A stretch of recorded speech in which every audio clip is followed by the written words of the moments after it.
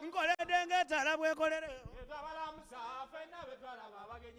yimba sakanyolu yimba nengalo safe nabe twalaba abagenyi wamera de tera de bwera safe nabe twalaba abagenyi wamera de era de mirembe wamera de era de mirembe safe nabe twalaba gamanyi ulira bakisimba zivukira baliwo wade nabe twalaba abagenyi wamera de era de mirembe safe nabe twalaba abagenyi ngole denga luno luyira lwetunto safe nabe twalaba ngole denga tala bwekolera wama ne bwenyimba mutanda bwayagala safe nabe twalaba abagenyi sanganya mbogota zanyirwakoyo safe nabe twalaba abagenyi naye abalungi abazehe safe nabe twalaba abagenyi wamera de era de mirembe safe nabe twalaba abagenyi twabalamusa era de bwera twabalamusa nabe twalaba abagenyi twabalamusa nabe twalaba abagenyi twabalamusa nabe twalaba abagenyi nkole denga luno luyira lwetuntu twabalamusa nawe twalaba abagenyi twabalamusa nkole denga tala bwekolera nabe twalaba abagenyi twabalamusa ngale mbogota zanyirwakoyo twabalamusa nabe twalaba abagenyi twabalamusa wamera de era de mirembe twabalamusa nabe twalaba abagenyi twabalamusa abakisimba zivukira baliwo twabalamusa nabe twalaba abagenyi twabalamusa imasanganya obulago sindere twabalamusa nabe twalaba abagenyi twabalamusa imasanganya obulago twabalamusa nabe twalaba abagenyi twabalamusa tera de bwera twabalamusa nabe twalaba abagenyi twabalamusa tera de mamu twabalamusa nabe twalaba abagenyi twabalamusa era de nyunge nabe twalaba abagenyi ulira bakisimba zivukira baliwo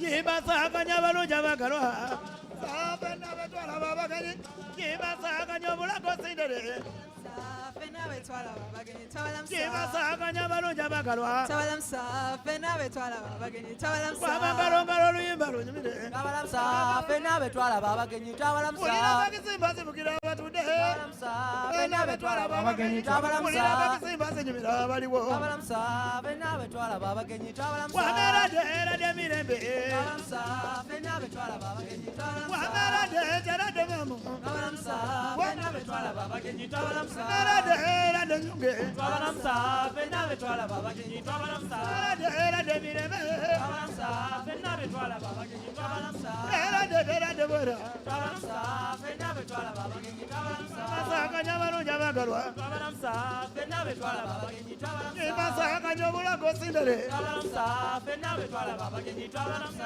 denga tala bwekolera twabalamusa nabe twalaba abagenyi twabalamusa denga luno luyira lwetunto twabalamusa nabe twalaba abagenyi twabalamusa denga luno luyira lwetunto twabalamusa nabe twalaba abagenyi twabalamusa ne bwenyimba munanda bwayagala twabalamusa nabe twalaba abagenyi twabalamusa mbogota zanyirwakoyo twabalamusa nabe twalaba abagenyi twabalamusa wamera de tera de bwera twabalamusa nabe twalaba abagenyi twabalamusa wamata banza banga twabalamusa nabe twalaba abagenyi twabalamusa amatera de bwera twabalamusa nabe twalaba abagenyi twabalamusa amatera de bwera twabalamusa nabe twalaba abagenyi twabalamusa namwogo yezala balonje n'ababi omwoyo mulondo gw'oyagala tegomulondola wamana mwogo yezala balonje n'abi kabalagala tusokumbalagala mugwa wama bwowulira bukadde mwatongolokosanga nenjangulo genkwala ensajja bwekaba wawulira n'enyanja gwekuba musango owulira ngezimba enyembo nga zegirasemu namwogo yezala balungi n'abi kabalagala tusokumbalagala mugwa namwogo yezala balungi n'abi omwoyo mulondo gw'oyagala tegomulondola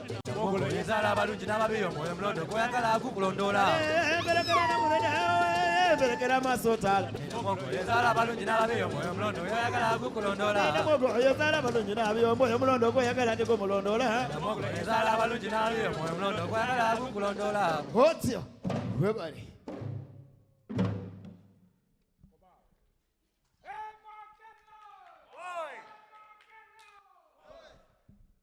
Makero, makero, ra, cha, aro. Thank you so much. Another round of applause for Milton and his Makoral team. Thank you so much. Ladies and gentlemen, we would like to once again welcome you to this year's annual media convention, and we would like now to officially start our event. We have been reliably informed that the guest of honor is on his way, and when he joins us, we shall recognize him accordingly. Nonetheless, I would like to recognize the presence of the Executive Director of Uganda Communications Commission. You're most welcome. Please stand up for recognition, our own Honorable Nyombi Tembo. Thank you so much for joining us. I'd like to recognize the presence of the Makerere University Vice Chancellor's representative. Our Vice Chancellor is Professor Barnabas Nawangwe, here represented by the University Secretary, Mr. Yusuf Chiranda. Makerere, Mr. Yusuf Chiranda is a former guild president, and I'm sure the students' fraternity is excited that he's here. I'd also like to recognize the presence of our principal of the College of Humanities and Social Sciences, Professor Helen Nambalirwa Nkabala. You're most welcome. We'd like to recognize the presence of another keynote speaker. We had one, but they will be introduced properly. Professor Bruce Musivero, you'll be introduced properly, but please stand up and wave to the people. Thank you so much. We'd like to proudly recognize the presence of the Dean of the School of Languages, Literature and Communication. Please stand up, Associate Professor Sauda Namialo. Thank you for joining us. Yes, other people will be recognized as we go along. Now, in the interest of time, I would like to ask that we stand up. Milton and team would like to start. Please come and lead us.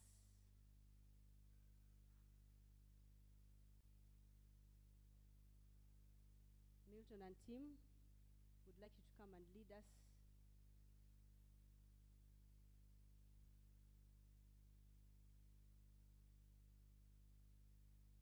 In the anthems, Milton and team, yes. Shall we all be upstanding?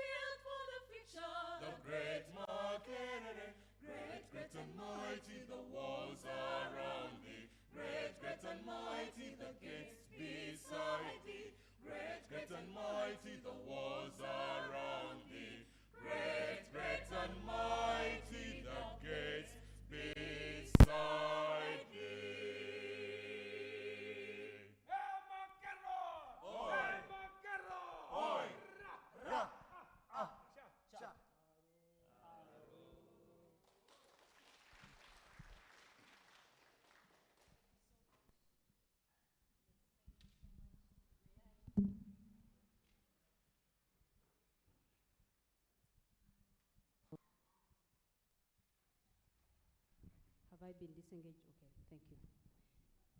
May I request a student who feels spirit-filled this morning to come and lead us in a prayer, quickly.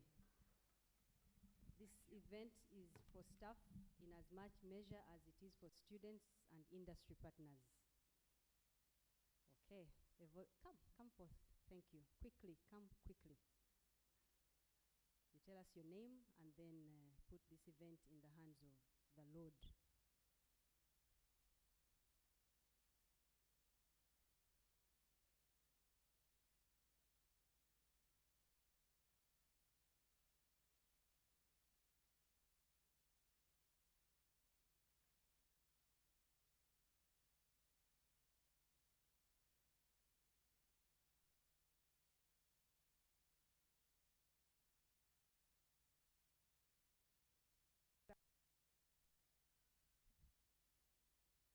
May we humble ourselves and we pray. Heavenly Father, King of glory, we thank you for this day. We thank you for the gift of life. We thank you for this preparation. We thank you for the people that have been participating, the people that have prepared this. Heavenly Father, we pray that you take control and everything moves well. I have prayed believing in the mighty name of Jesus Christ. Amen. May the grace of our Lord Jesus Christ and the love of God and the fellowship of the Holy Spirit be with us all now and forevermore. Amen. Okay, thank you, Jovita. Without further ado, may I request our head of department, Dr. Nachiwala Aisha Sembatia, to come and recognize and welcome these wonderful guests and participants properly. Thank you.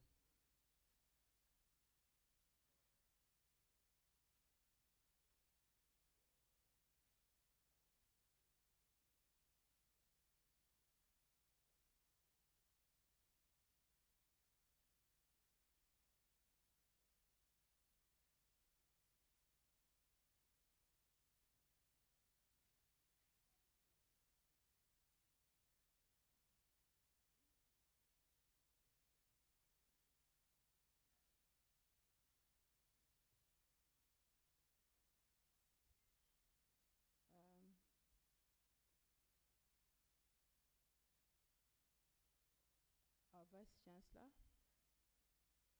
who is represented by the University Secretary, Mr. Yusuf Chiranda, the Executive Director of the Uganda Communications Commission, the keynote speaker, Professor Bruce Mtsvairo, our esteemed guests, our colleagues in the academia, media practitioners and regulators, our students, ladies and gentlemen, good morning. Welcome to the Annual Media Convention 2024. It is with great pleasure that we welcome you today. And in a special way, I wish to welcome our keynote speakers. First of all, the Executive Director of the Uganda Communications Commission, Honorable Nyombi Tembo, who has already waved to you in the morning. And then Professor Bruce Mtsvairo from Utrecht University in the Netherlands. You're very welcome to Makerere, and you're very, very welcome especially to the Department of Journalism and Communication.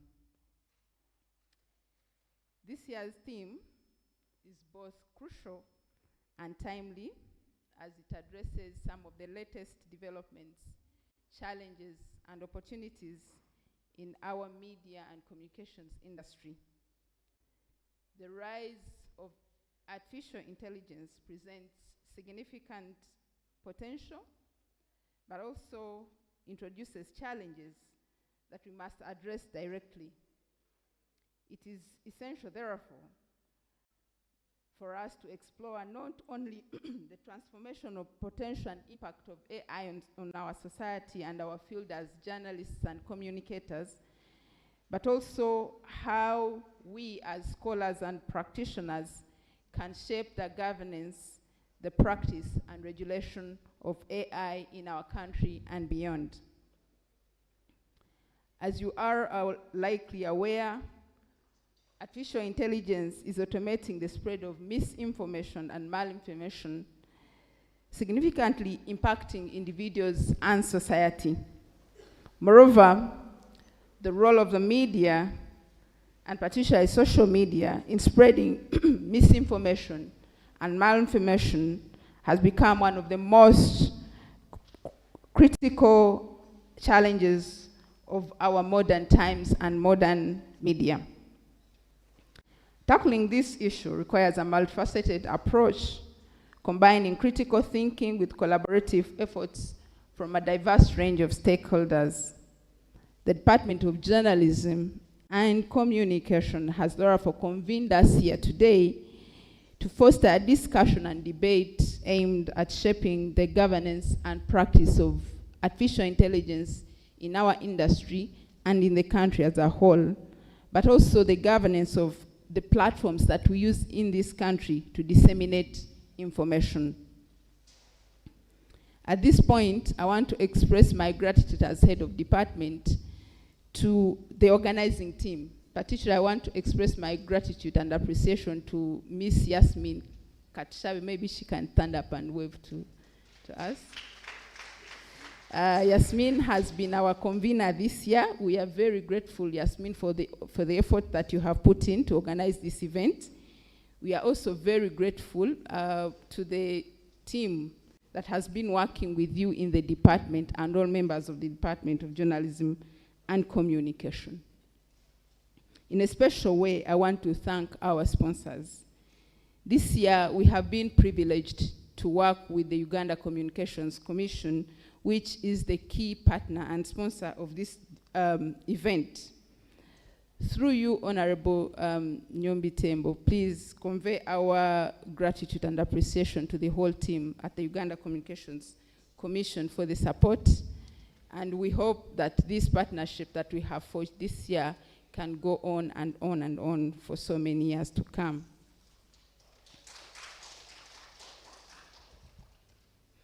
We also want to appreciate the significant support from the Bank of Uganda, from CIPESA, from the Uganda Tourism Board, from the Oslo Metropolitan University in Norway, who have all supported us in many ways to make this event as you see it today. So thank you all for your continuous support to the Department of Journalism and Communication. We extend our gratitude too to the university management represented here by a number of high-ranking officials, including the university secretary who is representing our vice-chancellor, including my principal, the team leader of the College of Humanities and Social Sciences, and my dean of the School of Literature and Communication, Languages and Communication.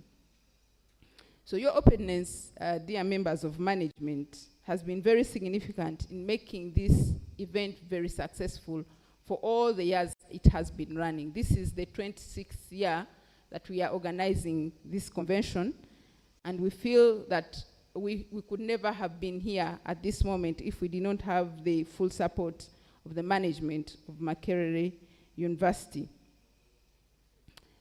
Mr. Vice Chancellor, sir, represented here by the University Secretary, we told you last year that the Department of Journalism and Communication had started the processes of being elevated from the status of a department to the status of a School of Journalism, Media, and Communication. We intend to make this the best school, not just in Africa, but probably in the world, because as you already know, the Department of Journalism and Communication was already recognized as one of the best centers of excellence in journalism, media training, and communication. So as we mentioned last year, we would start the processes. I want to inform you that those processes began, and we got the approvals that we needed all the way from the school through the college, and we have effectively sent our proposal to Senate, And we hope and pray and request through you, Mr. University Secretary, that this proposal is given the most favorable eye so that this department can transform into the School of Media, Communication, and Journalism. We believe that by transforming this department into the school, this university will be making the biggest contribution that it has ever made to journalism and media training in the country and in the continent. Additionally, we are working with UCC, as you might have already seen in the media, to revive the Makerere University Campus FM and to establish the Makerere University television services. At that juncture, I really want to appreciate the role that UCC is making to expedite this process. I want to request through you, Mr. US, that the management of this university prioritizes these initiatives in terms of, fast-tracking the signing of the agreements that have already been sent to the legal department so that the licenses of these facilities can be granted by the Uganda Communications Commission. In the same effort, I want to inform you and request you, Mr. University Secretary, that the Department of Journalism and Communication will need a lot of support, pragmatic support from the management of Makerere University, and therefore, we look forward to your assistance with all the necessary resources that we will need, human, equipment, financial, and anything else. So we hope and pray that your office will remain as open as it has been as we push these initiatives that we think will elevate the visibility and the importance of this university in this country and the continent. Lastly, I want to thank our students and all of you participants in the audience for sparing the time to return here every year. Every time we have invited you for this event, you have turned up, and we don't take that for granted. We are very, very grateful for the time and the energy you inject into the success of this event. Ladies and gentlemen, I want to wish you a very good stay during the day, and I hope that the deliberations that are going to be going on through the course of the day will be useful for all of us as we seek to transform the media landscape in this country. Thank you. At this moment, I wish to invite my senior, the Dean of the School of Languages, Literature, and Communication, to address you. Thank you very much.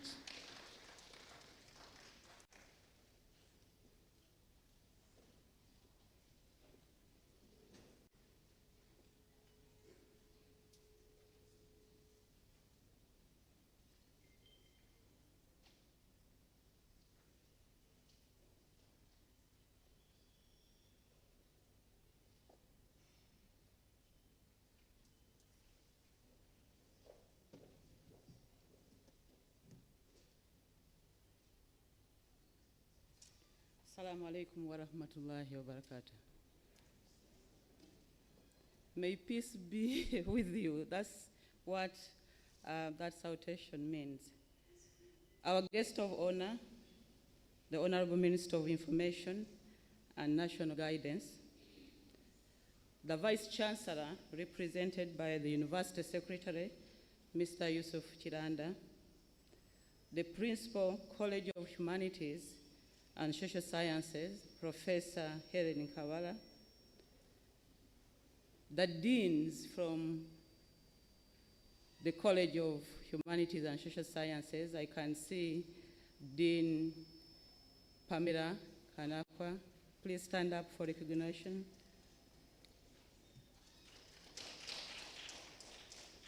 The heads of department, the head of department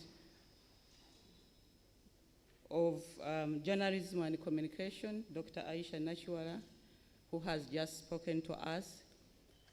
The head department of European and Oriental Languages, Dr. Enoch Osebuyungo.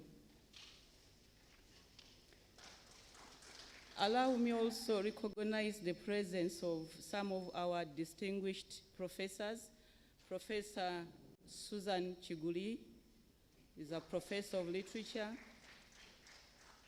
Professor Goreti Nasanga, a strong pillar in the Department of Journalism and Communication. Our sister and, should I say, elder, Professor Monica, I'm sorry, I'm forgetting the name. Correct me properly. From the Christian University at Mukono, and I believe she was the founder of the journalism department in that university. Other seniors from Makerere University, whom I may not have seen. Our distinguished keynote speaker, Professor Bruce, I find difficult pronouncing the second name, and allow me to stop at that. Please stand up for recognition.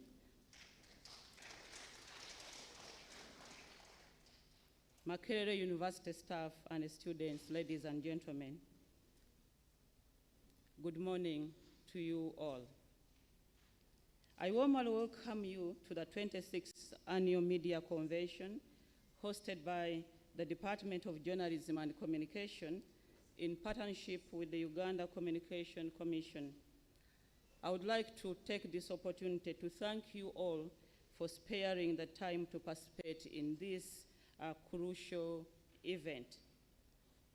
As you are aware, ladies and gentlemen, the theme for this year is harnessing artificial intelligence and social networks to combat misinformation in Uganda. It addresses one of the most pressing challenges of our time. In an era where information flows freely and rapidly, and misinformation can spread just as quickly, the role of media and communication professionals has perhaps never been more critical. The power of artificial intelligence and the widespread influence of social networks offer both tremendous opportunities and serious challenges. This convention presents us with a platform to explore how these tools can be used effectively to fight misinformation and uphold journalistic integrity in Uganda. The collaboration between Makerere University and Uganda Communication Commission demonstrates a commitment to advancing knowledge and addressing real-world issues.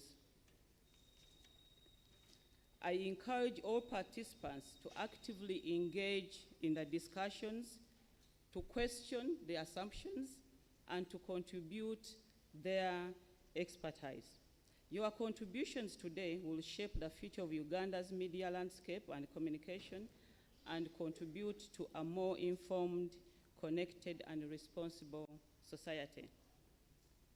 Honorable Minister, Vice Chancellor, represented by the University Secretary, the Principal Chiefs, I'm particularly delighted to acknowledge the progress that the Department of Journalism and Communication has made over the years.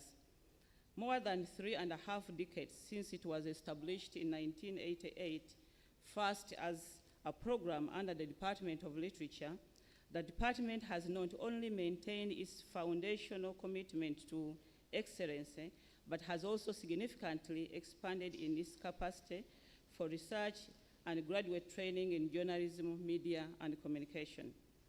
It has been inspiring to witness this growth, to see the department spread its influence not only in Uganda, but also in the region and the continent.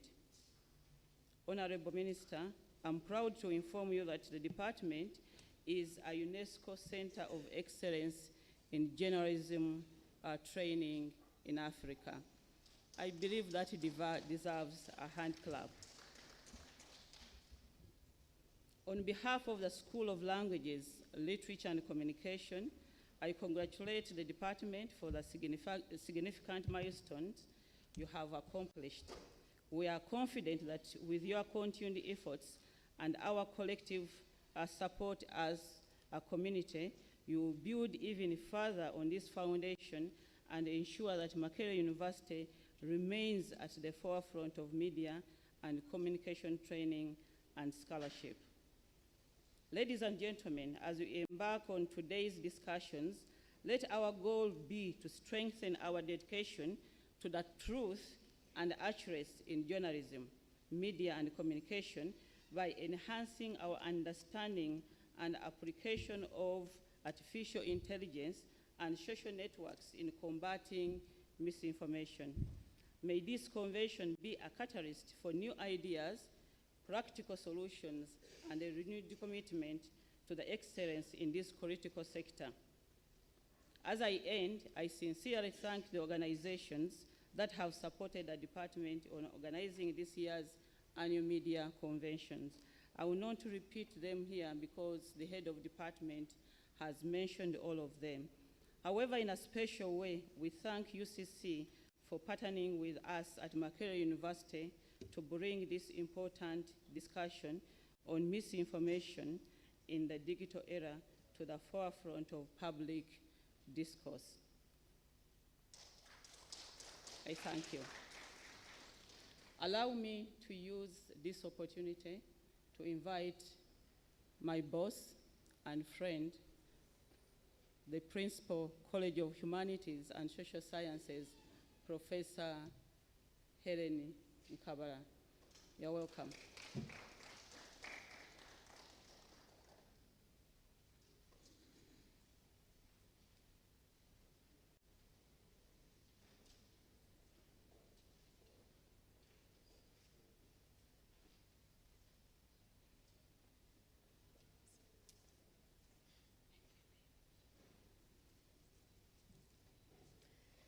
It is my great honor and pleasure to stand before you this morning with a lot of joy and gratitude.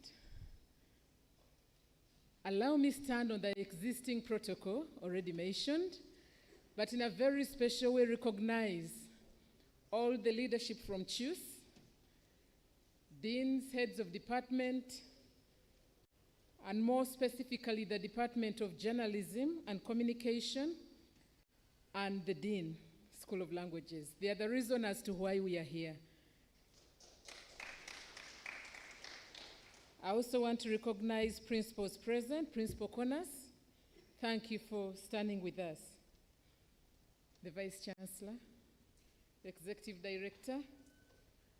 It is indeed an honor to see the confidence that the Uganda Communications Commission has in Makerere University. We don't take this for granted. This celebration could have been in Kololo, but who are we that you bring it to Makerere University? It's a clear indicator of the resolute for you to contribute to a clear environment. As we gather here today, friends, we are not only coming together to celebrate a day, we are coming together with a clarion call to duty, the duty of not only ethics, but responsibility in as far as our use of artificial intelligence is concerned. I really want to thank all organizers for thinking about this critical theme at this critical time. We know that as we approach 2026, do we all know what is happening in 2026? We don't, do we? So I don't actually have people who are thinking of standing to go to parliament or become the presidents of this country. I'll ask again, do we know what's happening in 2026? Okay, thank you very much. So as we come across the environment which we are in preparing for 2026, we also know that the dangers of deep fakes are very actual. And if we do not tackle this right now, we can be headed for disaster. The beauty about artificial intelligence, as you know, is that we do have both the positives and the negatives. And our gathering here this morning and through the entire day, we shall be discussing more about responsible use of artificial intelligence, how we tackle the deep fakes, how we tackle the misinformation. And it is our sincere hope that this is not only another day, this is not only another celebration, but it is a starting point to candid conversations on our responsibilities as we use the tools in our hands. Artificial intelligence on its own has no problem. We are the ones to decide how to use it. And the conversations today are aimed at taking us through the needs, the responsibility, the ethics, the integrity that we must exercise as individuals in order to tackle the risks of unregulated AI. Friends, I'm very excited that I come in at a time when the Department of Journalism and Communication has decided to get wings, not to fly out, but the wings to grow. We know, and it's a fact, that this department has contributed tremendously to the conversations of media in this country. We also know that all the people we do celebrate today in the media industry have had a footing in this university, but most especially in the College of Humanities and Social Sciences. As a college, it's an exciting day, and I want to emphasize that the need for the public good, the need to empower communities, is very actual as far as the college and the school, more so the department, is concerned. We are very proud of you, Department of Journalism. We are very proud of you, School of Languages, Literature and Communication. These ambitious initiatives that you bring on board are really taking not only the department, but also the college to greater heights. As a college, we congratulate you upon these very remarkable achievements that you have not only made today or that we celebrate today, but over the years. It may benefit us to know that the celebration today started over 20 years ago. I think this is the 26th. So we don't take it for granted that you have remained consistent in celebrating the annual media convention. And we do thank you so much for remaining consistent. You mentioned, and I'll re-emphasize, on the proposal to become a school. In the College of Humanities, we do believe in growth. And Mr. Vice Chancellor, sir, I want to re-echo the words of the head of department. May your eye be kind as you look into the matters of the school, but also the kind of support that we need in order to revive and bring to life our FM and television. Allow me at this point to thank the Uganda Communications Commission. Thank you so much. We do appreciate all the support that you have given us. And we can only continue to ask for more until we realize it. I want to assure you that as a college, the campus FM and the television are very dear to us because it will give us another voice in this university. You may be aware that this college is the soul of this university. Without it, we have no university. So, when the campus FM, I'm not sure if the Vice Chancellor agreed, but I saw him nodding in affirmative. So, the television and the campus FM will help us give a voice to our students. We do have students that are determined, and they will contribute to the conversations in this country. And as a college, we do firmly stand behind all these endeavors, and we shall continue to offer our support in all the collaborations wherever and whenever need arises. I thank you very much, and I welcome you once again and wish you a very fruitful day with very beautiful conversations as we all learn how to take responsibility, integrity, and ethics as we communicate using the tools in our hands. I thank you. I'll steal the words of the Dean and also say I would like to invite my friend, the University Secretary, who is here to represent the Vice Chancellor. You are very welcome. Please come and address the audience.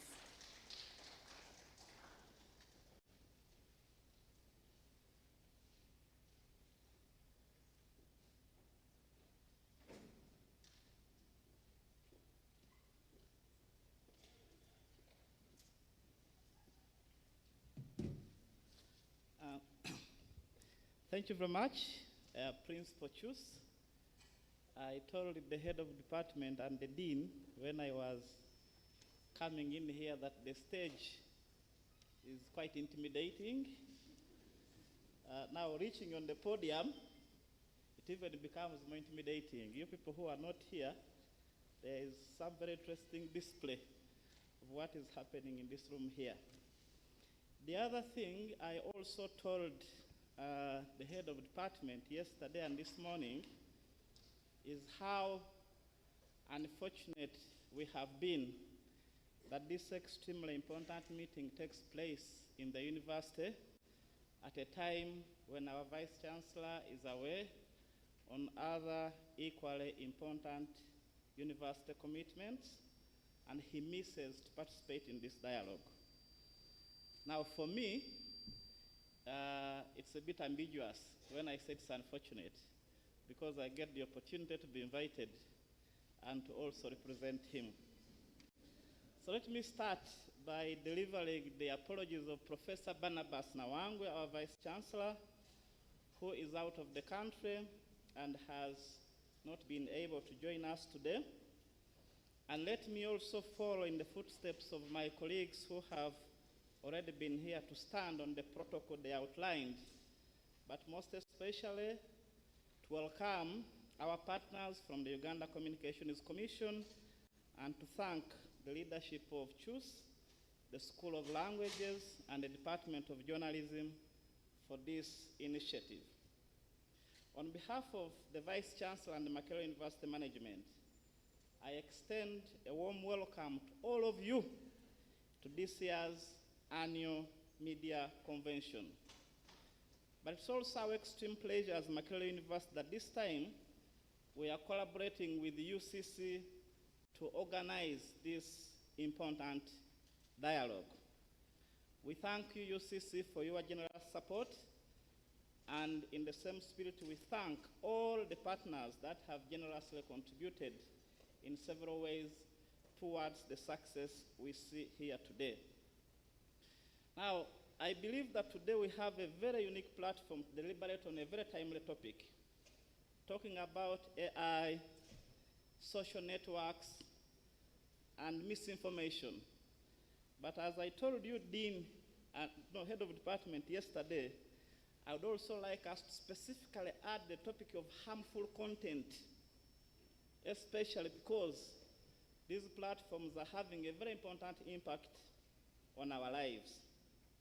But I'm also happy that rather than dwelling solely on the perceived threats of these platforms, social media, AI, we have chosen to focus on harnessing the potential of these spaces for positive change, which I believe is a great opportunity for us as Makerere University to contribute to the public discourse on AI, social networks, and I want to add another word, ethical development, and we'll be talking about that shortly.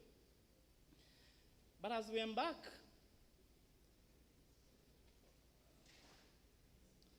I think I'll request the audience to please stand up as we welcome the Honorable Minister.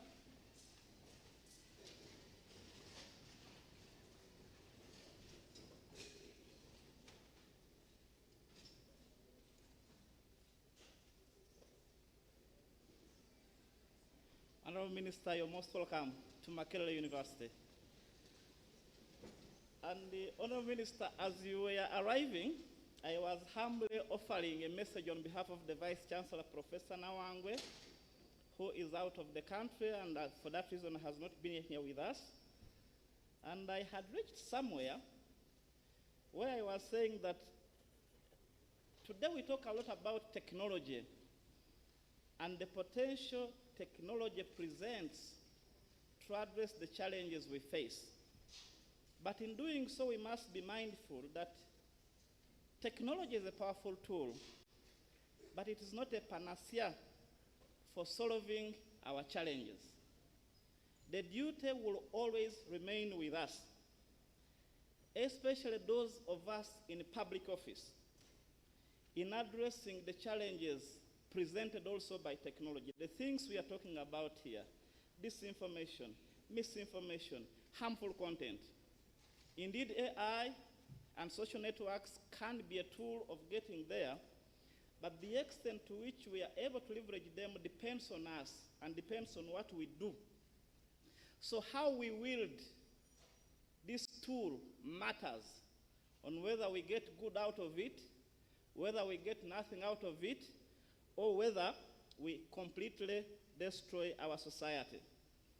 So as public officials, and I want to emphasize this because UCC is here, we are responsible for recognizing the limitations of these tools and making sure that we actively address them through the actions we take in executing our mandate.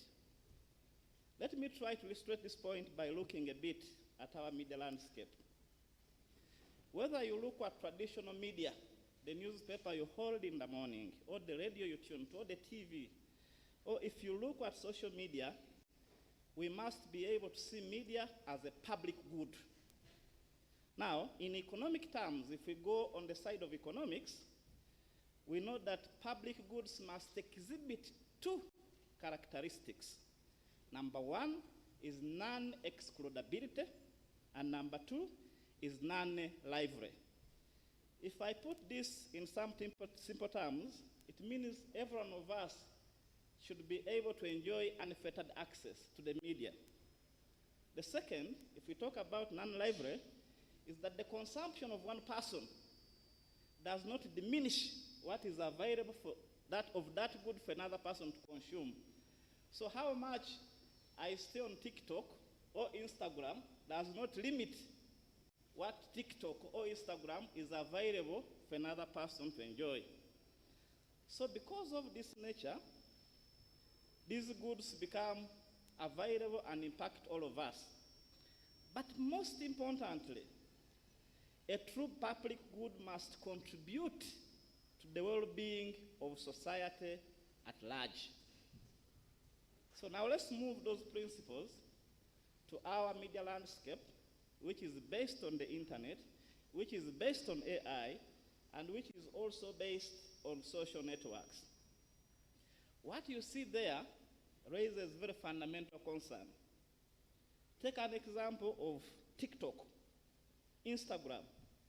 You go in there, you find a lot of toxic content, pornographic materials, insults, abusive language, things that do not align entirely with the Ugandan society as we know it, which do not align in any way with the aspirations of the Ugandan society today, whether you look at our Vision 2040 or the National Development Plan, or even here locally in Makerere, our strategic plan. So while these platforms are popular, we must recognize that they harbor some harmful content, which requires our urgent attention to address. Now, we have a dilemma here. Should we think of relying entirely on AI and social networks to deal with this situation? I would say perhaps not. Sometimes the solution lies in straightforward actions that we must take. For example, restricting the platforms that perpetuate this harmful content. I commend again the presence of UCC here. what is happening on some of these platforms does not need us to come to Makerere University for an intervention to be taken. You know, these days, Minister of Education is telling us, you buy iPads and phones and internet, there is e-learning. So our children, as young as primary education, have access to these gadgets. But if you see the things which just pop up, however active you are as a parent, you do not have the capacity to monitor and regulate the things our children are accessing on these platforms. And some of the content is simply destroying the current and future generations. I believe just by a click of a button somewhere, UCC can solve this problem. And we must do it now. I have seen things which have been able to be stopped in this country, and I know that some of these challenges can still be addressed with. So I also appreciate that there are counter-arguments to this proposition. For example, many people would argue that a good number of young Ugandans are deriving income from these platforms. There is this thing called today content. You generate content, you get many likes and many views, and TikTok and YouTube and everything pays you. But if we go back to the knowledge of public goods, there is also a principle of us having to balance private interest versus public benefit. Why should somebody make money by abusing another? Why should someone make money by promoting pornographic content, content which destroys our society? And it is okay because we think these people are becoming stars and they are making a lot of money. So I believe that striking a balance between the interests of young people and maybe older people who have been innovative and are able to use these platforms to make an income and the public good can be challenging, but it is very, very necessary. And UCC's oversight role can play a very important function here in shaping the responsible use of technology, in balancing freedom and responsibility, which I know can be a delicate task, but is essential if Uganda is going to achieve a thriving digital society. So, as I conclude, I would like to recognize that technology cannot advance without robust institutional frameworks. And I'm talking about institutions from the lens of Douglas North, the written and unwritten rules of the game that shape our behavior. If we historicize the evolution of the Ugandan society, you will learn that we had institutional arrangements long before the colonial period. For example, we knew what can be said in public and what can't be said. We knew what could be done and what could not be done. And these institutional frameworks we had then were responsible for building the social order we enjoyed. Now today, because we are swallowed up in the concept of liberty and freedom, we are in anarchy, we are in chaos.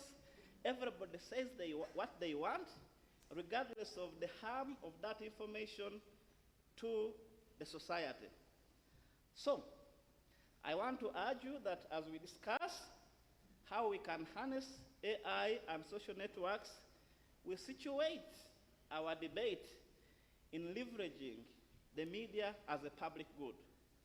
The same way NEMA can go and destroy developments in a wetland is the same way UCC should go and destroy harmful content on social media, I want to argue. And I want to argue further that some of the things which are happening on these platforms are more dangerous than anything somebody is doing in a wetland can pose today. We can laugh about it, but I can tell you we are destroying a society. So UCC, welcome to Makerere. And we have here fantastic departments of journalism, of ICT. If you want to be supported to design some algorithms which can help you deal with this program, please contact us. I want to thank you once again. I want to welcome you to Makerere, and I look forward to enjoying the discussions that will follow. Thank you.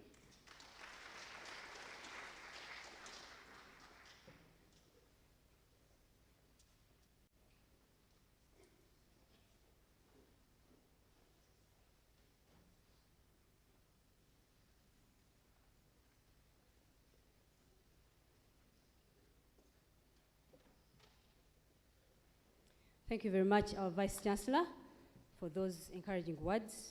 We would like to recognize a few more people who joined us, of course, starting with our guest of honor. You're most welcome, our guest of honor, Honorable Chabanga Godfrey Baluku, the State Minister for National Guidance. We'd also like to recognize the presence of Madame Julian Mwehere, the Director, Industry Affairs and Content Development. Please let's stand up for recognition and thank you for this partnership. We'd like to recognize the presence of Daniel Kalinachi, the General Manager, Editorial, Nation Media.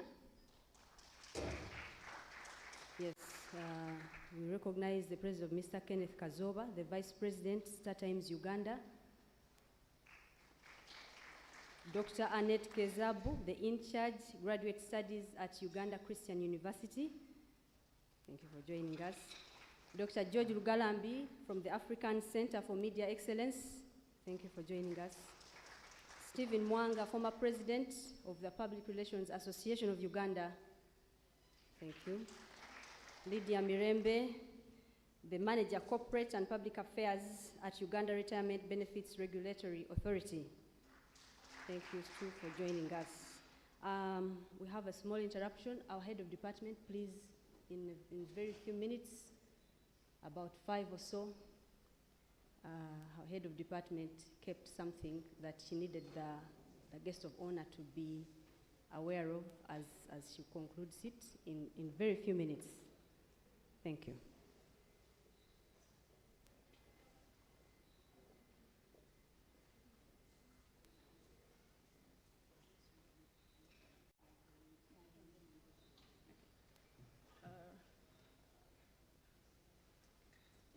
Our guest of honor, Honorable Chabanga Godfrey Baluku, the State Minister for National Guidance. You're very, very welcome to Makerere University and specifically to the Department of Journalism and Communication. And thank you very much for allowing to officiate at this function.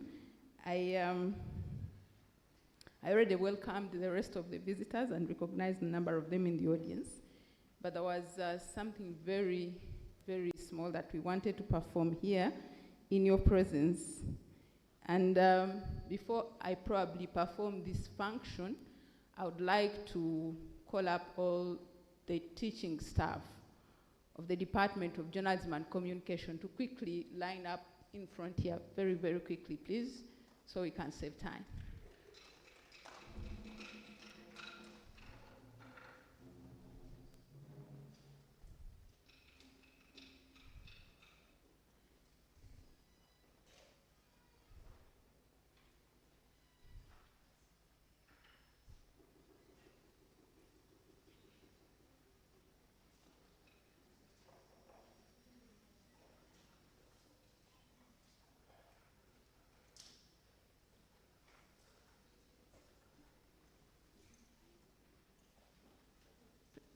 Marion, please.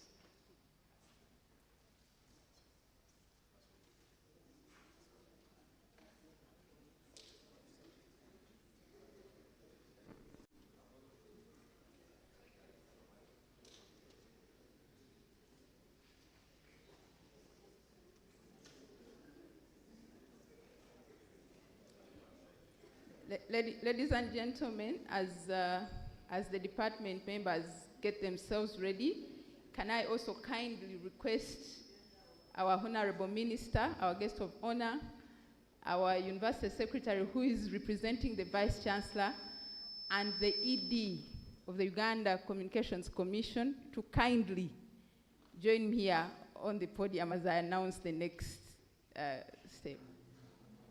My principal and the dean also please appear for a moment.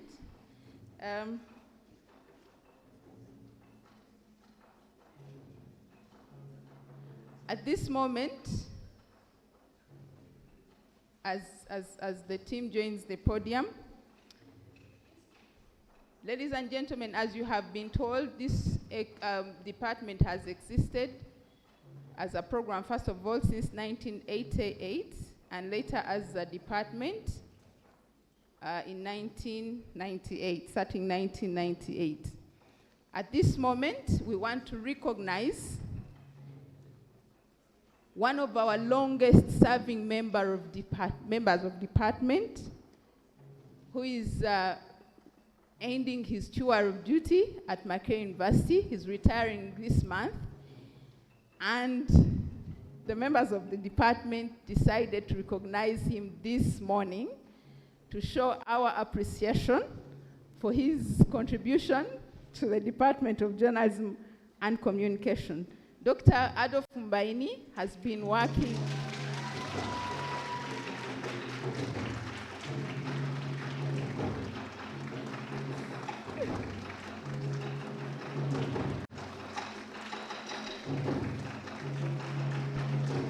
Dr. Adolf Mbaine has worked at the Department of Journalism and Communication since 1996, and he's been with us for 28 years. Adolf, please make your way to the podium.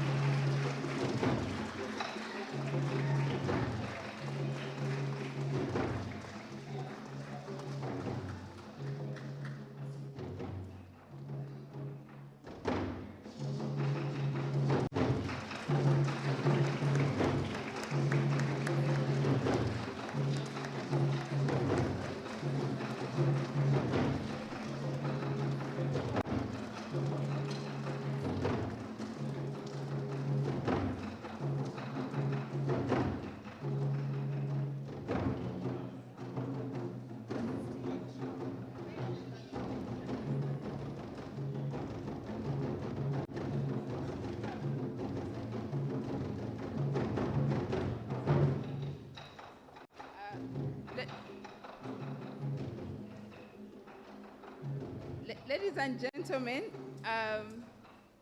the Department of Journalism and Communication would like to recognize the contribution of Dr. Adolf Mbaine to the department. And before I pass on this plaque to our Honorable Minister to pass it on to Adolf, I wanted to read it out to the audience. With our greatest appreciation, we proudly honor an exceptional colleague, Dr. Adolf Mbaine, for 28 years of dedicated service to your alma mater, Makerere University, at the Department of Journalism and Communication between 1996 and 2004. You have not only been a colleague, but a friend, a mentor, and a force of positive energy. We have been blessed to share in your numerous talents and have enjoyed your unmatchable sense of humor. Your resilience, dedication, hard work, and focus on growth have fueled our pursuit to transform from a department to a school of journalism, media, and communication. Thank you for choosing to stay with us and for impacting our lives. May the Lord continue to light your path. Congratulations on your retirement.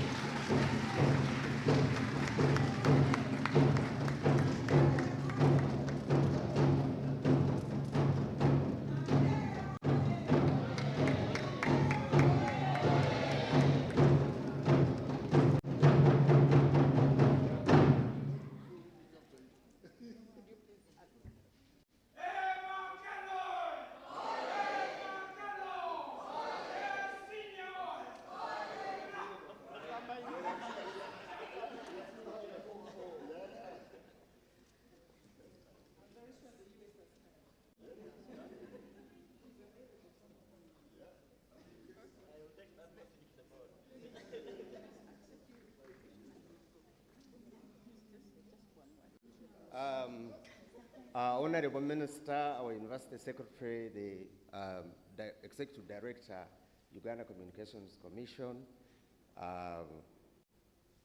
fellow staff, the principal, our good friend, the dean, the School of Languages, Literature and Communication, and fellow colleagues, distinguished guests, our colleagues from UCU. I saw Professor Monica Chibita here.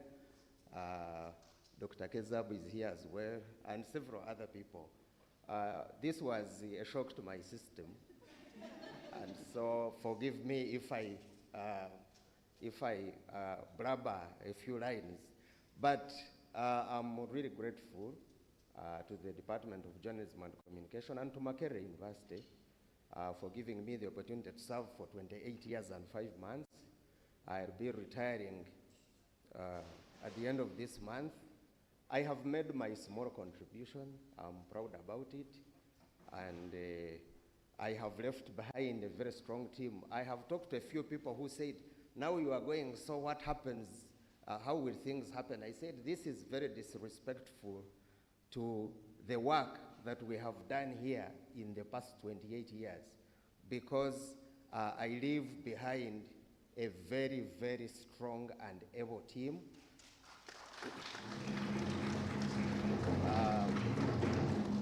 Currently headlined by Dr. Isha Nachiwara Sembatia, but with a very deep sense of hard work, commitment, and love for Makerere University and the industry that we serve. And so there is no problem. I think the department will grow stronger. And here is my wish. I had wished that before my retirement, this unit, the department, would already be transformed into the School of Journalism, Communication, and Media. It hasn't happened yet, but I'm sure and confident that with the support of the Vice Chancellor and people like Mr. Yusuf Chiranda, who are in the commanding heights of this university, this school status will come sooner than later. I wish everything good to Makerere University and to the future School of Journalism, Communication, and Media. I am retiring, but I'm not tired, so I'll continue my work in academia elsewhere. But this is to say thank you very much. I would also like to recognize my wife, Mrs. Joanne Mbini,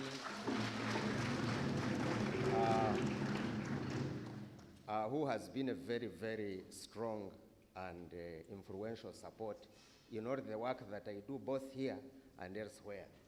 So thank you very much, and my pleasure.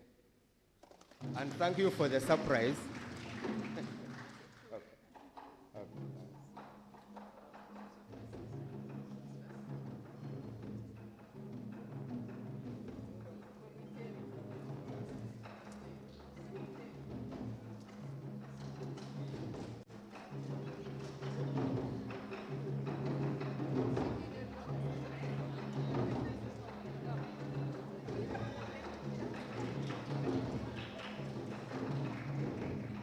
May I now request the Vice Chancellor, Mr. Vice Chancellor, sir, please come and invite the Honorable Minister to give his remarks. You could.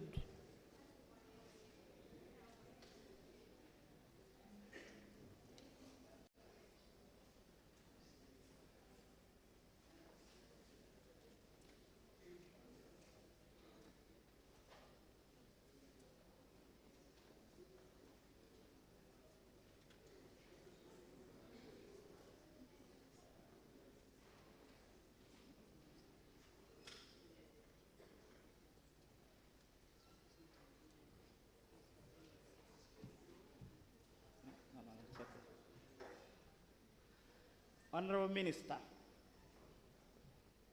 the moment we have been waiting for to get started is near. When we saw your face getting into this room, we knew the convention will get started shortly. Ladies and gentlemen, it's my singular honor and distinguished privilege to welcome Honorable Godfrey Baluku, representing the Minister of ICT and National Guidance. Honorable Baluku is the State Minister, and we are very delighted to have him here at Makerere University. And now I would like to take the honor to invite him to open our convention. Honorable Minister.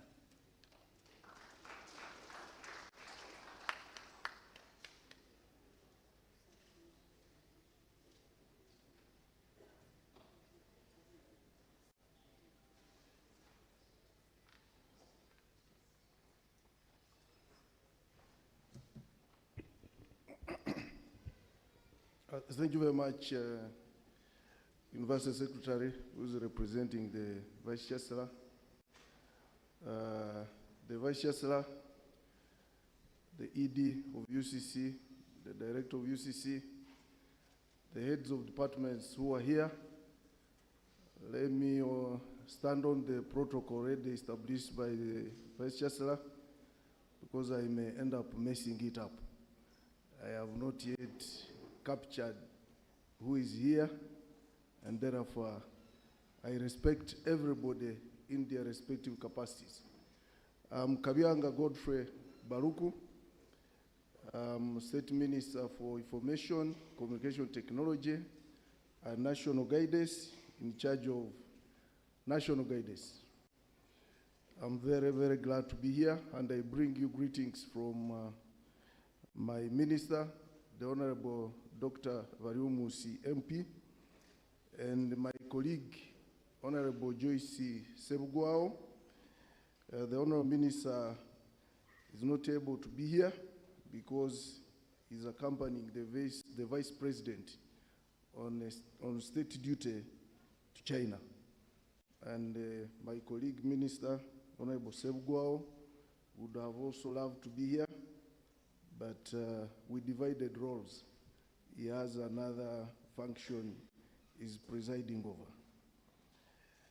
I'm really very happy to be at Makerere University, my university. I was here from 1986 to 89, quite long. Some of you were not yet born, but we were here with Honorable Nyobi Tembo, and I think the Deputy Vice Chancellor Henry. He was in Lumumba, but me and Henry were in the Great Hall, Livingstone Hall. And we have a lot of precious memories. I don't know whether it is still as nice as it was those days, because for us, we were even paid to be in school. So we enjoyed ourselves. And I'm happy that the university has even grown and has become even stronger, and we are all proud of Makerere University. I thank you very much for keeping it.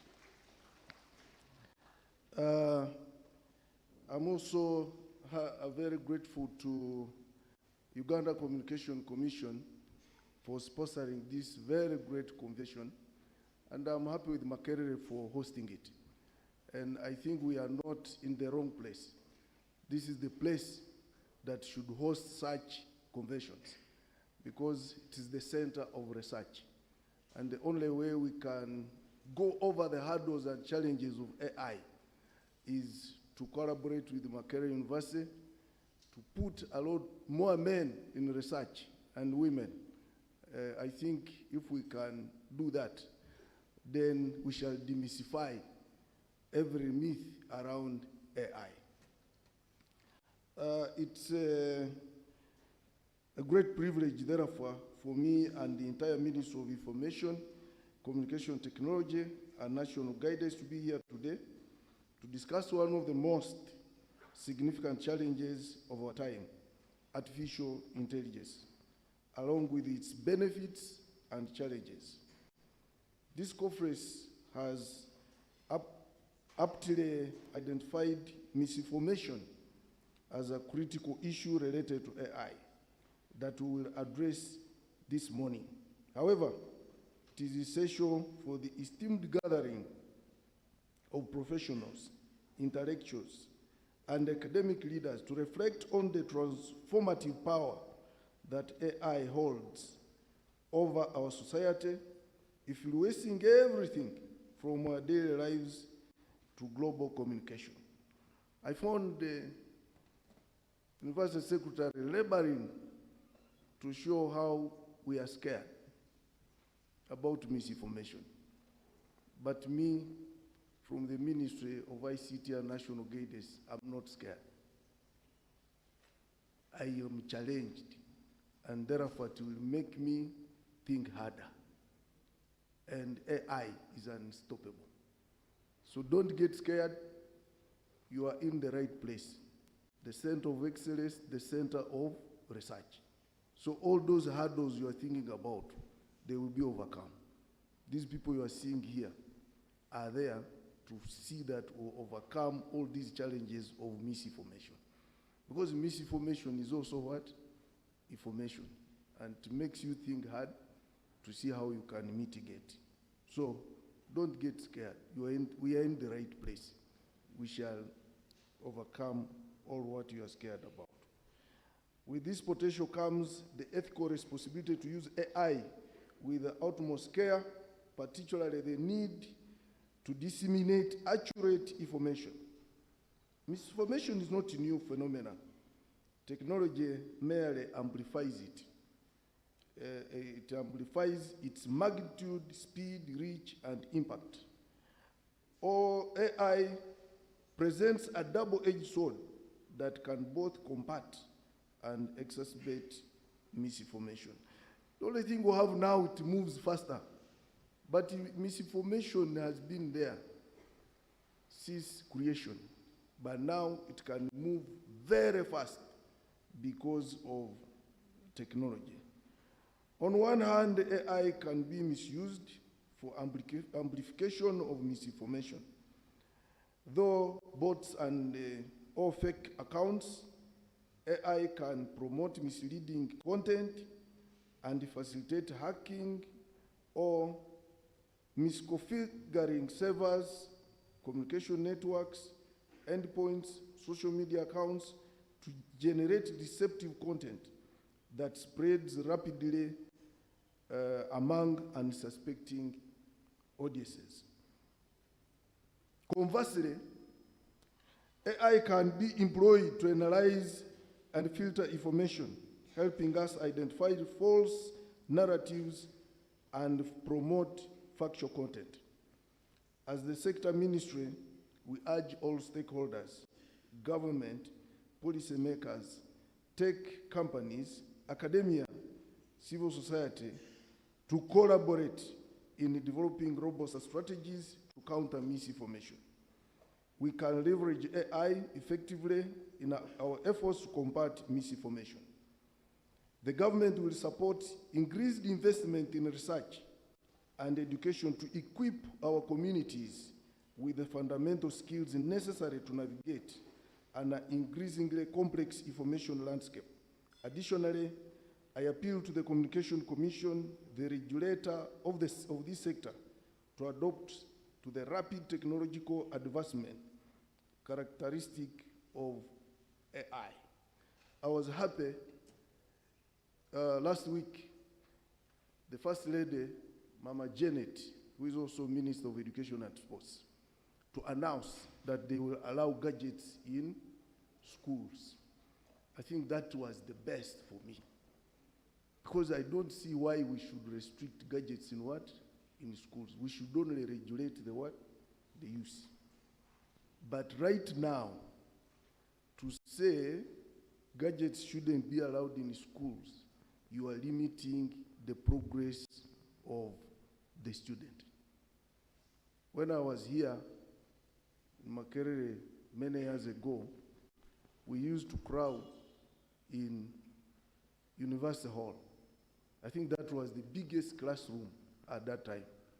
And whoever came to university, somehow, somewhere, you would take economics. I don't know whether it is like that even now. But most of the courses, first year, you would take somewhat economics. And economics was the biggest class, and they would crowd there. But I'm happy now, you don't need to come and crowd at University Hall.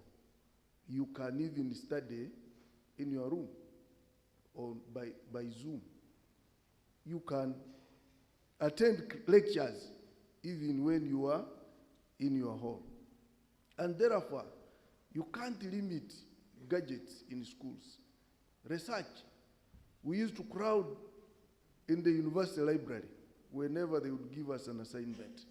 But now all the research are on gadgets. Even libraries now are all uploaded on these gadgets. I came back to study again, and this time I wouldn't go to, I never stepped in the university library because my library was on my what? On my gadget. So we are not going to avoid some of these things. UCC is taking computers to secondary schools. We now want to take them to primary schools so that teaching can be easy. So now how do you again limit gadgets in schools? What we need is to regulate content, just as the university secretary has said, and see which content can go on and which content shouldn't. And just as you have asked, I think we are going to up our game. Because I was in Dubai recently with ED. There are some sites which you can't what? Access. And people are there, they are not complaining. Here, we also have some apps which we closed. People are complaining, but life is what? Is moving on. So I think what we are going to do is let gadgets go to schools, but we shall see as UCC, as a ministry, to regulate which content comes in the country. And that will be all. But also parents, you should also assure you lock those gadgets and see what your children can access and what they can't access. Though now, they are even brighter than us. You can even lock and they do what? They unlock, or they lock you out completely.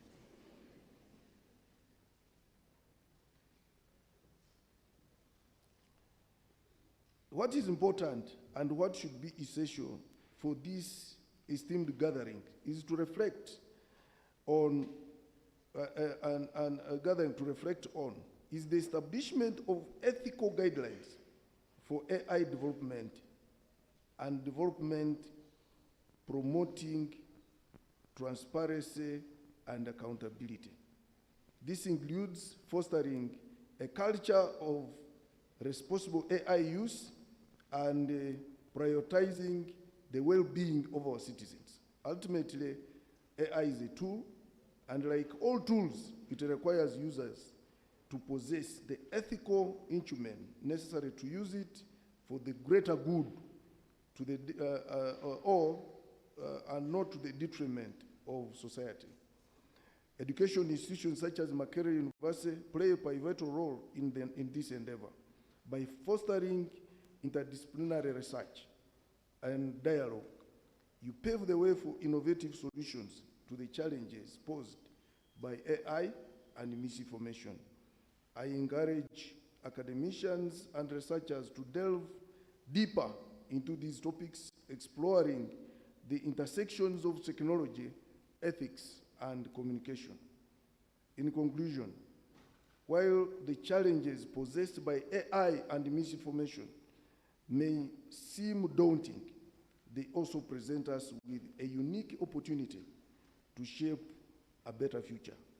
And I strongly believe, together, as even we are here, let us commit to harnessing the potential of AI to create a more informed, educated, and resilient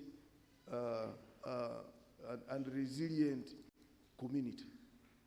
We are not going to avoid AI. It is there. We are going to get more misinformation, but we should be there to correct the information all the time. And therefore, let us all work together and see how we can put in place mitigations, how we can put in place roadblocks for people who create all that misinformation. But AI is very, very interesting. The other day, I wanted a speech, and I just told the AI I'm going to meet this audience. Can you write for me a speech? And AI wrote to me a what? A speech. I just customized a little, and my work was made what? Simple. So how do you tell me that I shouldn't love AI, I should be scared of AI? We should live with it, and we should ensure we use it correctly. And as a regulator, as a government in charge of regulation, we shall look at the limits and see how we can do it. Lastly, I would like to welcome my longtime colleague, Brigadier General Felix Kulaije. He was my chairman, Livingstone Hall. I've told them we were here 86 to 89. So Kulaije was my chairman of Livingstone Hall, and we enjoyed a lot together. A lot of things which we can't mention here. And we still have a lot of precious memories. I thank you very much, all of you, for coming, and I say all this for God and my country. I thank you very much.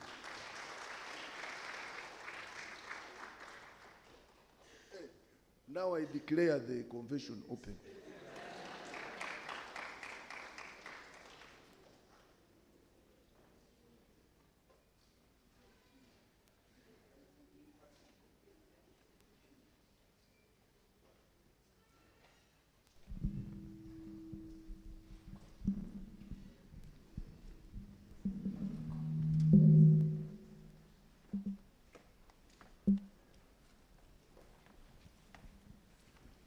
Thank you very much, Honorable Minister.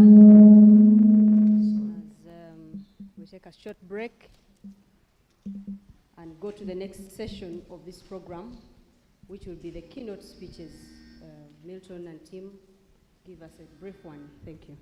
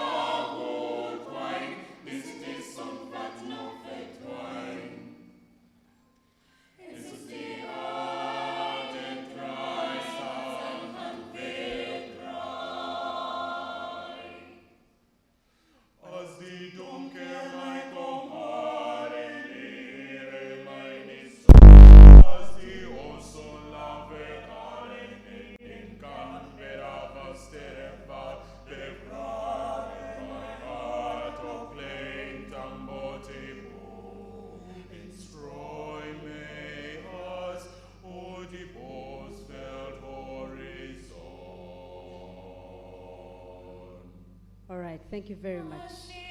Oh, sorry.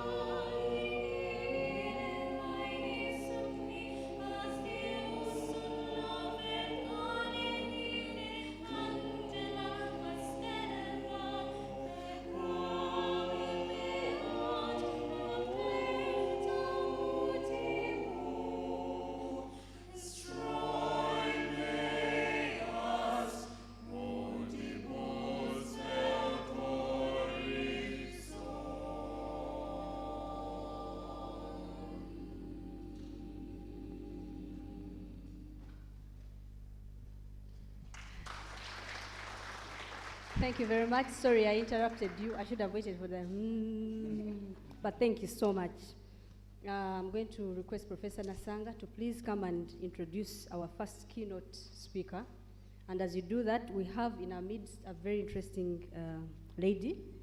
Madame Diri Anika Grace is our sign language interpreter. She's a staff of UCC. Grace, we have 3 keywords at this convention. What is the sign language for artificial intelligence? Misinformation in Uganda. Thank you so much.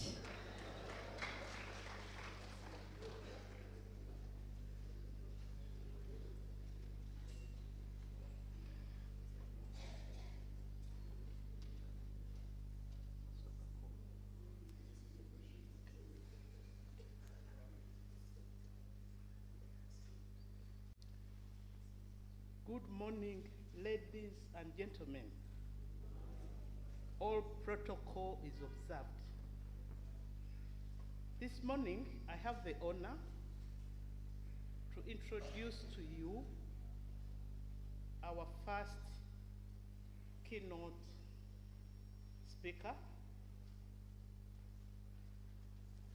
This is a distinguished dignitary in our midst.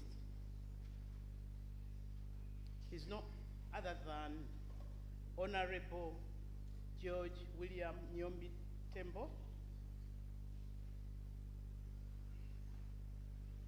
This is a man who wears many hats. He is an economist and a seasoned corporate executive with expertise in public service spanning more than 30 years.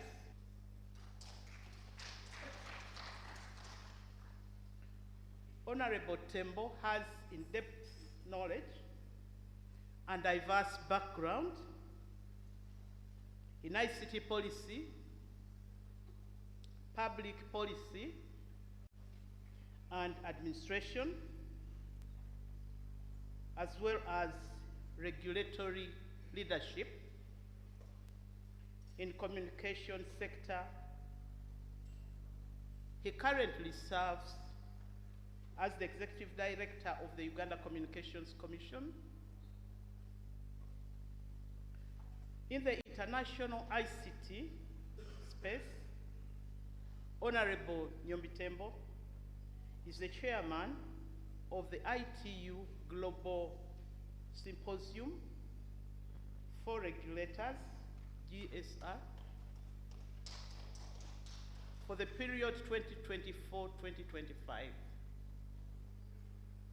And he's primarily responsible for promoting regulatory best practices and innovative approaches aligned with ITU's broader goals.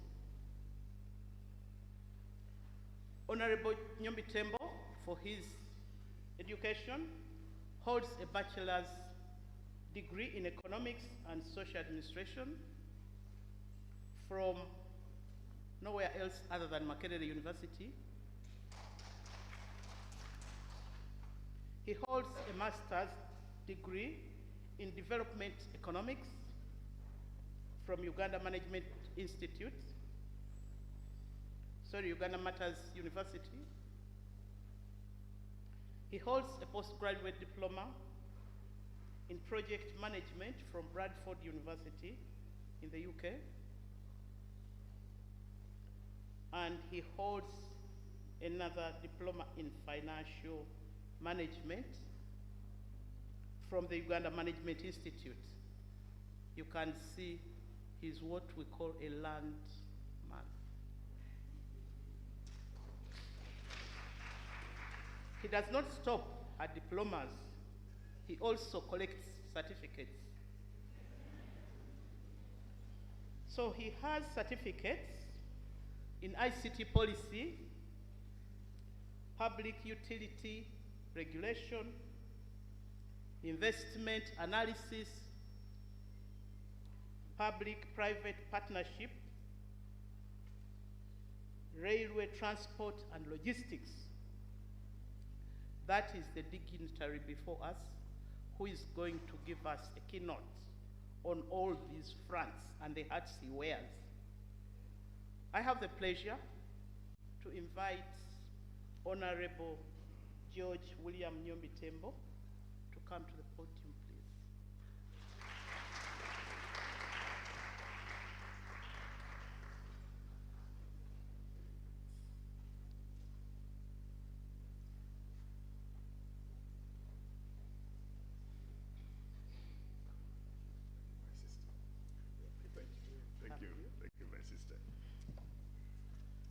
Thank you, my sister, for the wonderful, amazing introduction.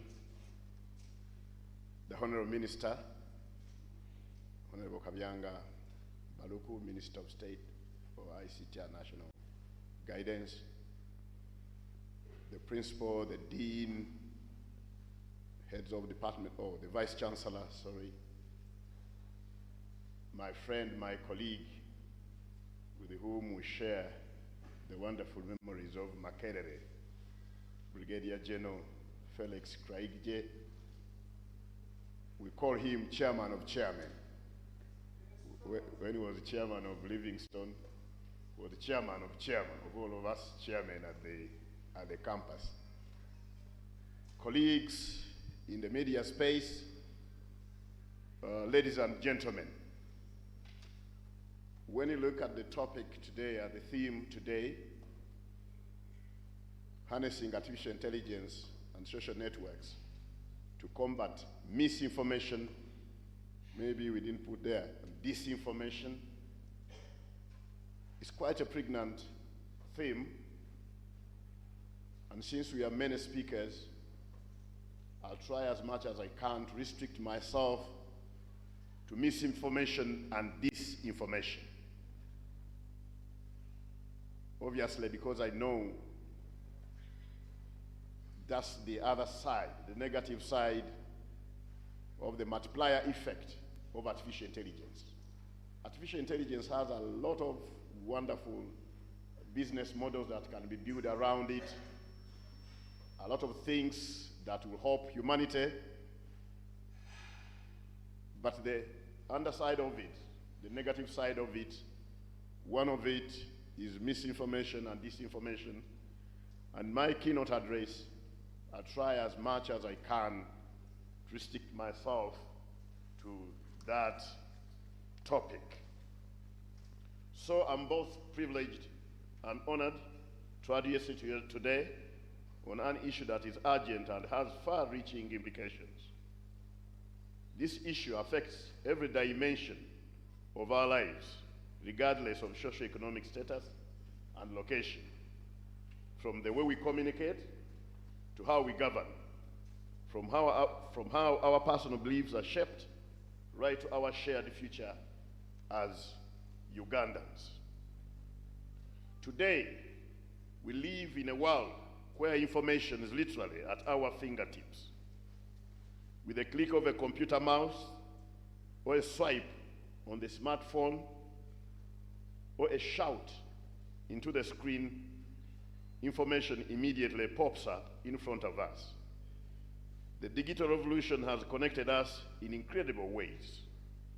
It has given us access to information, knowledge, voices, and ideas from every part of the planet.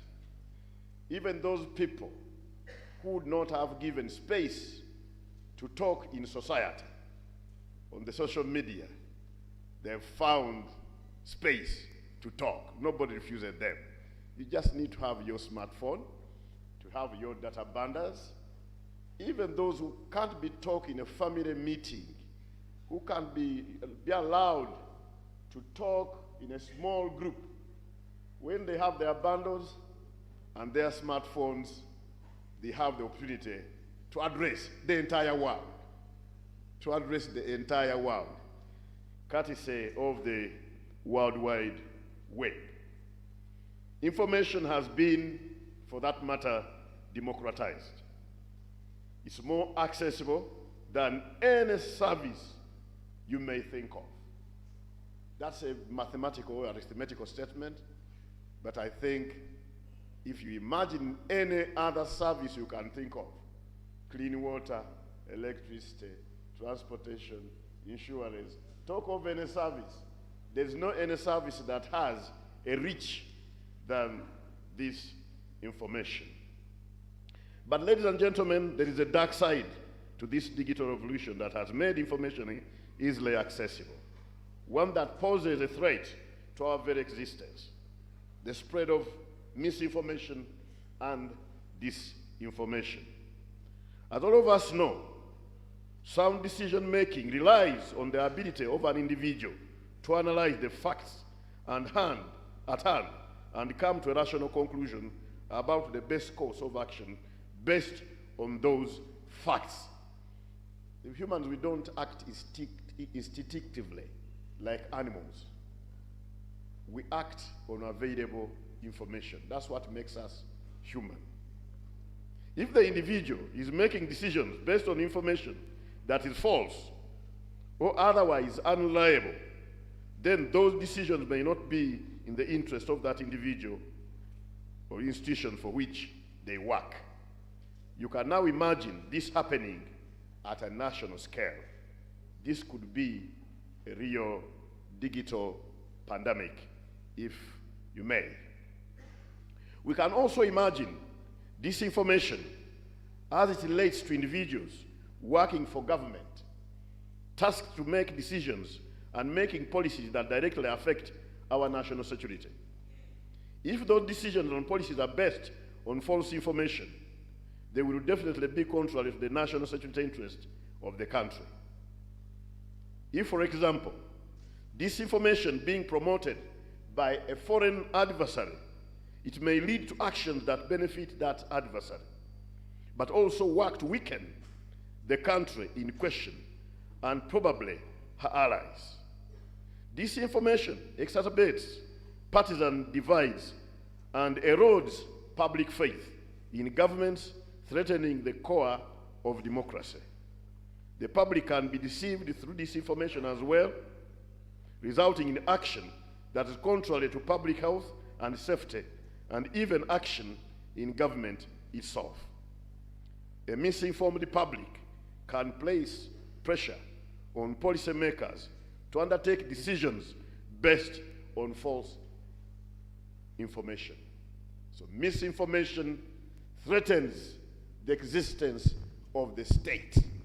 And whatever threatens the existence of the state threatens the core of our existence, because there's nothing that can be done without the state, whether we like it or not.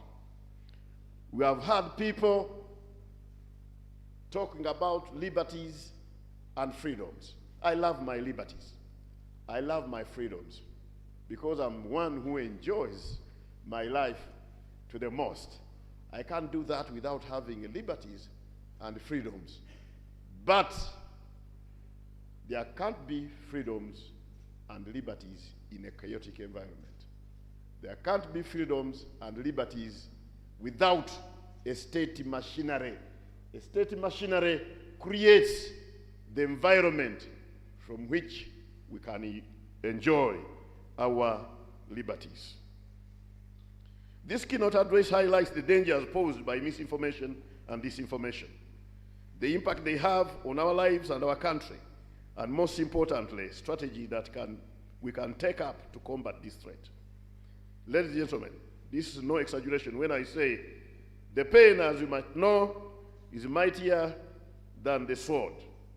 This saying is far more famous than its English author, Edward Blower Lytton, and I feel that it's not only aligned with what the Department of Journalism and Communication stands for, the power of the written word, but it also speaks to the grave battle that we face with misinformation and disinformation.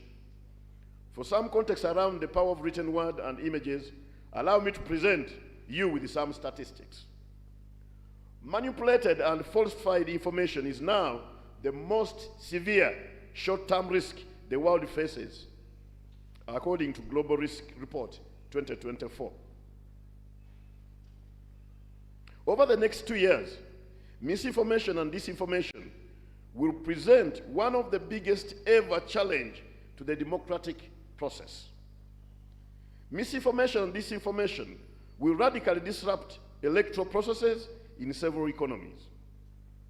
When you are in the wild and you see lions running away, elephants scampering for cover, buffaloes running away relentlessly, you must know that there is something seriously threatening in the world. When you hear America saying that some countries have attempted to disrupt the electoral process, then you know that all of us are not safe. This disruption will trigger civil unrest and confrontation. It will also lead to growing distrust of the media and government sources and deepen polarized views in societies where political opinion is already entrenched. The risk presented by misinformation and disinformation magnify the widespread adoption of generative AI to produce what is known as synthetic content. This ranges from deepfake videos, voice cloning, and the production of counterfeit websites. These days, when you talk with somebody on phone, you'll never know whether you're actually talking with that person.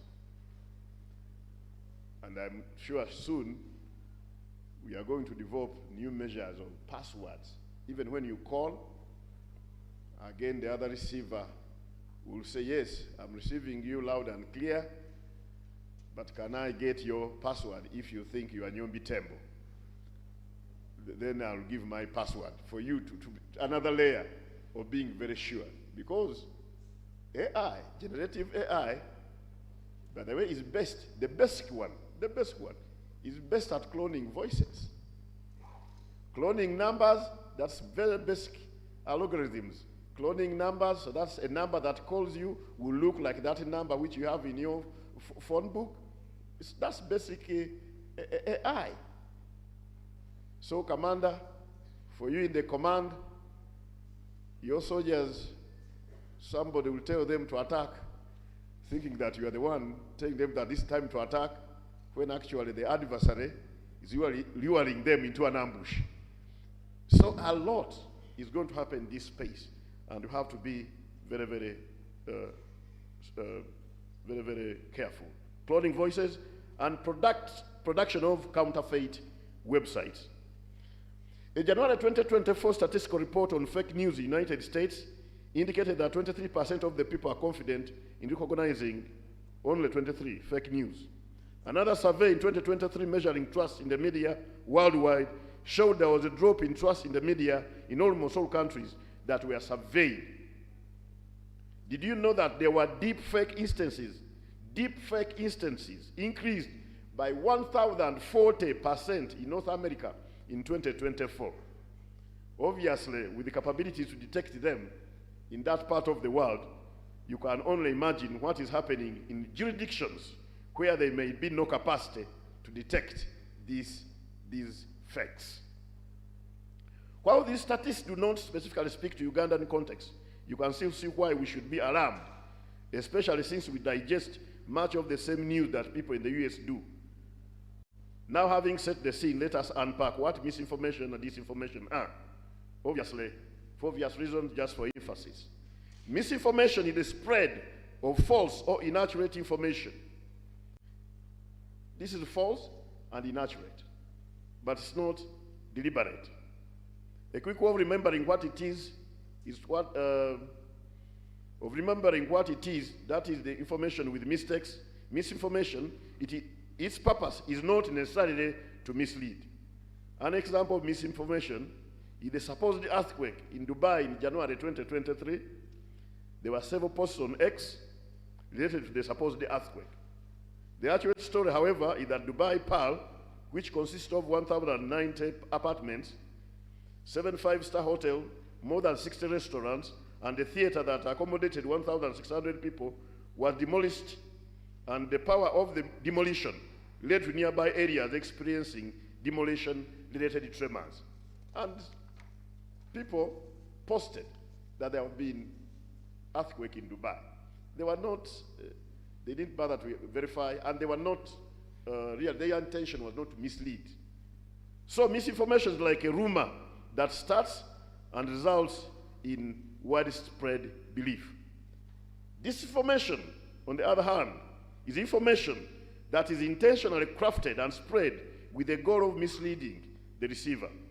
Its intent is to sow seeds of doubt, confusion, and mistrust.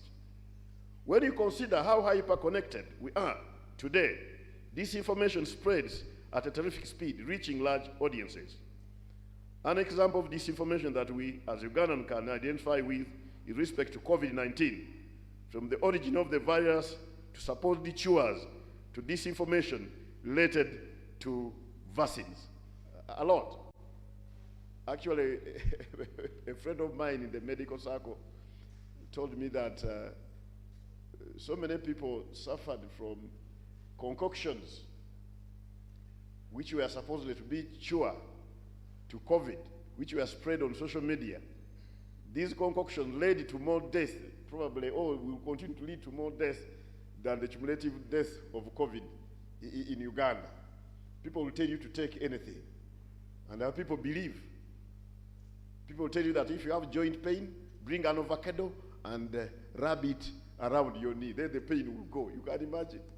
You can imagine. And you find people wasting a lot of their time doing that, to the extent that they can even ignore professional advice because they have heard from the social media. To say that we are highly vulnerable to the shifted dissemination of foreign information is not being alarmist. Out of the 15 million smartphone users in Uganda, approximately half, which is 7.5 million people, are active on social networks like WhatsApp. The gap for those who do not have access to smartphones, all we need to do is to pick up the phone and call people to notify them of the news we have seen on WhatsApp. That's now spreading. If they have not already had it on the local radio station, the local radio station used to be used to verify the information we receive. Unfortunately, some of our untrained and unprofessional radio presenters have turned on social media as their source of information and news. So even where we used to run to for verification, now they're also quoting, social media. Actually, there's a radio station. We talked to them and they stopped it. They used to mislead people that they have networks all over the world. So they will talk about Hamas attacking. Well, they say, now we have our reporter from Jerusalem. Is going to give us what. So, Mr. Tembo, what is happening there? When the man was there seated in the studio. You can imagine such a unprofessionalism. A well-known example of disinformation, which is still playing out today, is 2016 US presidential election. All of us had the screens. The campaign that ran are said to have used disinformation to create divisions, sow discord, and overall erode public trust in the entire electoral process.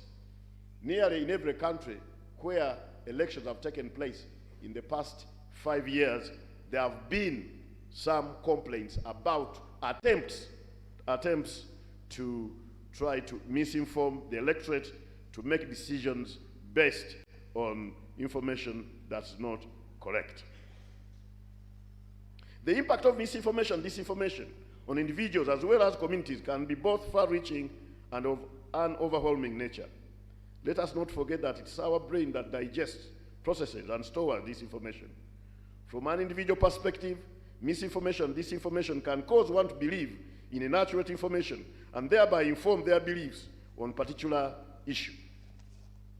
Disinformation can result in a person being close to hearing information contrary to what they have already decided is true. I'm sure you and I know one or two such a people.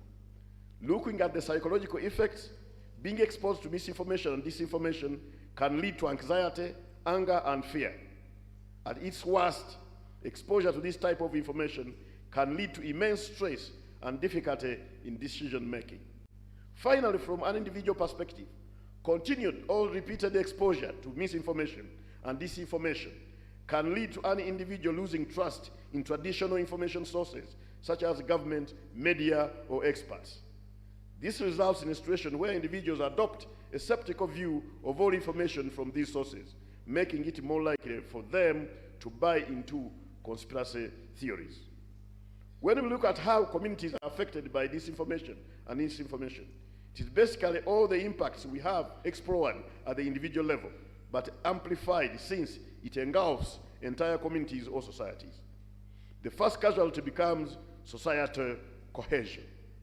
Cohesion gives way to division and can even go as far as social polarization. Instead of an individual becoming entrenched in a particular belief, it's now an entire community that takes on this persona. Now, when it is wrapped up in hate speech, you can imagine what can happen. That will be a flame. Societies will just explode. This can result in increased tension arising between different communities. The impact of misinformation and disinformation often escalates to civic engagement and democratic processes. Wrong or intentionally misleading information can result in loss of trust and confidence in individuals and institutions, and result in overall decreased civil participation. A lot of time, this is illustrated in the variance between registered voters and voters who actually participate in democratic processes, such as elections or even community dialogues. Ladies and gentlemen, there are also economic repercussions associated with the spread of misinformation and disinformation. For institutions, for example, falsifying financial reports to boost shareholder confidence can result in market fluctuation and adverse impact on the broader economy. In worst case scenario, misinformation and disinformation can lead to outright violence and conflict. False or intentionally misleading information can lead to unrest, riots, or even genocide. Overall, the spread of misinformation and disinformation leads to the weakening or fragmentation of societal cohesion and pose a significant challenge to leadership structures when the need to mobilize engagement around critical issues like public health and climate change arises. So the question looming is from us, what can we do? Can we sit and watch? At one time in this space, in some 15 years back, the conversation was that the internet was holy. Nobody should touch the internet. Even the organization that coordinates internet worldwide is a non-government organization, ICANN, because of that philosophy, which I believe is a wrong philosophy. Any massively consumed service cannot be left at the whims of chance. There's no way. 6 billion people are connected. Everybody with a smartphone is a journalist, is a television. And you say that space is holy, shouldn't be regulated because liberties will be harmed. We like liberties. All of us like liberties. Why do we control traffic? There are less people driving globally on roads than people owning smartphones. It's true. But traffic is highly regulated. Why? Speed regulated. When you are crossing junctions, you don't cross on the red. There must be somebody to regulate. Penalties and incentives are being designed in that regulatory space. Is that touching our liberty? No. It's promoting organized environment in traffic. You could imagine, just imagine, fewer vehicles. I think in Uganda we haven't reached 250,000 vehicles on our roads. But I've told you have 15 million smartphones. But every morning when I see the number of traffic policemen to regulate only 250,000 vehicles on the roads. Yes, you don't want to go fast, they'll say no. Here, the speed is 40 per hour. Yes, maybe my liberty to drive. One young man was telling me that we should remove speed restriction on the expressway. He's reasoning that this is the only good international road in Uganda. We've bought our vehicles of 6,000 cc. The only place where you can drive them at 160 kilometers per hour is that. Why should you put? He had a point, but I mean, the expressway, as you know, at one time the Entebbe-Kampala road was the road with the highest mortality rates at one time.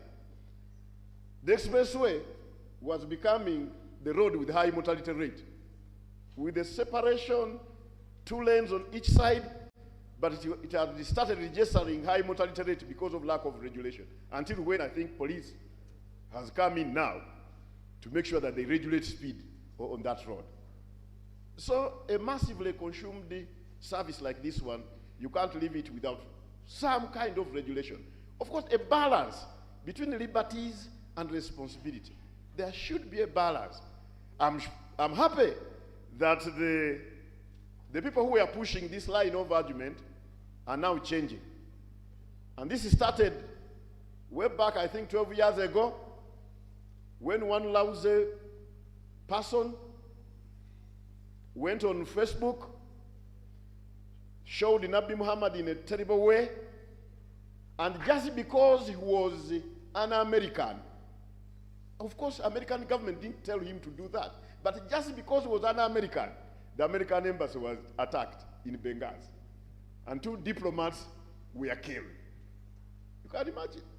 Somebody on his phone has done something, nothing to do with the American government, nothing to do with the American people, but people now believe it's America that is against Nabi Muhammad, and 2 diplomats lose their lives at the embassy. This is the story of our recent times.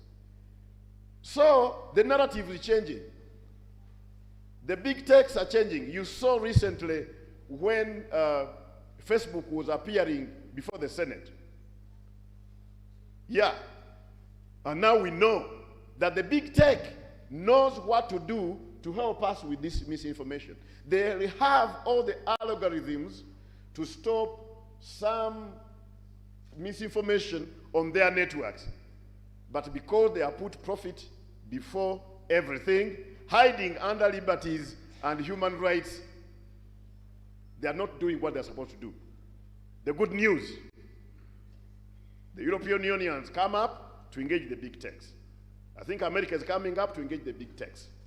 Africa, we must rise up to engage the big techs, because that's the first line of defense, given the other methods which I'm going to discuss here. The first line of defense is to make sure the big techs, X, TikTok, Facebook, Amazon, they must play ball, because they write the algorithms, they have the servers, they have the capability of sorting out most of this mess. That should be the starting point. Then all others will follow. Unfortunately, there's no certain proven method that works in all cases for defeating disinformation. One side doesn't fit all. There's need to think innovatively to combat this menace. There are various reasons for why disinformation and misinformation are appearing, and the methods for negating these reasons vary appropriately. It's therefore helpful to have a variety of tools with which to respond. In the long term, societies must be ingrained with an inherent resistance to disinformation. Some type of information inoculation in the form of knowledge and skills will be a necessary component for continuing a viable civic society. The goal is for people to generate a cognitive immune response by which they instinctively engage in a process to determine whether the information they are being exposed to is legitimate. Critical thinking skills and media literacy are important components of addressing susceptibility to disinformation. Early education, beginning in middle school, is important for increasing long-term societal resilience to disinformation.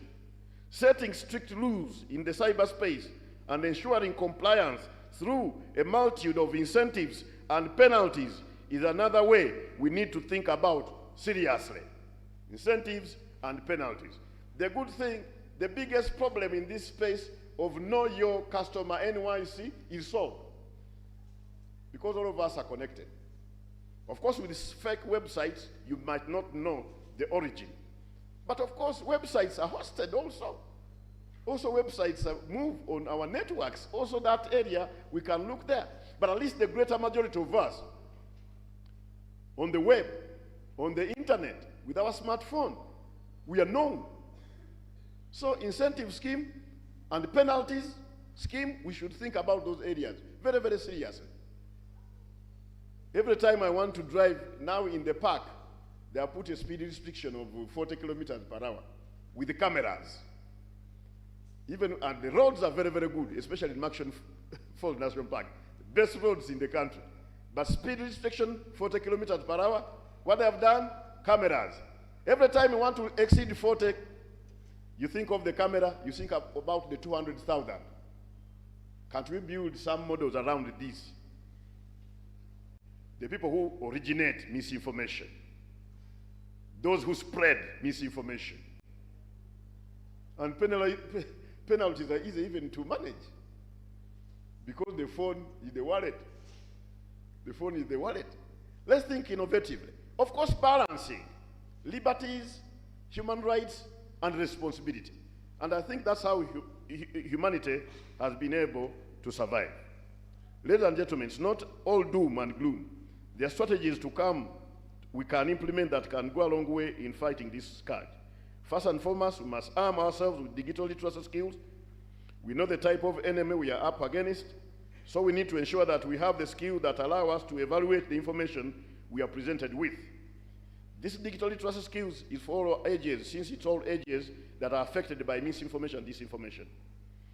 Before we hit the share button, have we done a quick check from wherever to see if the story we are sharing has been written about elsewhere? At the end of the day, it starts with me and you. The second strategy, I think this one we need to mobilize our people. The Rotarian have a very good approach. They have four-way test, which can work very well in this kind of space.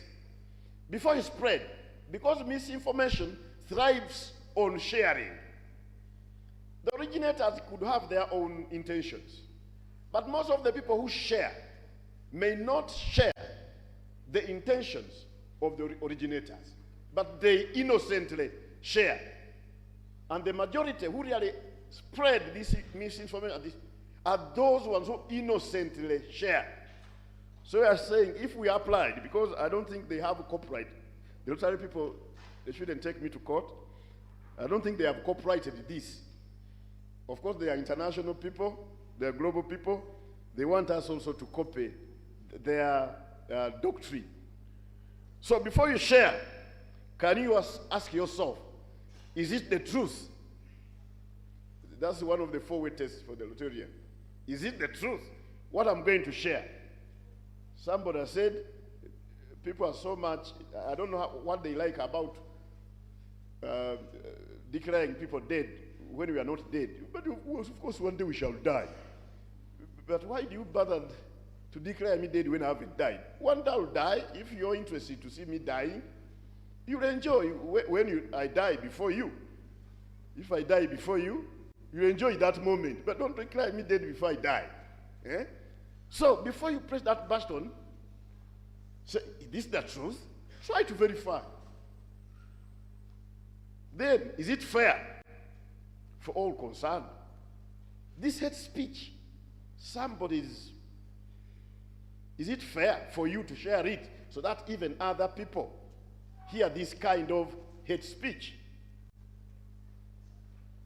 Will it build goodwill and better friendship? And is it beneficial to all concerned?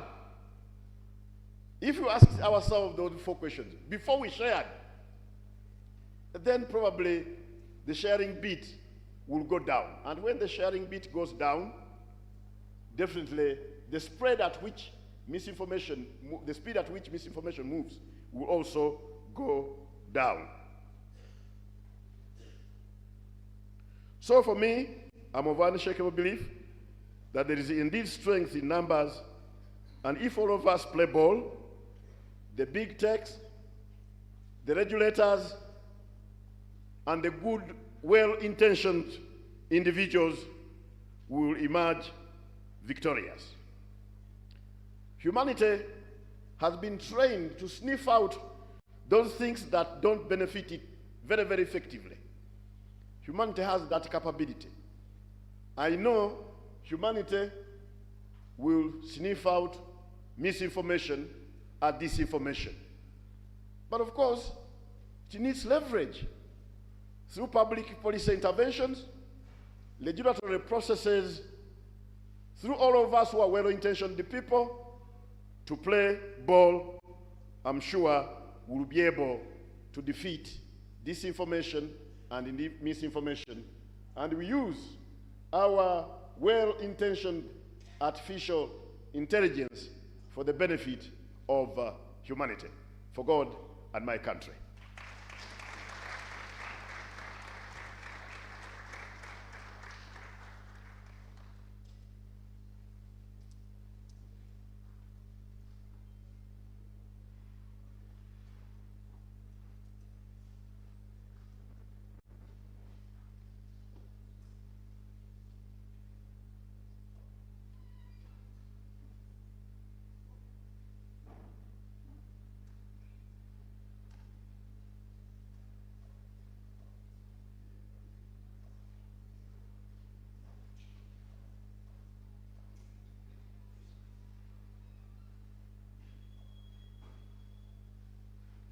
Thank you very much.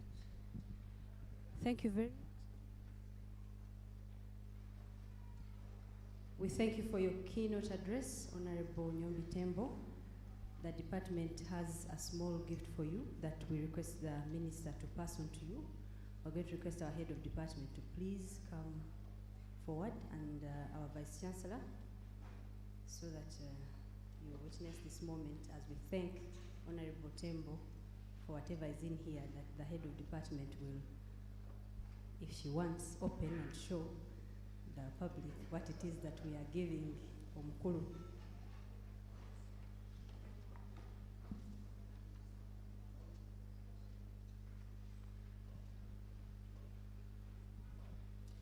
As that happens, Professor Nasanga, please get ready to come and read the citation of our next keynote speaker.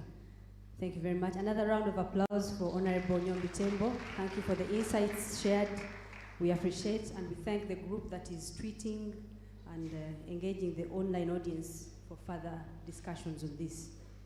Yes, Professor Goreti Nasanga is our only professor at the Department of Journalism and Communication.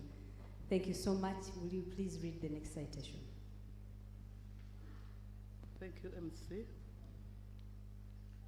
We've had a very stimulating address.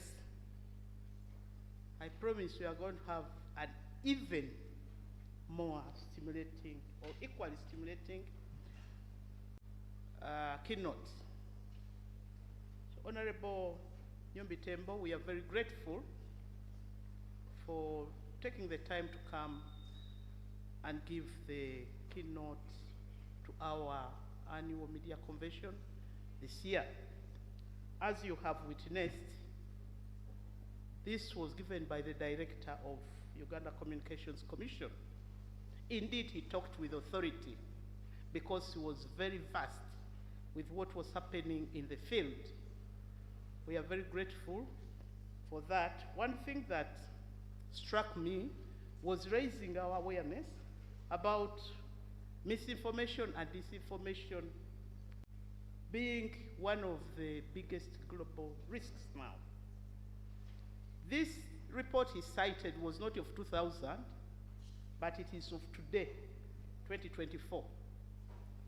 So we're better aware, as we discuss these things, they really have a big impact that we should be able to discuss ways of how to not only see them as threats or risks, but also how to take advantage of the digital revolution.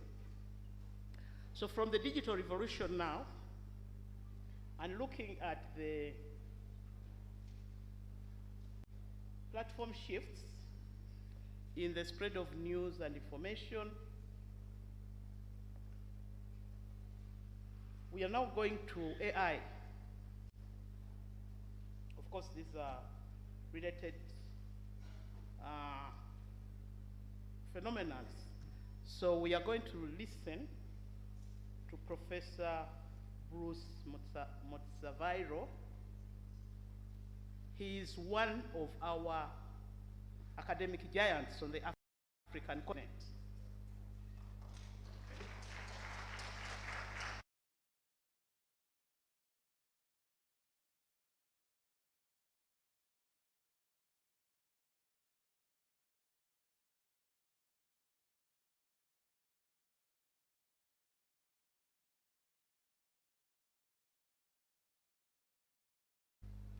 Professor Motsavairo is the co-editor of two of the Springer International publishing book series. This is one of the biggest academic publishers. So these have jointly been published, over 30 books, and these are focused mainly on journalism, media and communication research in the field of relating to the digital revolution and AI. He has also co-authored over 20 scholarly books and special themed issues in high impact journalism and media journals. His work investigates the impact of technological transformation in global journalism practices, particularly in conflict and non-democratic settings. And we know in Africa we have enough of those. Professor Motsavairo is currently supervising a team of academic staff who are associated with the Research Council of Norway. They have a funded project, Decoding Digital Media and African Regions of Conflict. This is an ongoing research project, and we are very privileged to have him over here.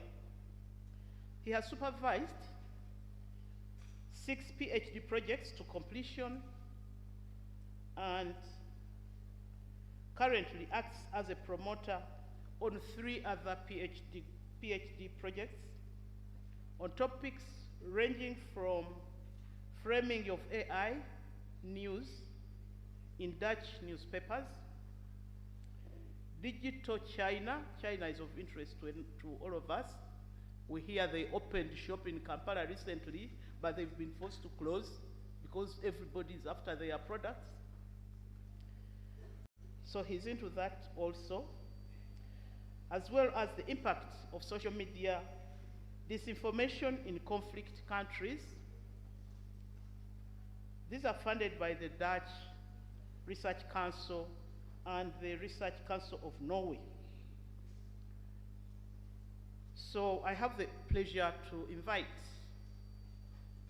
Professor Motsavairo to give us the second keynote. You are welcome.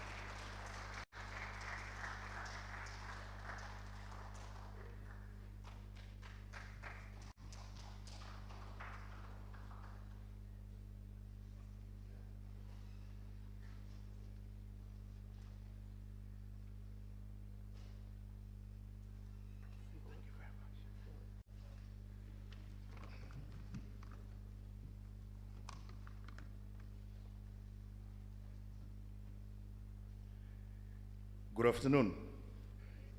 It is indeed a tough act to follow the previous keynote speaker, Honorable Temple. It's always hard when you are the second speaker because everything that you want to say has already been said. So maybe we can move to the next part of the conference. Honorable State Minister of Information, Communication and National Guidance, Honorable Bakulu, the Vice Chancellor, the University Secretary, the Principal, the Dean, the Head of Department, as well as the Brigadier General. Protocols observed. It's an honor to be here at Makerere University, one of the most prominent universities on the African continent.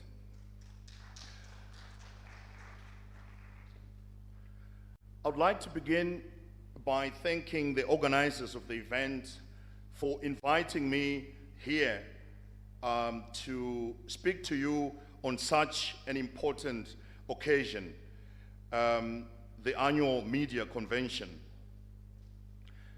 The frightening speed with which misinformation is spreading on social media networks deserves significant attention. The misappropriation of social media platforms has become a worrying trend for every society in the world.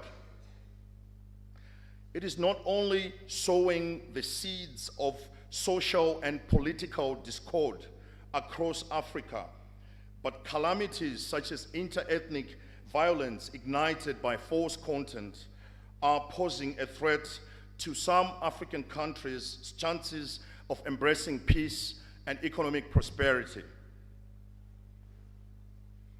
Today, everybody who has access to social media considers themselves an expert.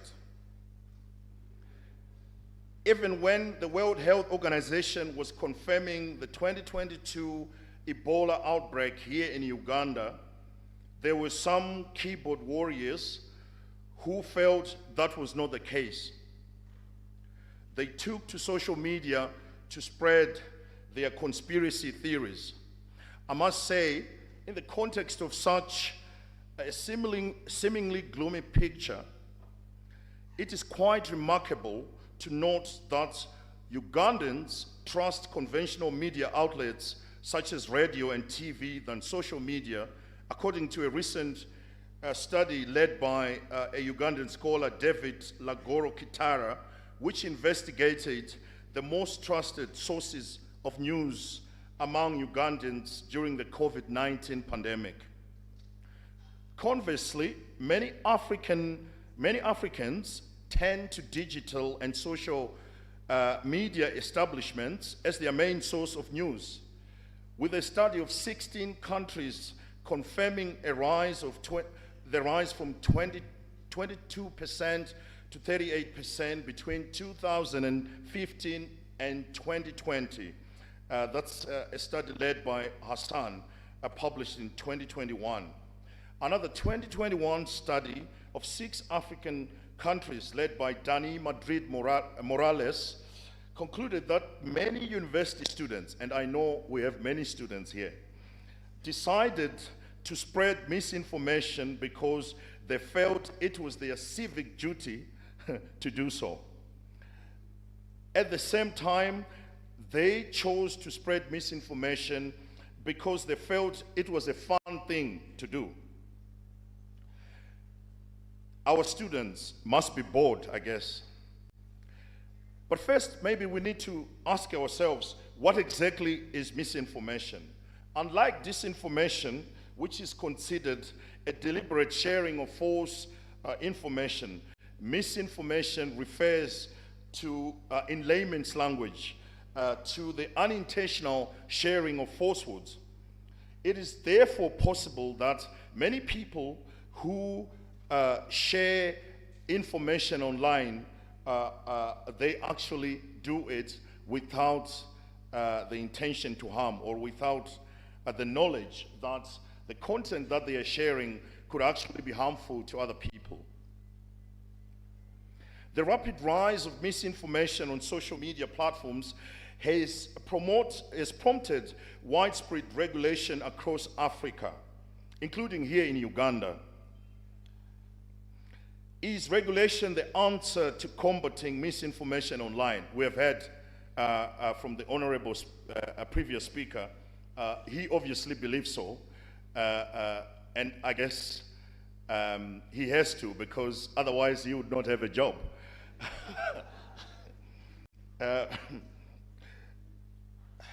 But I think misinformation, or I equate misinformation to the border.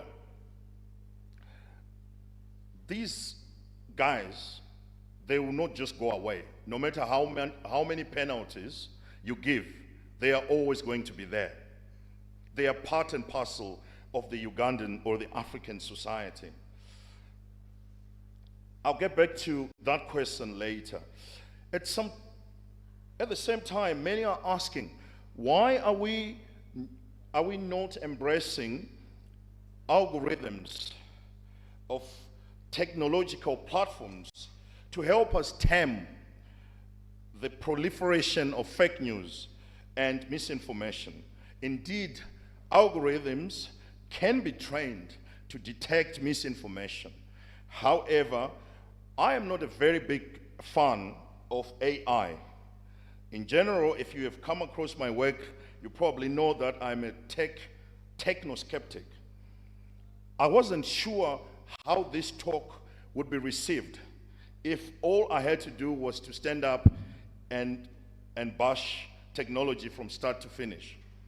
So then when I thought deeply, I came to realize AI could indeed be useful in advancing the citizen-based approaches that I believe are instrumental to African societies' bid to fight falsehoods online. But first, I hope I'm not the only person in this room worried that the integration of AI in our fight against misinformation could actually make the situation worse.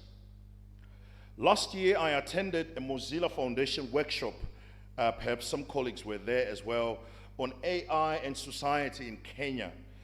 I was a bit worried to see that most of the people I spoke to were upbeat about the arrival of AI in African societies. What I missed were the critical voices discussing the use of AI among bad actors to boost the reach and impact of false messages online. If we are talking about the use of AI to combat misinformation, we should be aware that AI also has the capacity to magnify the spread of misinformation online.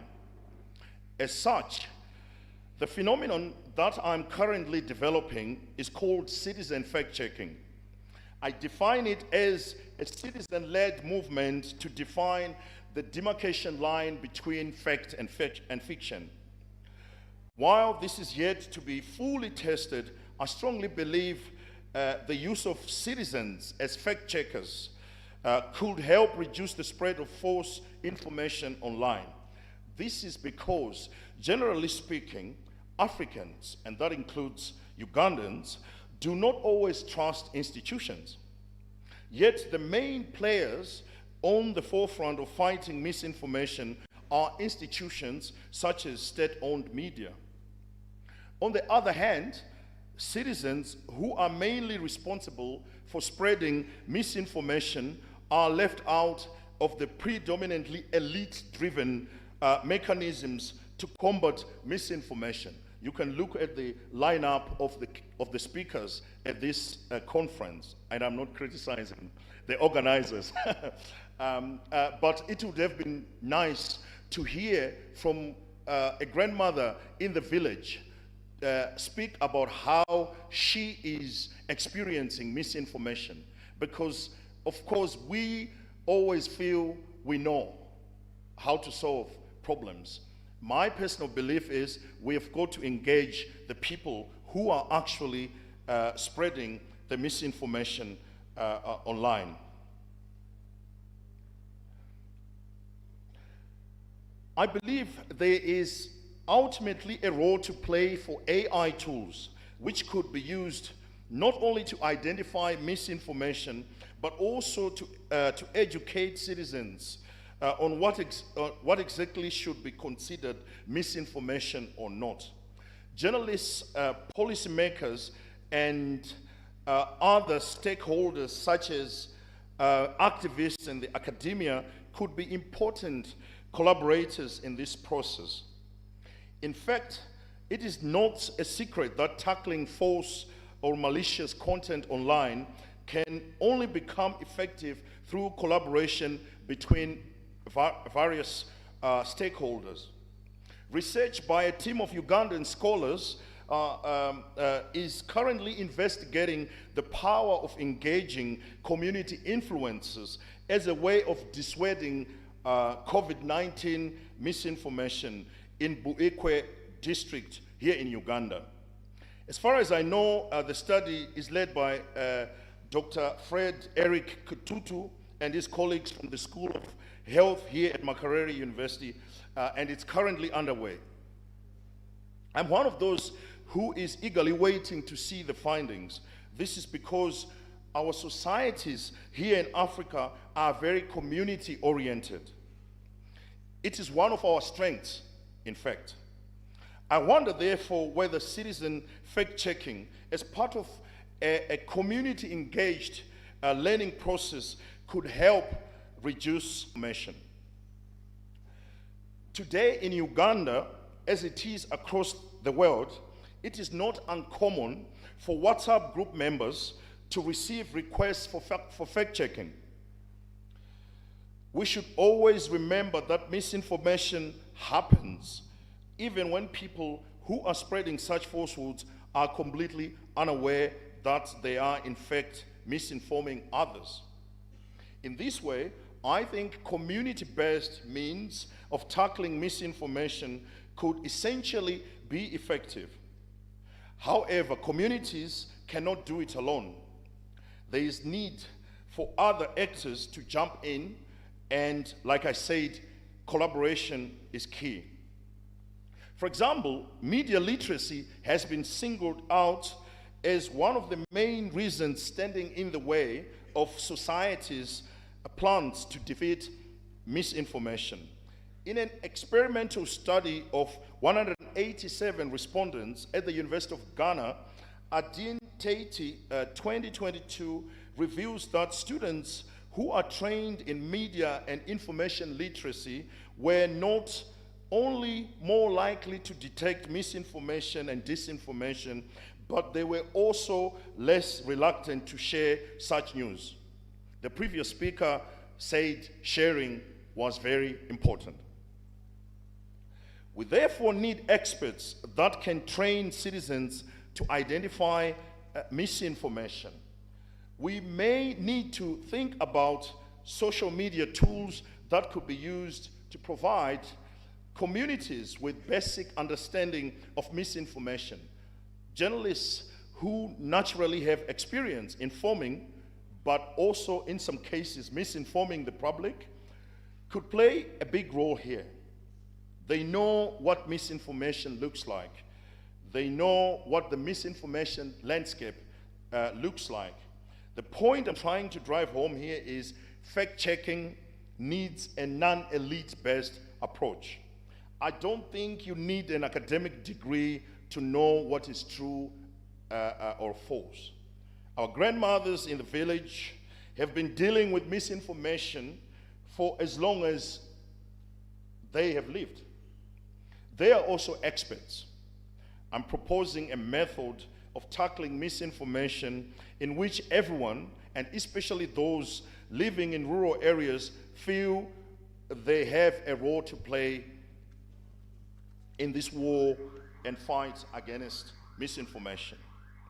Otherwise, we are simply buying into suggestions that AI effectively, or rather brings efficiency to combating misinformation, which I'm sure it does, but do we have the technological infrastructure that is good enough to host AI?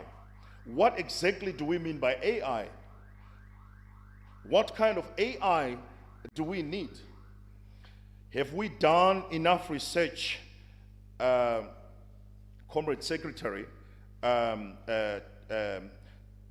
Is the University of Makerere doing enough to support research-based interventions to tackle misinformation? I think there lies your answer. How much research has been done in Uganda and in Africa to examine the real potential of AI in combating misinformation? Because that's, of course, having that empirically led interventions helps us understand whether AI is indeed the real deal. We should not be excited each time we see something new. How will Ugandan or African companies benefit from our investments in AI? Or do we want to continue making tech giants such as Amazon and Microsoft become even more richer? The platformization of journalism has been with us for several years now, and we have seen how it has impacted journalism through, for example, the loss of advertising revenue for publishers.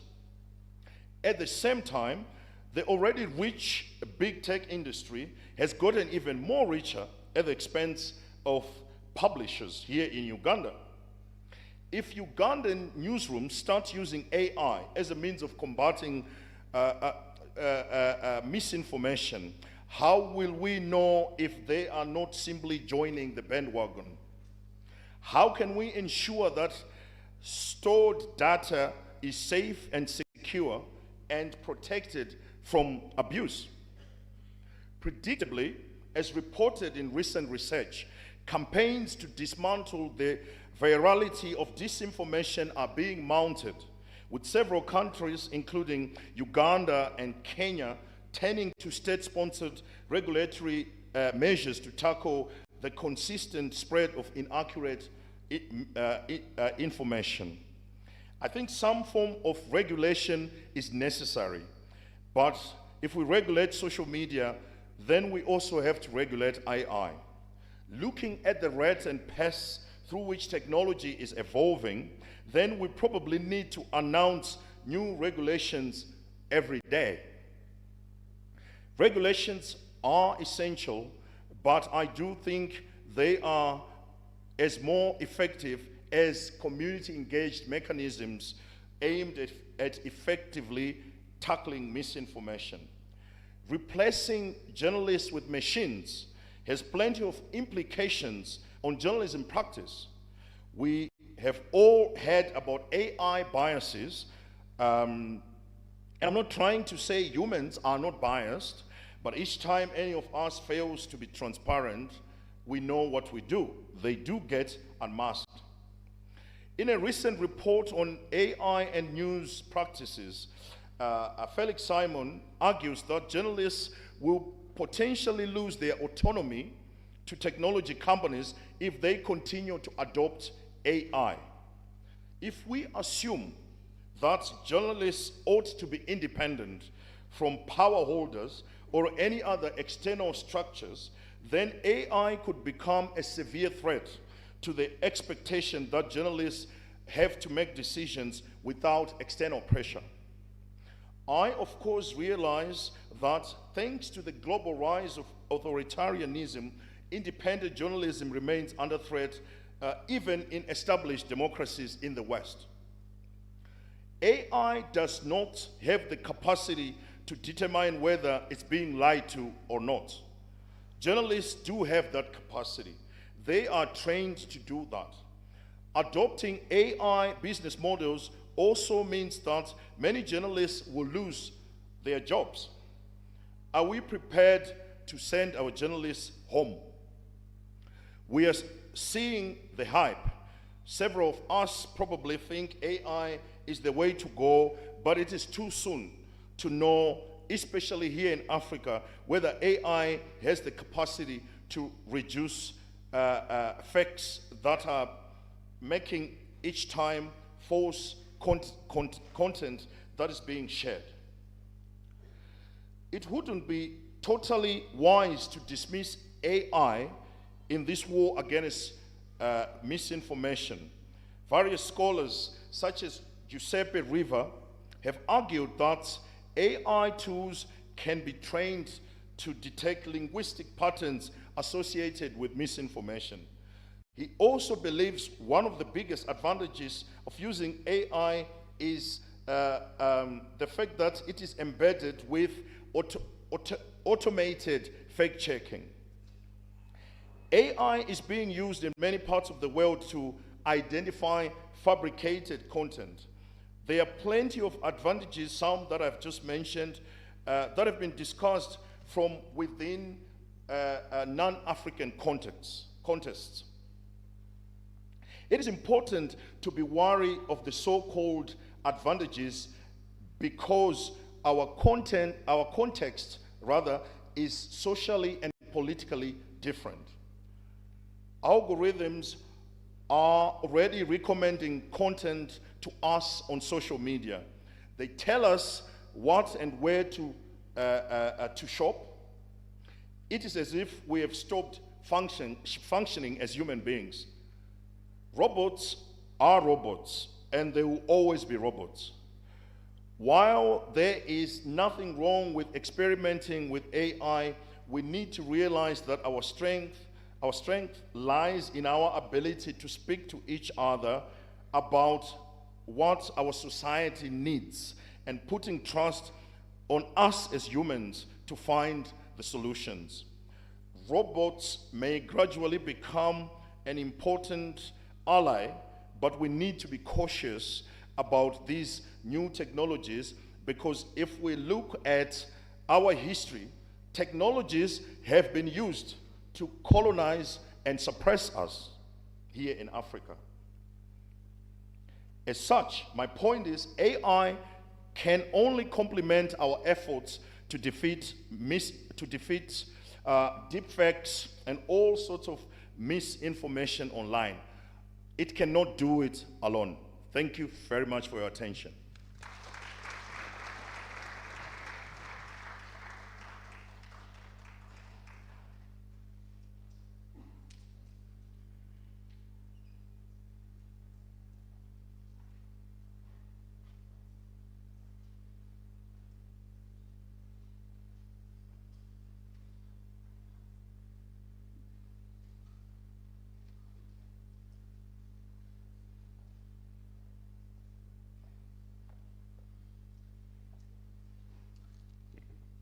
Thank you very much, Prof. Mutsavairo, for such a moving speech with low tones of your dislike for technology. Yes, so at this moment, I again want to invite the head of department and our chief guest to give a token of appreciation to Professor Mutsavairo. Thank you very much. Oh, and the ED.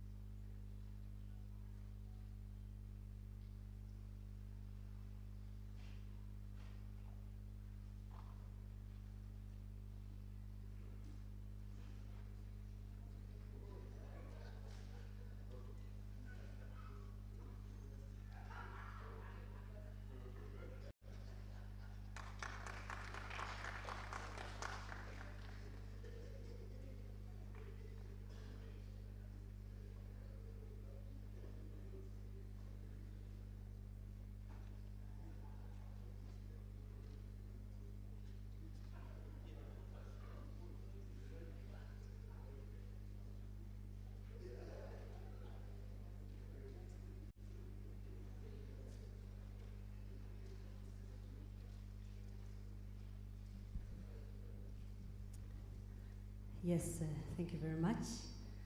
And it's only fair that the minister also gets his gift. May I request our principal, our dean, and our vice chancellor, and of course our head of department, to please come and give the minister his gift.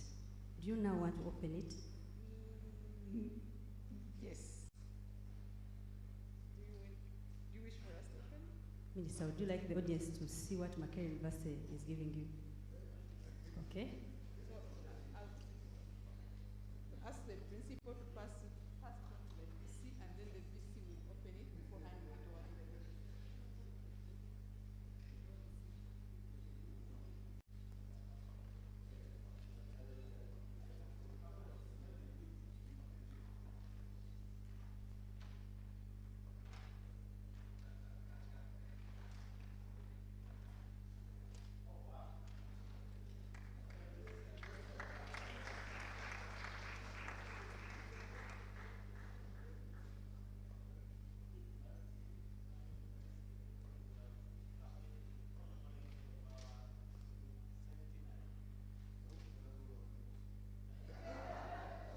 And on that very note, I'm going to request that you do not take your seats again, but that the head of department and principal leads this team to, yes, to a photo booth outside for a group photo, and then to a break tea. Ushers, please let's help the dignitaries, all our invited guests, begin to take a break tea. But before that, Dr. Fred Kakoza, please help coordinate the photo shoot. We have a beautiful photo booth outside. As Milton and team, the rest of us, let's kindly stay seated. The ushers will come for you to take you where you're supposed to have your tea from. But we request all those who gave speeches, all the key people from UCC and our other partners, our professors in attendance, Professor Chibita, Dr. Lugalambi. Convener, please help me take the big people for a photo shoot in memory of this year's annual media convention, and let the ushers help take the other participants to where they're going to have their tea from. Thank you for being patient with us. You've been an excellent audience. Stay with us. We just think it is fair that you have something to eat. Dr. Kezabu, the photo booth is on the outside. Yes, thank you so much. Ushers, I do not see you. Yes, let's begin lifting the different people to go for tea. The washrooms are on second floor and third floor. Do not feel pressed. And the tea is also through these exits, but we ask that you let the ushers come pick you. The high profile people, your tea is in a different place. The convener will help me take you there.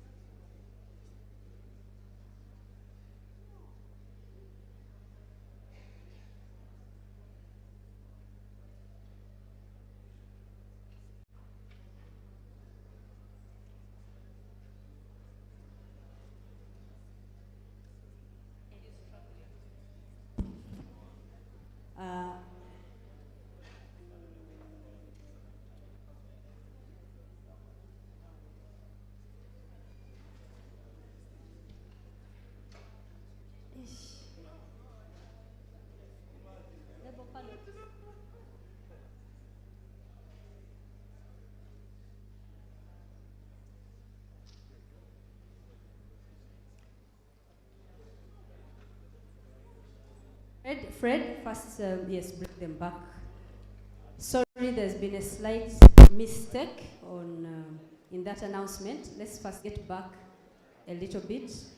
Let's get back quickly and have a brief discussion of the keynote addresses in a high-level panel. Fred, Dr. Aisha Nachwala, Dean, let's get back inside for a high-level panel discussion.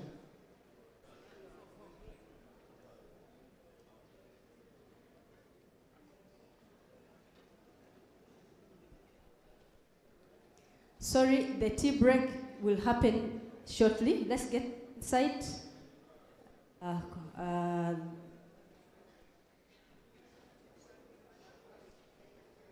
Professor Bruce.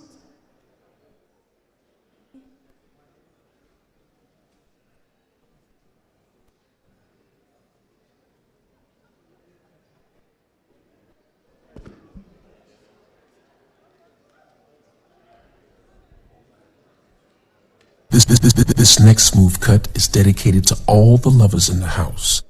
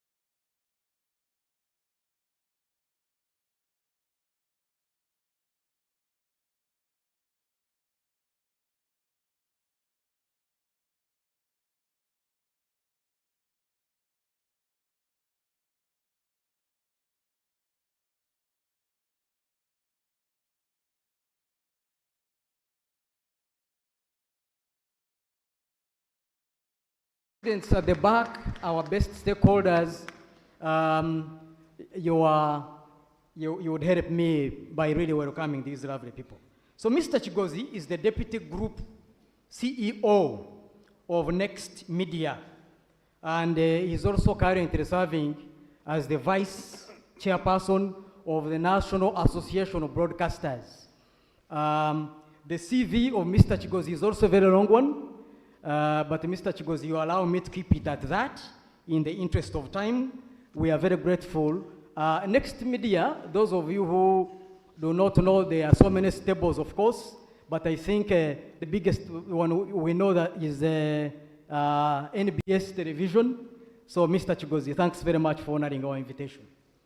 I saw my brother and former colleague at Monitor, Mr. Daniel Karinaki. Please welcome him for us. Mr. Daniel Karinaki does not need a lot of introduction, but he's currently the General Manager, Nation Media Group in Uganda, in charge of editorial. He previously served as the Managing Editor, Regional Content. He is our former student, of course. That is NAB now, greeting each other. He's an alumnus of this department. And those of you interested in my capacity now as Managing Editor of the University Press, by the way, Mr. Vice Chancellor, thanks very much for the support. But Honorable Minister, the book that you have received was the first product in my office as Managing Editor of the University Press. But Mr. Karinaki, those of you who haven't read some of his books, I think, Daniel, I will ask you later on, but I think your book, Kisa BSJ and Uganda's Unfinished Revolution, is an important read for all of us. So just that you know. Last but not least at all, Mr. Arthur Baguma. Mr. Arthur Baguma, welcome him for me, please. Thank you very much. Mr. Arthur Baguma has over 15 years experience in journalism. He is the content manager for News and Current Affairs Hub at Vision Group. He started his career after graduation from here, so he's also one of us. Those at the back, you can see where you are headed. So I will keep those introductions at that in the interest of time. And I said earlier on, I will start with my boss. I think at this point in time, Mr. Chiranda, our interest, of course, we know that the university has developed very many ICT policies. You could maybe mention some of them that are supportive of the issues that you talked about earlier on. But we also know that our university has put in place a very conducive environment and spaces also to allow for innovations in this sector. You could also speak to that very briefly. But I think a substantive question that I will put to you in the interest of time, sir, would be that you've heard the Honorable Minister say that he's using generative artificial intelligence software, particularly ChatGPT. Right, Mr. Honorable Minister? That's the one you used, eh? So my question to you, Mr. Vice Chancellor, is the university's position from the perspective of policy and also practice as it relates to the use of generative IA technology such as ChatGPT. If you could speak to those issues, sir, thank you. Thank you very much, Dr. Tayewa. It's a privilege for me to sit on a panel with such wonderful gentlemen, headlined by our Honorable State Minister for ICT and National Guidance. Now, briefly, AI in the context of Makerere University is still a new thing, although the conversation about it is commonplace now. And our policy-making process here in Makerere is quite a meticulous one. And because of that, it takes a bit of time. So we do not yet have a specific policy concerning the use of AI. But the policy framework which comes closest to AI and related tools, especially in our academic work, is the anti-plagiarism policy. The academic policies of the university require that the academic products of our staff and students are original, meaning that they are worked upon and produced by the researchers themselves, whether this researcher is a student or if this researcher is a faculty member, or even if you are a simple clerk like myself. So that is where we get the fundamental. You are not supposed to copy, you are not supposed to produce somebody else's work as yours, even if that work comes from AI. And this, of course, remains a challenge also to our faculty members. Like the Honorable Minister said, he was giving a speech somewhere and he asked AI to do something, and it did, and he adapted it. And the risk of a student potentially submitting a coursework question to AI is real today. And when you have conversations with some of our colleagues who teach, they tell you that you get some essays and you have the feeling that this work has been contributed by AI. I think AI for now is still very weak academically. Sometimes I receive letters from my office. We have a policy here. If you want us to communicate to Minister of Finance, Equal Opportunities Commission, we always ask you to draft for us a letter, and then we adapt and we put a signature and we send. But I get many colleagues sending me letters, and you can quickly see this is something AI has generated. It has no clear relationship to the subject matter. You don't know what they are saying. But even when you try, you just pick your phones and try to ask ChatGPT many questions about things you know. You ask them about Professor Nawangwe, they tell you he holds a PhD in mathematics. Or they tell you he graduated from Nairobi University. Or they tell you, or something like that.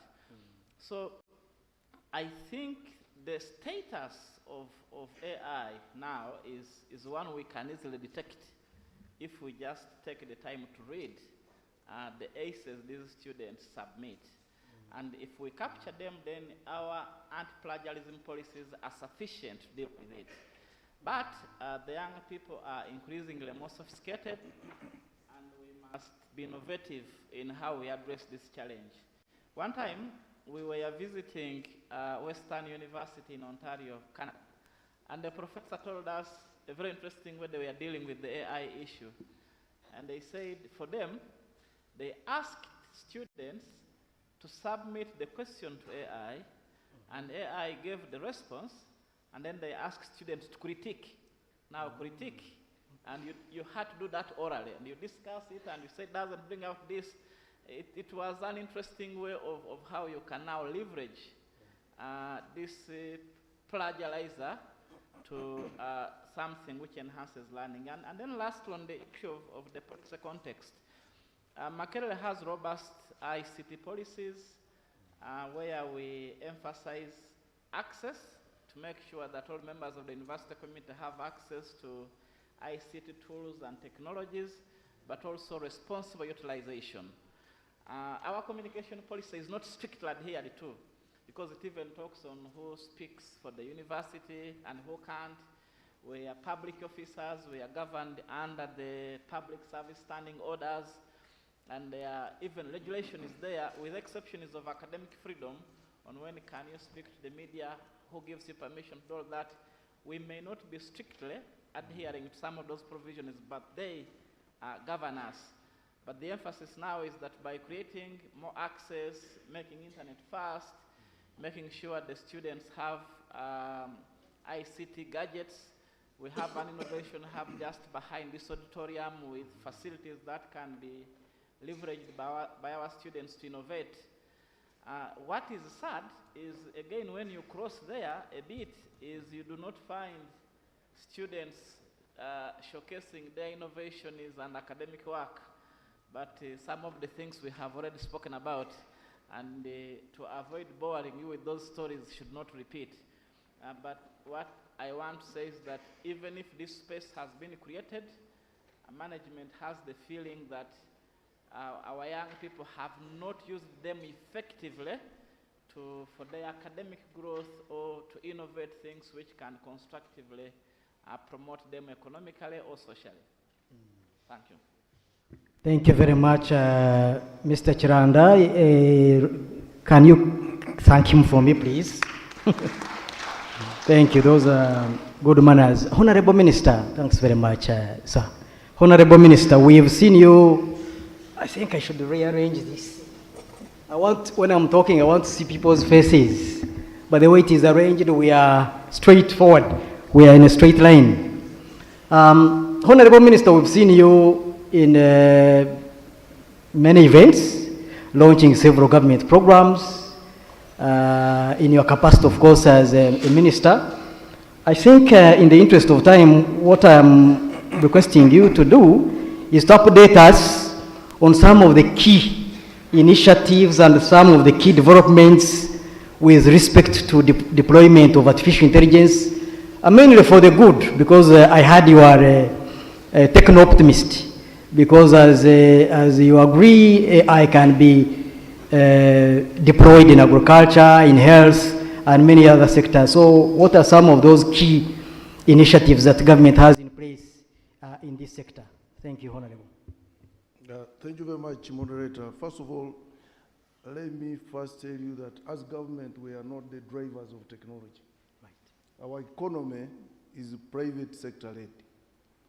Ours as government is to ensure we put in place a very conducive environment for the private players to do their work. And what do we do as government? We put in place very good laws. We put in place policies and regulations. And then we join the private sector to expand the infrastructure. Because artificial intelligence, for instance, can't work without internet. And therefore, you must have a robust infrastructure, and you must ensure there is internet in the whole country for everybody to leverage on artificial intelligence. And therefore, right now, we have several laws. Computer Misuse Act, we have Data Protection and Privacy Act, and many other acts. We are trying to amalgamate all those laws and make them one law. Yes, even the UCC Act. We shall amalgamate all those laws and make one law, the National Communication Act. Because we have seen technology is advancing every day. Even if you make a law today, in the next 2 years, it may not address what you made it for. So, like now, we passed the Computer Misuse Act just recently, but now AI is challenging us. We didn't look at it coming very fast. We now have cyber security, cyber bullying, which we may not have looked at carefully and seen that it will go beyond what it was when we were passing the Computer Misuse Act. So now we are processing a new law, and I think very soon we shall even come to Makerere, because it is a center of excellence, and that's where technology starts, because that's where research begins, and all these private sector players pick research to develop. So we are going to engage so many stakeholders. We are already processing that law, so that all the laws, these existing laws, make one what? One law. So that's one thing. And obviously, we are processing several policies. Like now we are processing the business processing outsourcing policy, which we are about to present to Cabinet. And that one will show us the way how we should develop our BPOs, and how probably many Ugandans should not go and suffer working in those countries under all those conditions. They can do the same work, but do it from here. So all those are things which we are working on.